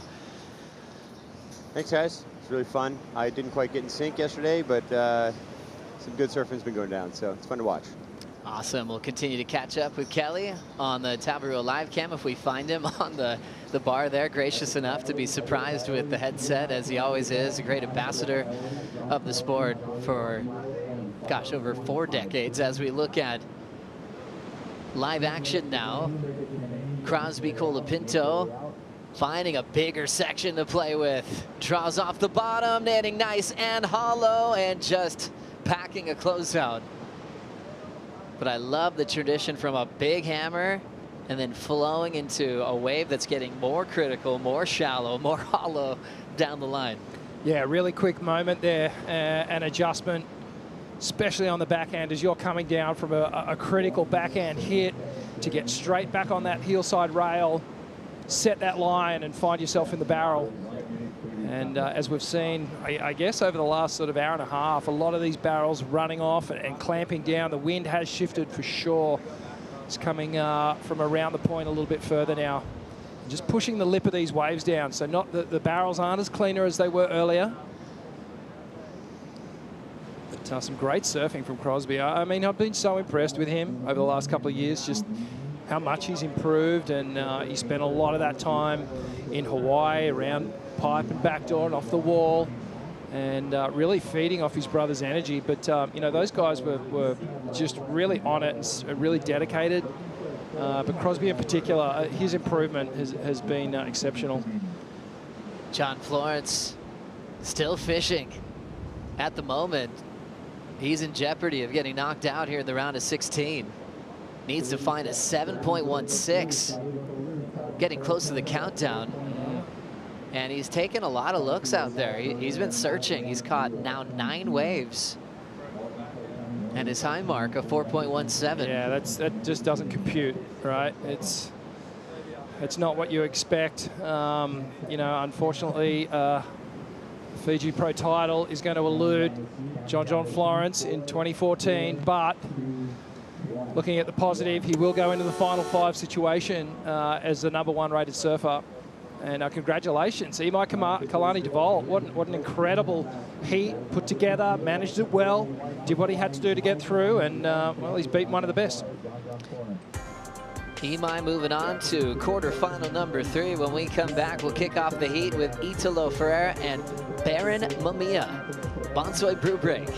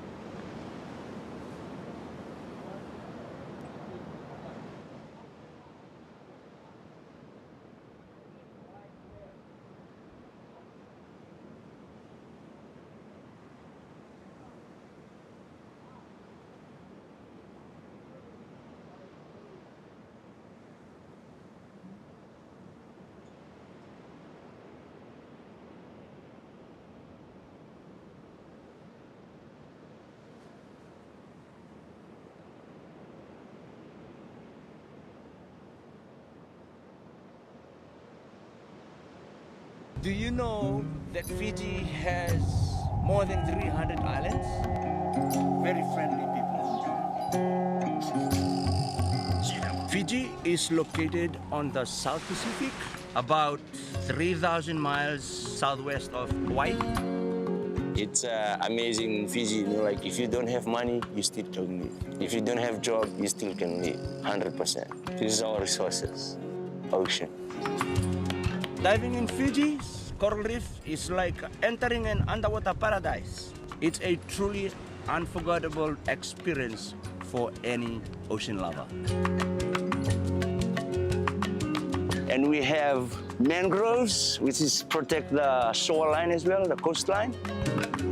I'm so blessed to be a Fijian, to be surrounded by all these things. It's amazing.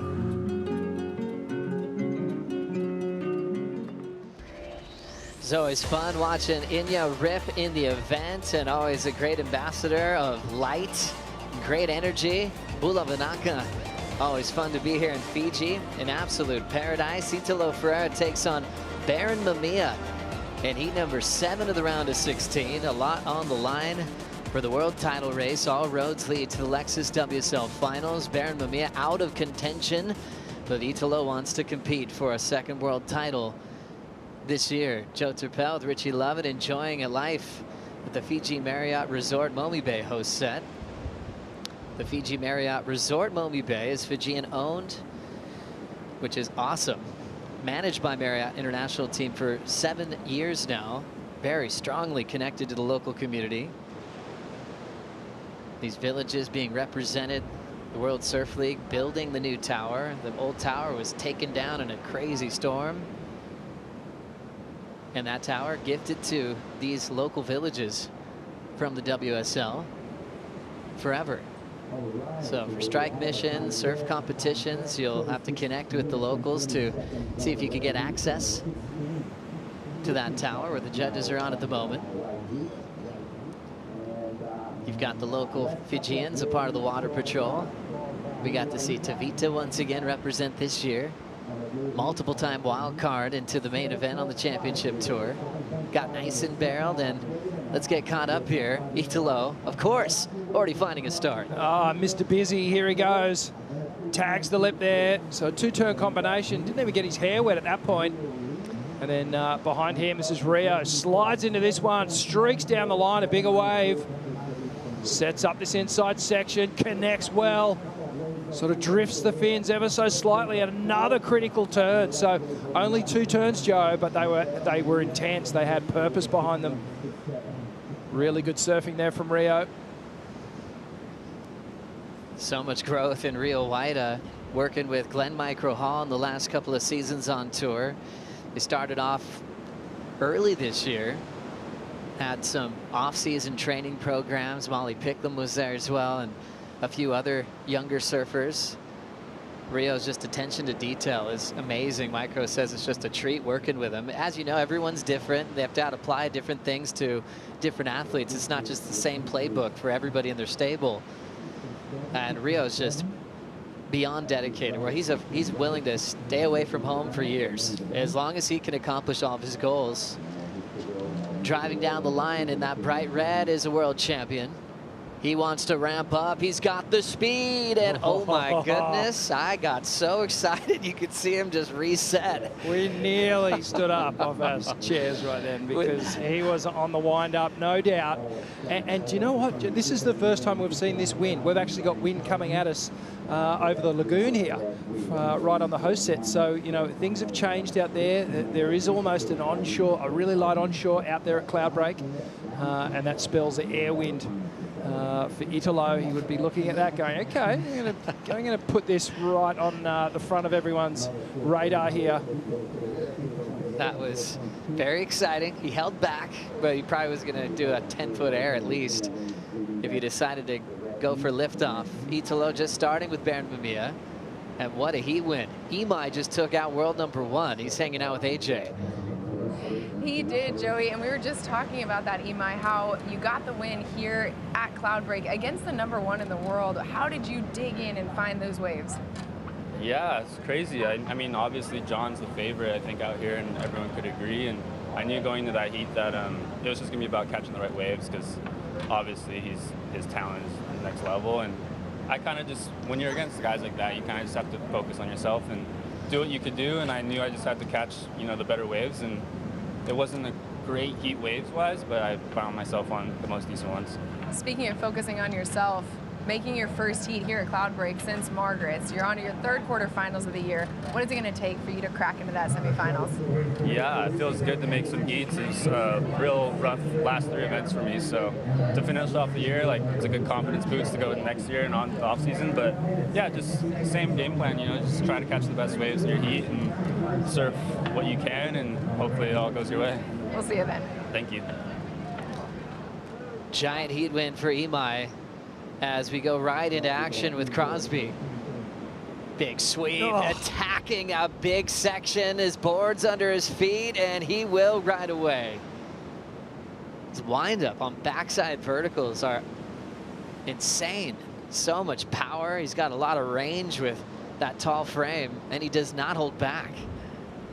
Nah, that was textbook backhand hit. Right in the perfect spot on the wave.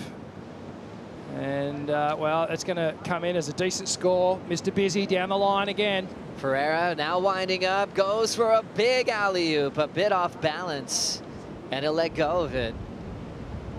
Now setting it up, driving into that first section with some speed and lighting up again. Rio Waa, real controlled. Nice clean surfing from the Indonesian. Already has a 7.5, looking to better a 5.67. Crosby should be throwing away his 4, so the priority heat building on their numbers with that light breeze picking up. You can see how big this playing field is at Cloudbreak.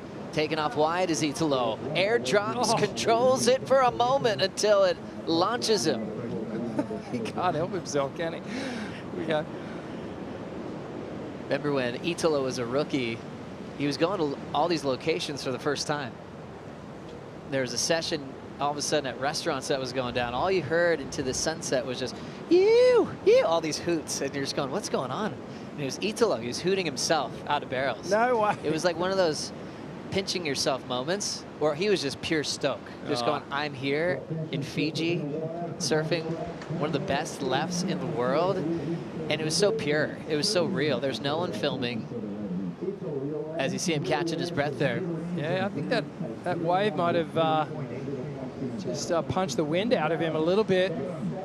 He's taking in a couple of breaths here. But no, to your point, you know, surfers, people save up a year's wage to come and surf here, you know, and have a surf trip here. And we're having a tournament, a World Tour event here. It's one of the sort of bucket list destinations for any surfer. As we see setting up a backside snap is Baron Mamiya from the North Shore of Oahu. Belts it, gets caught and falls. Mamiya kicking off the season with a giant win at Pipeline as we go to the IC replay. Yeah, this was Rio drifts over that first section. Beautiful hit of the lip, well-timed second turn as well. Perhaps just a millisecond late to the party, but nice and clean on the finish. And then this was Crosby, deep bottoms turn, nice and vertical, up over the foam on the first one. But this second turn clicks and connects with it perfectly. And again, that treacherous final section as that plume of whitewater crashes down behind him. He's able to maintain stability. But just that pivoting action off the top of the wave. Beautiful from both these surfers in this heat. Crosby had to write down all of his goals and dreams when he was a young kid. His dad, Mitch, had recently found this piece of paper in his room. Crosby wrote down, train 3 times a week, surf 20 hours a week, and surf every morning, no matter what. Just, you know, feel the ocean. Just get that routine down. Work on technique and work on getting low and more a rounder bottom turn. Just seeing him take off on that wave, he's so low and compressed with that big frame. And tricky for a taller guy as well, taller surfer. You know, it's kind of hard to get down low when you think of sort of Italo and those guys that, you know, they're pretty stocky and not as tall as these guys, so they've got that lower center of gravity. And these guys have, you know, they play on that advantage, but these taller guys, they've actually got more leverage that they can lean on, but they have to stay low. They definitely have to stay low. A lot of giants on tour these days. Yeah, there's some tall surfers for sure. You think of Ramsey, you think of Geordie, plenty of them there. Yeah, Crosby as well.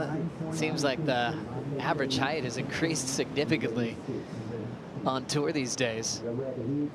And with that comes a lot of power. They're building body strength, purposeful training to get bigger and bigger. 7:50 to go here in the priority heat. No takers on this wave. Let's take a look at this last replay again. Yeah, just a couple of things I want to highlight here, Joe. As Crosby frees it right here, you can just look at this bottom turn. So you can check the rail of his board. It's pretty much half buried as he's leaning on that heel side rail, nice and composed. This back arm here is very, very low. That helps him draw and drive off the bottom. Let's continue on with this turn. Now right here, Crosby's got his eye set on where he's going to hit the lip. Now he starts to do that pivoting action. Now, arms right here, totally vertical. The board's centered that way, so almost vertical, and then he'll start the rotation. All the weight will go on the back foot here as he pivots.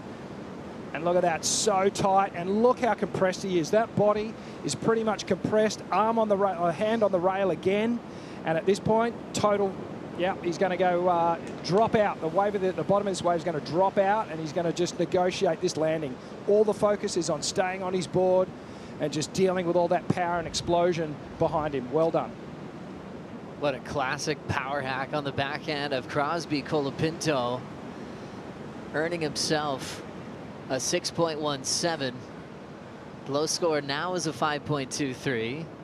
Crosby still chasing a big number because Rio Waa improved on his last to a 7.93 for 2 big combos.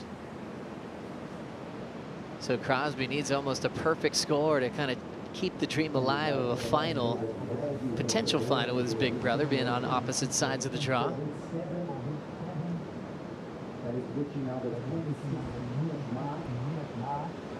Rolling in now. Backhand float. Barron going up and down. So we kind of came off a low-scoring heat with Imai and John. We're looking at a similar scenario in the non-priority heat at the moment, but Italo did just get this wave. Yeah, big outside swoop. Nice deep bottom turn, mid-face slash. Italo pulls into the barrel, travel time, and just can't bust out the curtain. But yeah, staying very active in this lineup under priority. And at the moment, it's falling in his favour. Still relatively low score line. But I like that he's giving himself the chance. He's staying busy, and here we go, live action here. Now setting up a fun-looking left, but looking real casual, wanting to set up the barrel. Rio Waa changing gears, but a misread. And nothing changing to his top 2. Doing a great job to really explode at the start of the season. Well, more specifically, Bells Beach had a great run into finals day. Was a bit more comfortable towards the midseason cut than the year previous. Seems like you just see an improvement every time he puts the jersey on. Well, just even looking at how relaxed Rio was on that last wave, just sort of tells you where his mind is at and how comfortable he is out here. And how comfortable he's feeling just in this moment in life on the tour. You know, he's eyeing off a quarter-final berth here on the men's side in the final event. He obviously can't make the top 5 in the ratings at the moment, but you know, this is all good confidence-building results that are happening for Rio. Yeah, semi-final bells, quarters, and Tahiti sitting in the top 10 at the moment is Rio Waa. Italo rolling into a fun left. Redirects off the top, deeper bottom turn, attacking the lip, and ends up throwing him into an airdrop. And man, he's taking some heat in this one. And now crushing a big section with an airdrop, and running out of room is Baron Mamiya. Well, interesting that Crosby did not take that wave. Did stretch out down the line, but Crosby in need of a score here. And it's a solid one. So it's a particular wave that he's after. 9.26 is what he needs, what he requires. And, you know, he's done some great surfing in this heat, Joe. Some of those backhand hooks have been amazing. But Rio, he's been able to stitch a few more together on the one ride. And he's got some decent scores in his tally. Some good sets approaching here. So we could get an exciting finish. to this priority heat with Rio and Crosby. Be interesting to see how Crosby approaches the 926, what type of wave he'll choose. He's got a couple of minutes to try to figure it out. Meanwhile, Barron just took the lead off Italo with that backhand snap. Barron's last wave, the single turn option, 3.97. And now it's decision time. The world class left at Cloudbreak. The first wave for Rio Waa gets out in front, throws down a carve, meaty section, connects well. Transitions out of it perfectly. Already has a couple of big sevens. And now locking in, Crosby choosing this wave. Nice pace, touches the rail on the bottom turn, and looks like his board exploded. He's been hitting that section so hard. His board just in two pieces that could just take him out of this heat with just 90 seconds left. Now setting up the tube, Bryant, Barron, Mamiya locks in. End section disappears on him. And tough for Kras, still trying to give it all he has with the time on the clock. So is Rio going to give him his board? Oh, they're shaking hands. It's the white flag. Well done. From Crosby. And a great gesture from Rio there just to... What a wind-up, though. Can I see that again? I mean, he's been crushing sections. Just tough that his equipment exploded on this turn. Yeah, it's a real long, deep bottom turn here. Grabs that rail just for a moment there, hits the lip, and there's all that torque right between the feet. Real leverage point. And we see so many boards just break in that sort of 6 to 12 inches in front of the fin area. You think about how much power output these surfers are producing, and these little pieces of foam and fiberglass, a little bit of wood in between them. No chance of survival sometimes, especially in waves like this. So much power, even though it is only, you know, it's sort of head high, maybe twice overhead, but the power of Cloudbreak over the reef, yeah, it packs a punch. Yeah, you'd think even Crosby could do that on a brand new board, but you almost think for him at a wave like this, you might want to switch out your equipment after every heat, let alone every turn, because he doesn't hold back. Congrats for Crosby, Rookie of the Year this year. He'll be backing his brother at lower trestles as Griff is going to compete for a world title. And way to go for Rio Waa in another quarterfinal this year. He's accomplished a lot. His personal best, a semi-final this season. Let's see if he can go further as action continues in the round of 16. Ewing and Cowan will get started. And we'll take a Bonsoy brew break, bringing Kaipo, Jesse, and Flick for the call.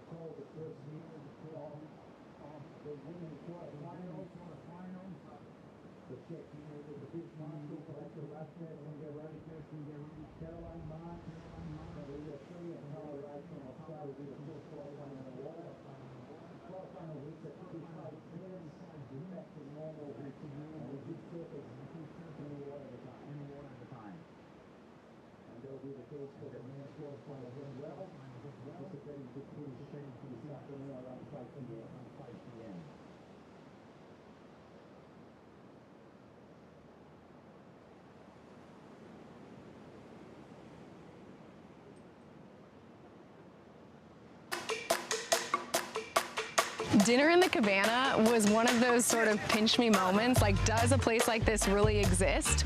And it does, here at the Fiji Marriott Resort at Momi Bay, because they have an amazing chef, amazing menu that puts on these fantastic platters, and then you just watch the sunset over the Pacific. When you envision a postcard, that's what you envision. You're served these beautiful, amazing dishes, this great wine, great cocktails, and then you're watching the sunset and you feel like, wow, this was a day well lived.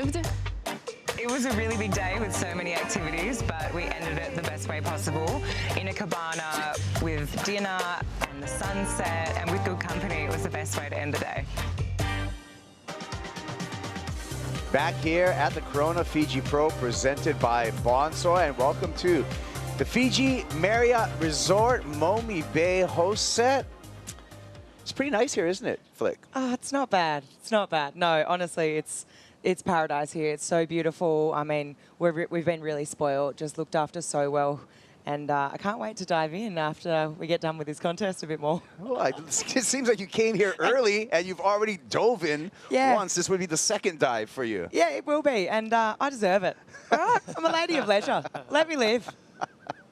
It is beautiful here. Thank you to all the staff that has looked after us. It's been wonderful. I've been averaging about 25 bulas a day right now. Bula, Jesse, what do you think about this this matchup here in the final heat of the round of 16? Ethan Ewing, again, another must-win heat up against Ryan Calnan. I mean, this is a very tough heat for Ethan to draw. Like in a left-hander like this, Ryan Coleman is just going to open up, and the advantage he's going to have on Ethan is just the variety, right? Like, he's with the right foot forward, facing the wave. He's going to have that beautiful canvas to just apply whatever really he wants and be creative. On the other hand, I mean, Ethan is just lethal. His backhand is amazing. He's so sharp. Probably the sharpest surfer on tour right now, the one that lays the most on Rio. So it's going to be a great match. I can't wait to unfold. Yeah, and really interesting stuff going on right now because we have Italo Ferreira. He's currently number 4 in the live rankings. We have Ethan Ewing, who's fallen to number 6 in the live rankings. And looks like there's a board change up for Italo Ferreira, who's trailing Baron Mamiya, Flick. Yeah, it looks like... Oh, no, they're just taking the one. But, yeah, board changeover right now for Italo. I mean, he has been going really hard, let's be real. I mean, he's been taking a lot of chances, had a couple of hard falls, so maybe a buckle on the board. Yeah, he's definitely... I think that has to be the most busy heat we have in the first half right now. Like, we see, like, Italo with 10 waves ridden and Baron Mamiya with 9 waves ridden on the first half of this heat, so that's very impressive for both of them. And just trying to keep busy and maximize the opportunity. Baron actually started off pretty decent, you know, for a 5.5 and 4.67 in the last 2 waves, building up some momentum. Yeah, busy heat, like you said, but Flick, we talked about just being free. Baron Mamiya, you know, he cannot get into the final 5, but he can play spoiler. He knows he's on tour next year, so this is a heat for Baron that has not a lot of downside and only upside for him. Oh, for sure. And also just getting more reps on the board here at Cloudbreak. I mean, it's absolutely pumping. Look at this set just rolling through the lineup now as we see Italo. Ferreira on the Patterson. Smooth carve there. Board looks good. Let's see. Barrel seeking on the inside. Has to put on the gas pedal. Had a little stall and then just clamped behind him. Easy bottom turn and a slow top turn, so he's going to give up on that one. That's Baron Mamiya who's in the lead and will go out and secure priority once again. Yeah, I think, oh, here we go, out the back, someone having a look. Yeah, Ethan Ewing peeking over the ledge there in the non-priority heat. And Baron now quick back to the drawing board. Hammers the lip a couple times. Now remember, Baron just needs to improve upon a mid-range score to extend his lead over Italo Ferreira. That's great surfing right there for Baron, actually. As much as that wave didn't have much opportunity, I just loved how solid he looked at his board. No wobbles, you know, just cutting through the water nicely. That second turn is just getting very vertical, kind of cutting it short, stamping on the back foot. Good surfing for him. Looks like we're going to see Ethan up and riding. Double E hooks it there. Some white water to deal with on the heels, no problem. Comes around smoothly, swinging the DHD through its paces here. Ethan Ewing, numerous backhand carves, and just looking smooth, rhythmic. A nice opener for Ethan Ewing in a very important heat in his surf career. Yeah, that was a really tricky wave to surf. I mean, there was a lot of foam, there was a lot of whitewash there, and just to speak to what you were saying, Jesse, I mean, we just got to see a clinic of backhand surfing. I mean, he was powering through those turns. It looked seamless for as tricky as this wave was to ride. Definitely, Flick, and as you see it right here, just how he cuts the water so nice. That first vertical snap was money. Then coming out, really bringing that board, the nose all the way back around once again, and just looks solid. Doesn't seem rattled. Doesn't seem like he's in that much pressure right now, and that's what you want to see. Like, because everyone's expecting him to look a little bit wobbly, right? Like the judges, spectators, because there's a lot on the line. But he just proved everyone wrong and just shows confidence, and that's what the judges want to see you on top of the board. Yeah. When we look at Ethan Ewing on the way back out, his history up against Ryan Callanan, he's 2 wins over Arcal. Arcal did get Ethan one time, and that was back in Margaret River in 2001. But 2023, 2 times Ethan took a win over Arcal. Probably the most important one was the final that Ryan Callanan and Ethan Ewing shared at Bells Beach in 2023. That was a groundbreaking moment in Ethan's career, Flick. Yeah, it was. I mean, ringing the bell, you know, so many years after his mum had done 40 years. Yeah, 40 years, thank you. 40 years crazy. after his mum had done so. I mean, what an incredible story.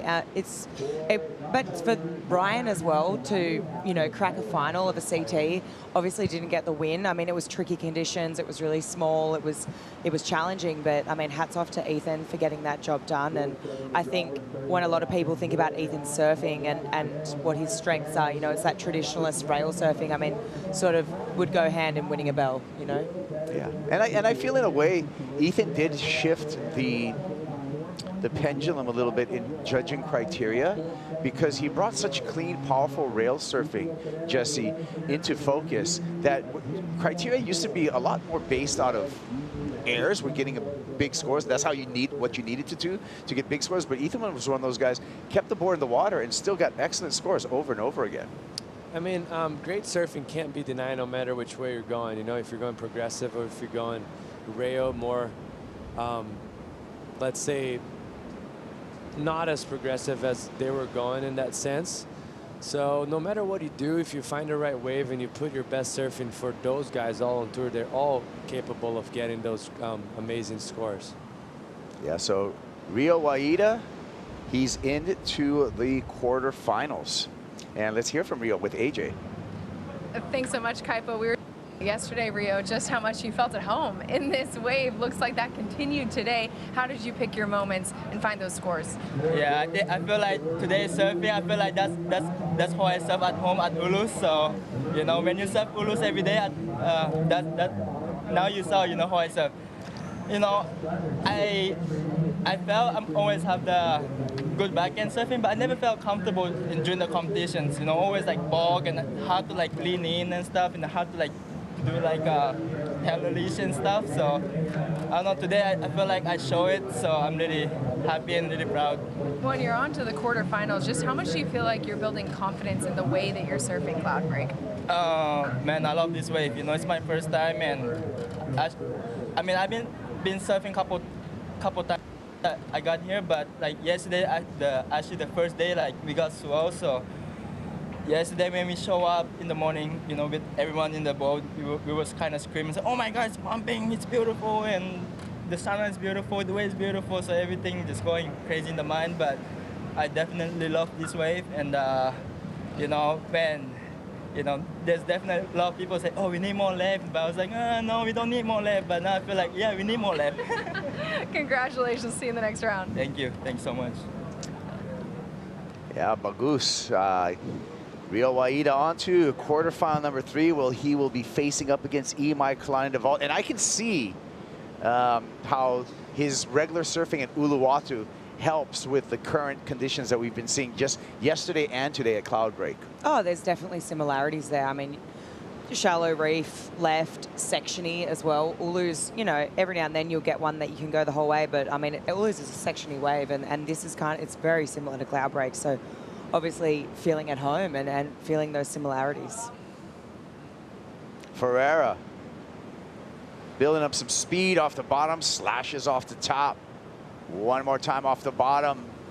He gets a little air under his board there and gets kind of clipped. So little hung up there for Italo Ferreira. He's chasing a 6.4 at the moment up against Baron Mamiya. So maybe a missed opportunity there, Jesse. Yeah, that might have been a missed opportunity. It's hard to see what the wave ended up doing. We'll get back to that after Barron's wave. Barron stalls off the bottom, carves off the top, just hangs with it, realizes there was no future in that wave, so he's going to kick out and control the lineup with priority. Yeah, like as we were seeing it, I was looking at his wave, and the first gouge is beautiful. Second turn, very critical, and I was liking what I was seeing. And then the wave kind of bottomed out halfway through and like started dredging all over, and he kind of got a little bit late, so maybe he needed to cut it short a bit. Well, I guess we'll see that now. But as beautiful read from him right here as he's going to start to drive through that turn. And this is what I'm talking about. Critical, beautiful snap right there. Airdrop and falling off the sky, and that barrel section right there had actually a lot of opportunity. We're going to see him airdrop out of the skies. And I was almost hoping he would just tuck in under that and just drive through, because you can see us wide open, and actually got even more wide as he went down the line. I don't know if he ran out too fast or not, but it might have been a good opportunity for him to get a big score on it. Easier said than done, obviously, right? I'm sitting on a chair here. Well, very easy to mind surf, but this is where there's the smartest surfers in the world sit on the host set, because you don't make any mistakes over here. Because you're dry on land, you get to see replays. Flick always says it, hindsight's a perfect science. Is that what you're saying? It is. Hindsight's a perfect science. So yeah, but that's what we do. So, but this is a tense time for Italo Ferreira.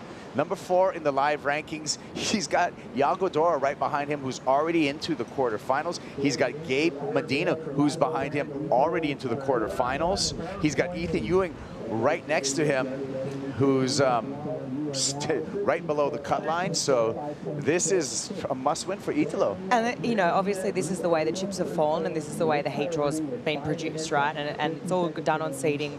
But there's something to be said about surfing first and already having that momentum, as opposed to, you know, Italo and Italo and then Ethan, who are surfing at the end of that round, already watching those people progress, right? Like, surely you're doing your best to keep that out of your head, but it would be playing. It would be factoring in for sure.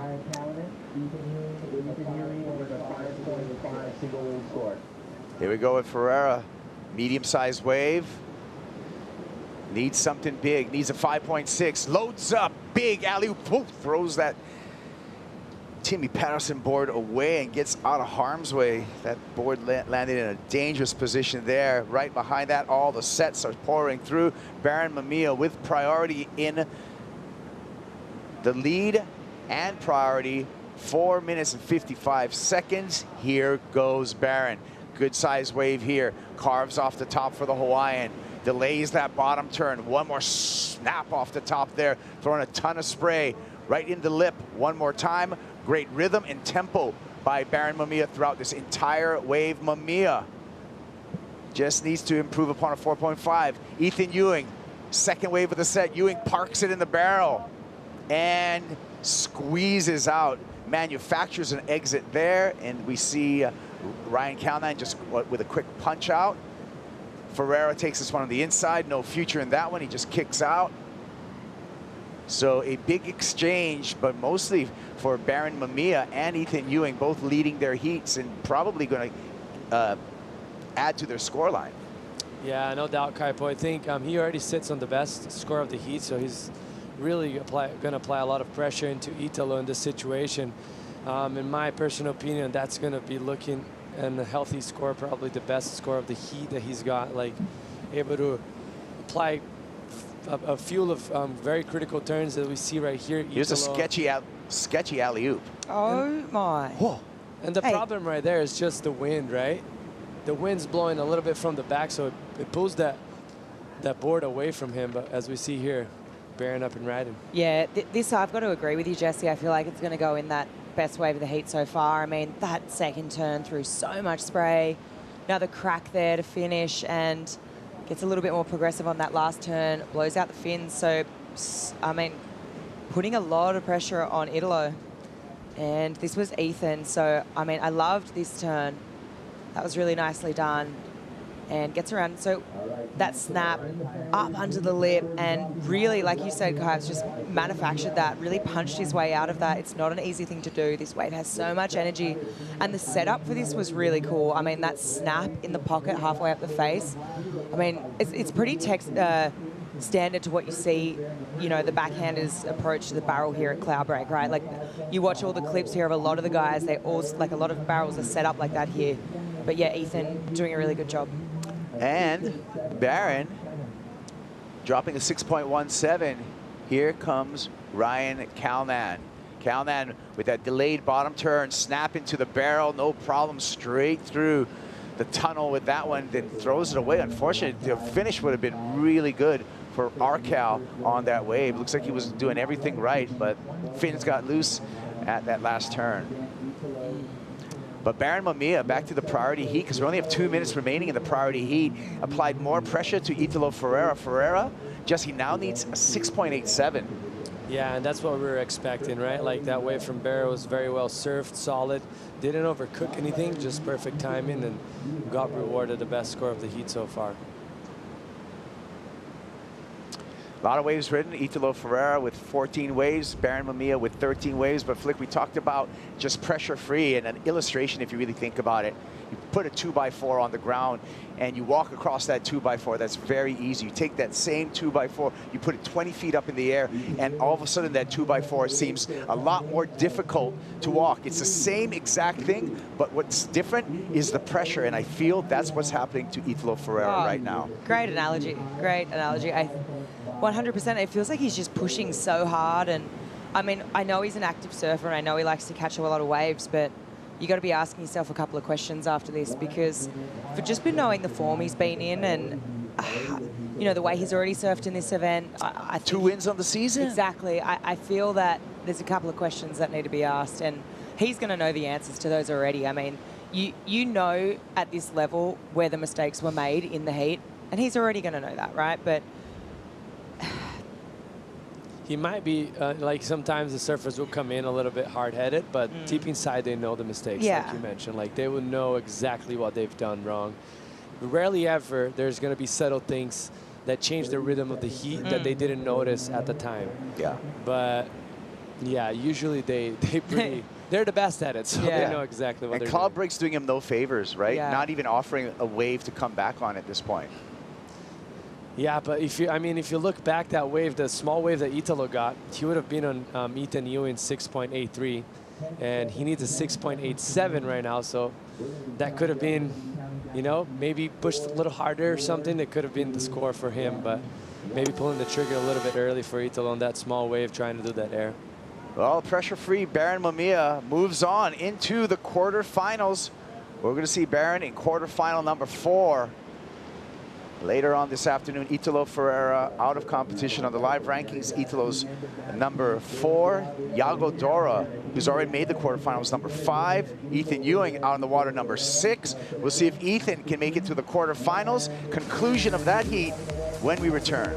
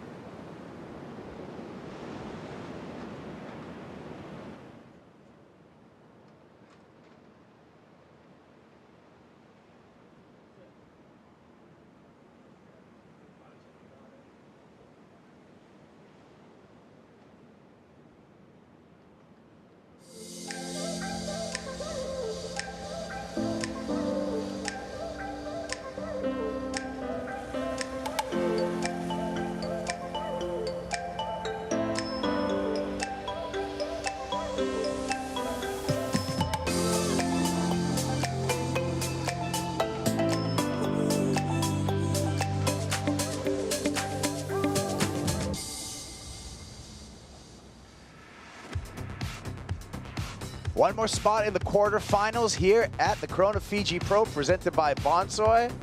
A happy Hawaiian, Baron Mamiya, is into quarterfinal number 4, taking out number 4 in the rankings, Italo Ferreira.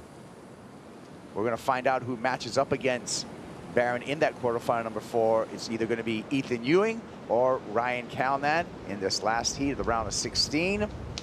Kuiper Guerrero, Flick Palmentier, Jesse Mendez on the call, and Ethan Ewing with heat control out in the water. Jesse, he's got the lead and he's got priority. Yeah, and he does have a good gap right now. I guess that 6.83 was clutch for him. Mostly in that situation of the heat, you know, before his heat even started with priority.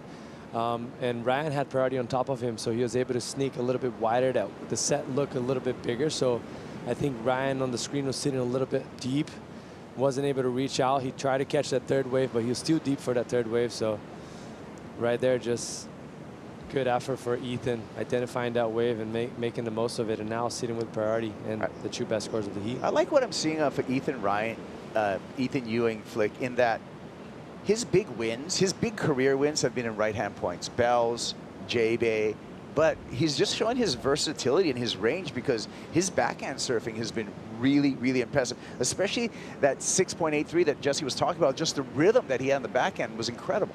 Yeah, I agree with that. And I think, you know, I mean, there's been similarities drawn from his surfing, you know, to the greatest surfers of all time. You think Joel Parker, you think Andy Irons, you know, even a little bit of Mick Fanning in there. And I mean, it's reminiscent. You see him on this, you know, big left-hander, wave of consequence. And I mean, that's why I love that this wave's back, right? We're getting to see this style of surfing that we haven't really seen showcased, which is awesome. So, yeah. Yeah, love it. Performance lefts on tour. Thank you for having us back, Fiji. AJ, hey, AJ's out on the Red Bull boat, the Red Bull Athlete Zone. Let's see what AJ's up to. As you guys know, I am loving being on the roof of the Red Bull Athlete Zone, but in order to do that, I have to make sure I keep my skin protected with Shiseido. This is a really great sunscreen, water resistant up to 80 minutes, and recent studies show that surfers are so much more likely than the general population to have things develop like melanoma, like skin cancer, and so really important that we protect our skin, and shout out to Shiseido for making that so much easier to do out here in the middle of the ocean. Yeah, Shiseido, and you can feel good about the packaging there, 90% plant-based plastic packaging on those Shiseido products, and Shiseido's been a great partner with us, not just on the championship tour, but also with our efforts with WSL One Ocean, and the Shiseido Blue Project has done great stuff at every single stop on the championship tour.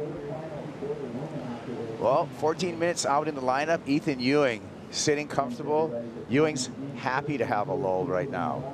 Happy to have the clock burn down, because he's in the lead up against our Ryan Calnan, Flick. Yeah, this is exactly how you want it to play out. It's so funny. It's the opposite for Ryan, though. He's thinking, you know, I go back to that barrel of Ryan's, and then when he came out, he fell on that turn. I feel like if he would have made that, I feel like he would have been a little bit more at pace with Ethan. I think that, obviously, a mistake, duh.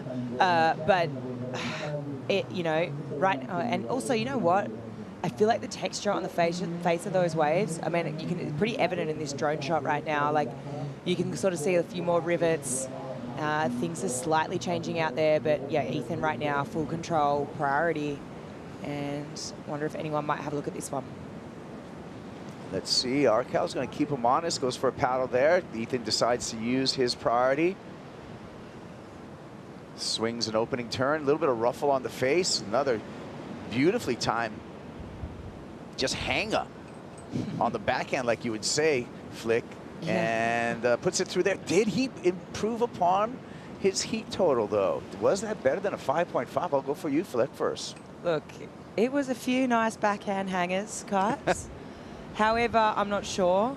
You know what I will say is I just feel like with all the pressure, it doesn't look like it in the way that he's surfing. He looks so solid on his feet. Let's have a look here. So just beautiful surfing. I mean, carves through that first turn. There was a rivet at the top of that face of the wave that he just powered through again on the second one.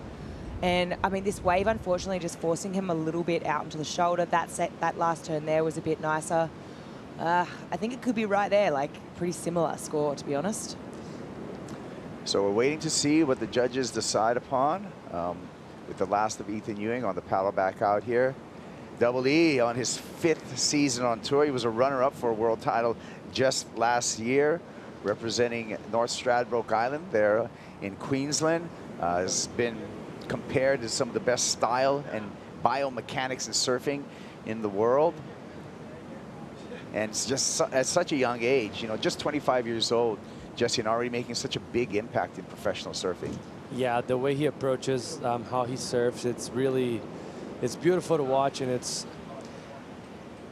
really second to none. The way he cuts the water nowadays, I don't see anyone actually being as sharp as he is, mostly front side, obviously backhand the same way as we just saw in his last few performances of him. Ryan Callahan's going to take his turn. Arcal sets up off the bottom, carves off the top.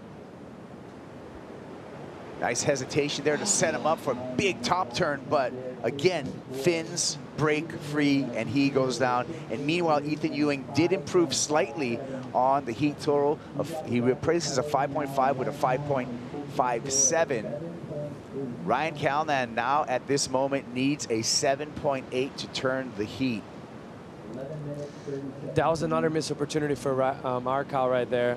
Beautiful first carve, and the second turn even better. That was going to be, in my opinion, no doubt the best wave of the heat. Like, if you look back to a few waves that he's done it before, the 4-point ride that he had, the Bryant came out and ended up getting stuck on the lip. That was a great wave. Missed opportunity. This one, he went even bigger and missed it again. So those are 2 waves that would have probably put him in the first position right now as we were talking. Yeah, you even think back to yesterday, right? Like, I know it's a different day, different context, different scale. However, he was dropping like 6s and above for those 2 big crazy turns. Ethan Ewing. Couple of nice turns there for Double E. Oh, and he's just going to have to bail out of that one with that slip. So not going to change the scoreline. Ethan Ewing will remain in the lead. Priority will go to Ryan Callahan, however, and Arcal will have a chance. Here he goes. Callahan fading that bottom turn again. Cutting it short on that carve, looking for a barrel on the inside section, has to duck out. So now it's going to be a race for priority at the 10-minute mark. Yeah, both surfers actually giving each other a few opportunities to either close the gap or get away from it, and both didn't capitalize in this moment. Ethan on that second turn, that was massive. Feet kind of got unglued right there, and he wasn't able to fit that third turn in, unfortunately for him, because he'll probably be looking for a great score on that wave. Looks like they're not going to paddle. It seems like there's a good gap in between them two, and Ryan's like, it's not worth the pushing and wasting energy right now. So Ethan will go back out to the peak with heat control. Baron Mamiya into the quarterfinals. It's here from Baron. He's with AJ.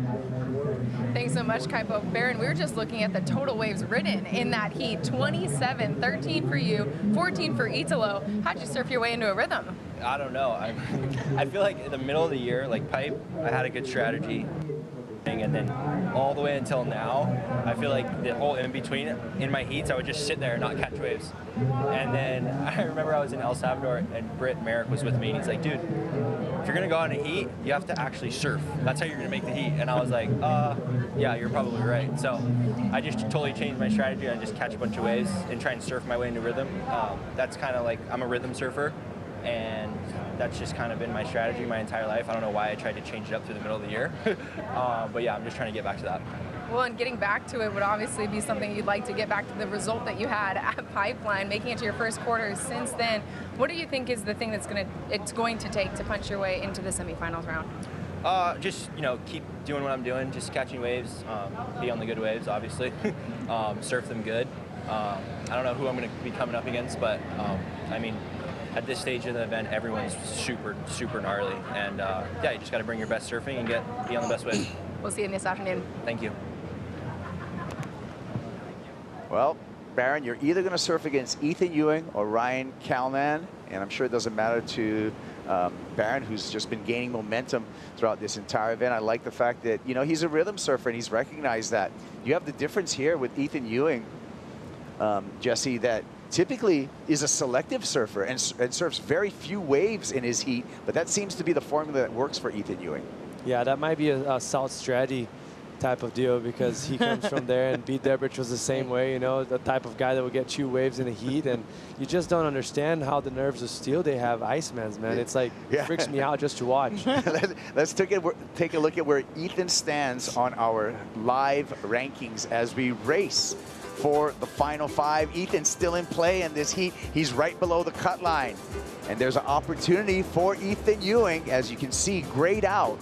Italo Ferreira out of competition, Flick.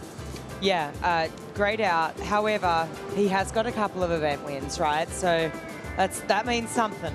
But, I mean, for me, the fact that Gabby is still in the mix and keeps powering through with the kind of scores and decision-making he's making in heats, I mean, that's really exciting for me.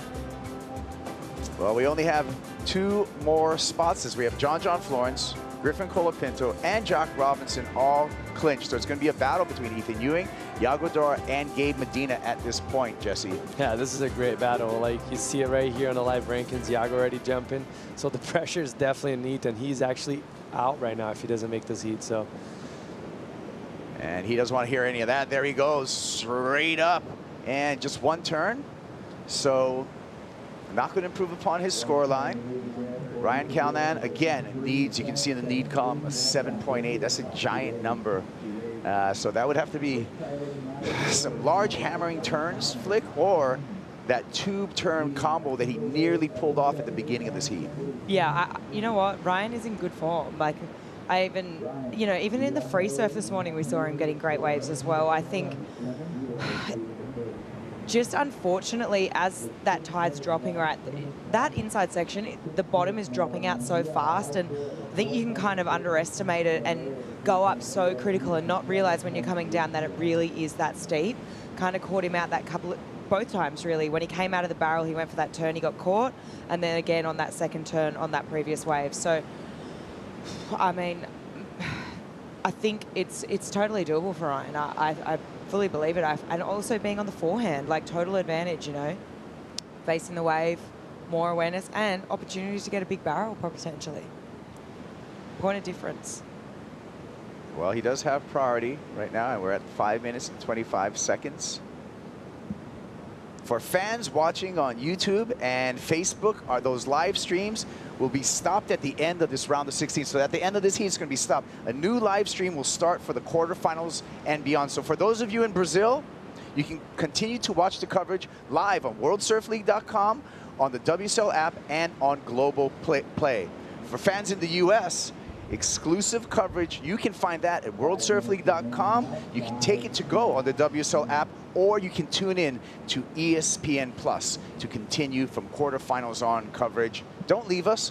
Just switch the stream, and we give you a number of options. If you ever are searching for some way to watch the best surfing live, remember, you can take it anywhere with you on the WSL app. Stay tuned in. Why would you leave? We're so much pressure-filled heats coming up. We got surfers trying to get themselves a chance for a world title, like Ethan Ewing right now, who's holding it down with 4 minutes 15 seconds. Flick, he's getting ever so closer to, you know, putting luck in his corner for a final 5 spot. Yeah, he is. Nervous times for him right now. I mean, he took that last wave, used his priority, kept, you know, but now he's handed that priority over to Ryan, and he's just got to basically sit there. Ryan's going to dictate the end of this heat. Ryan's got a couple of decisions to make himself, you know. What wave am I going to go? It looks like there's a bit more texture on the face of the wave. I mean, probably the second wave, third wave of the set's going to be better. Yeah, I'm with you. I feel like with those conditions, with winds blowing kind of from the back, like cross offshore, maybe even a little bit just cross shore right now, it really like cleans up. The first wave comes in, cleans up the lineup. Second wave is more groomed. As long as the first wave is not bigger than the second one and creates that whitewash, you're going to see a much cleaner face on the second wave. So great point right there, Flick. And you see the surfers identifying a lot of that. They know that on the back of their head, you know. The problem is how calm you are to let that first wave go, you know. Especially if it looks good, right? Yeah, totally. And I feel there's no guarantee sometime for a second wave as well. You know how the ocean works. You see an indicator of the wind there with the Fijian flags flying in the channel. magic place in the world. If you're a surfer or just want a vacation, Fiji really has it all here, and we're so happy at the World Surf League that we're able to return here. 2025, we're going to crown a world champ here, and beyond the relationship with the Fiji tourism and the local government that's been giving us so much support looks really, really bright. So, pro surfing, talk about the Dream Tour. The Dream Tour is in full effect. Of course, we'll release the schedule for the 2025 Championship Tour. That's going to happen after the conclusion of the Lexus WSL Finals. That's going to be next on our calendar. That's going to start September 6th through the 14th, that one-day event to crown men's and women's champions. All happening, again, worldsurfleague.com, or you can take it to go anywhere on that WSL app. Caroline Marks is coming up against Tyler Wright when we switch gears into our women's quarterfinals, Flick. Yeah, big heat coming up. And you know what? Caroline, obviously, I mean, she wants to win, of course. She wants to put in a good performance, but Tyler has nothing to lose. I mean, Tyler, similar to Barron in that previous heat, can kind of spoil, you know, and take that dream away from Caroline. She's so, you know, I just think both surfers, though, they've, you know, Caroline, let's just think about the momentum she's had, right? Like, world champ, Olympic gold medalist.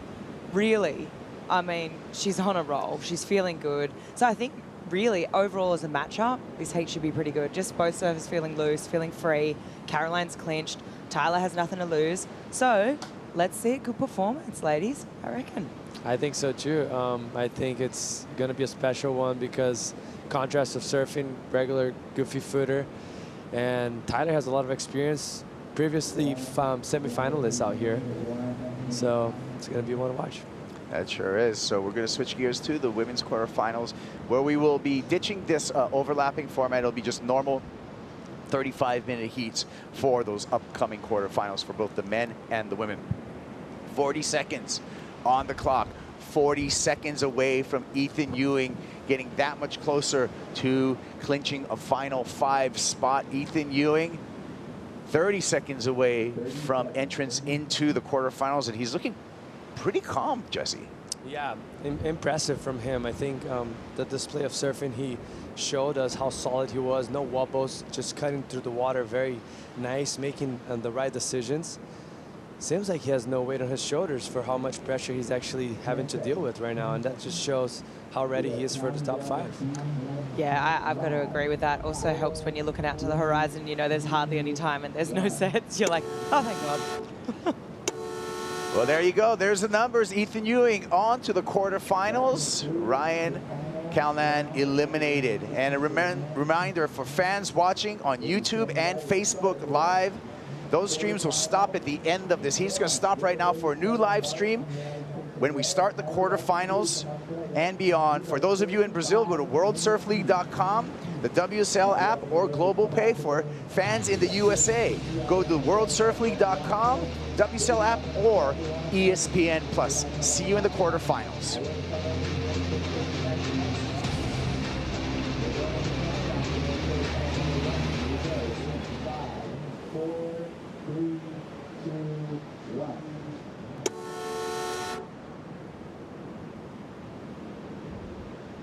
There we go. We're not doing overlapping heats now. It's just our 2 competitors in the water.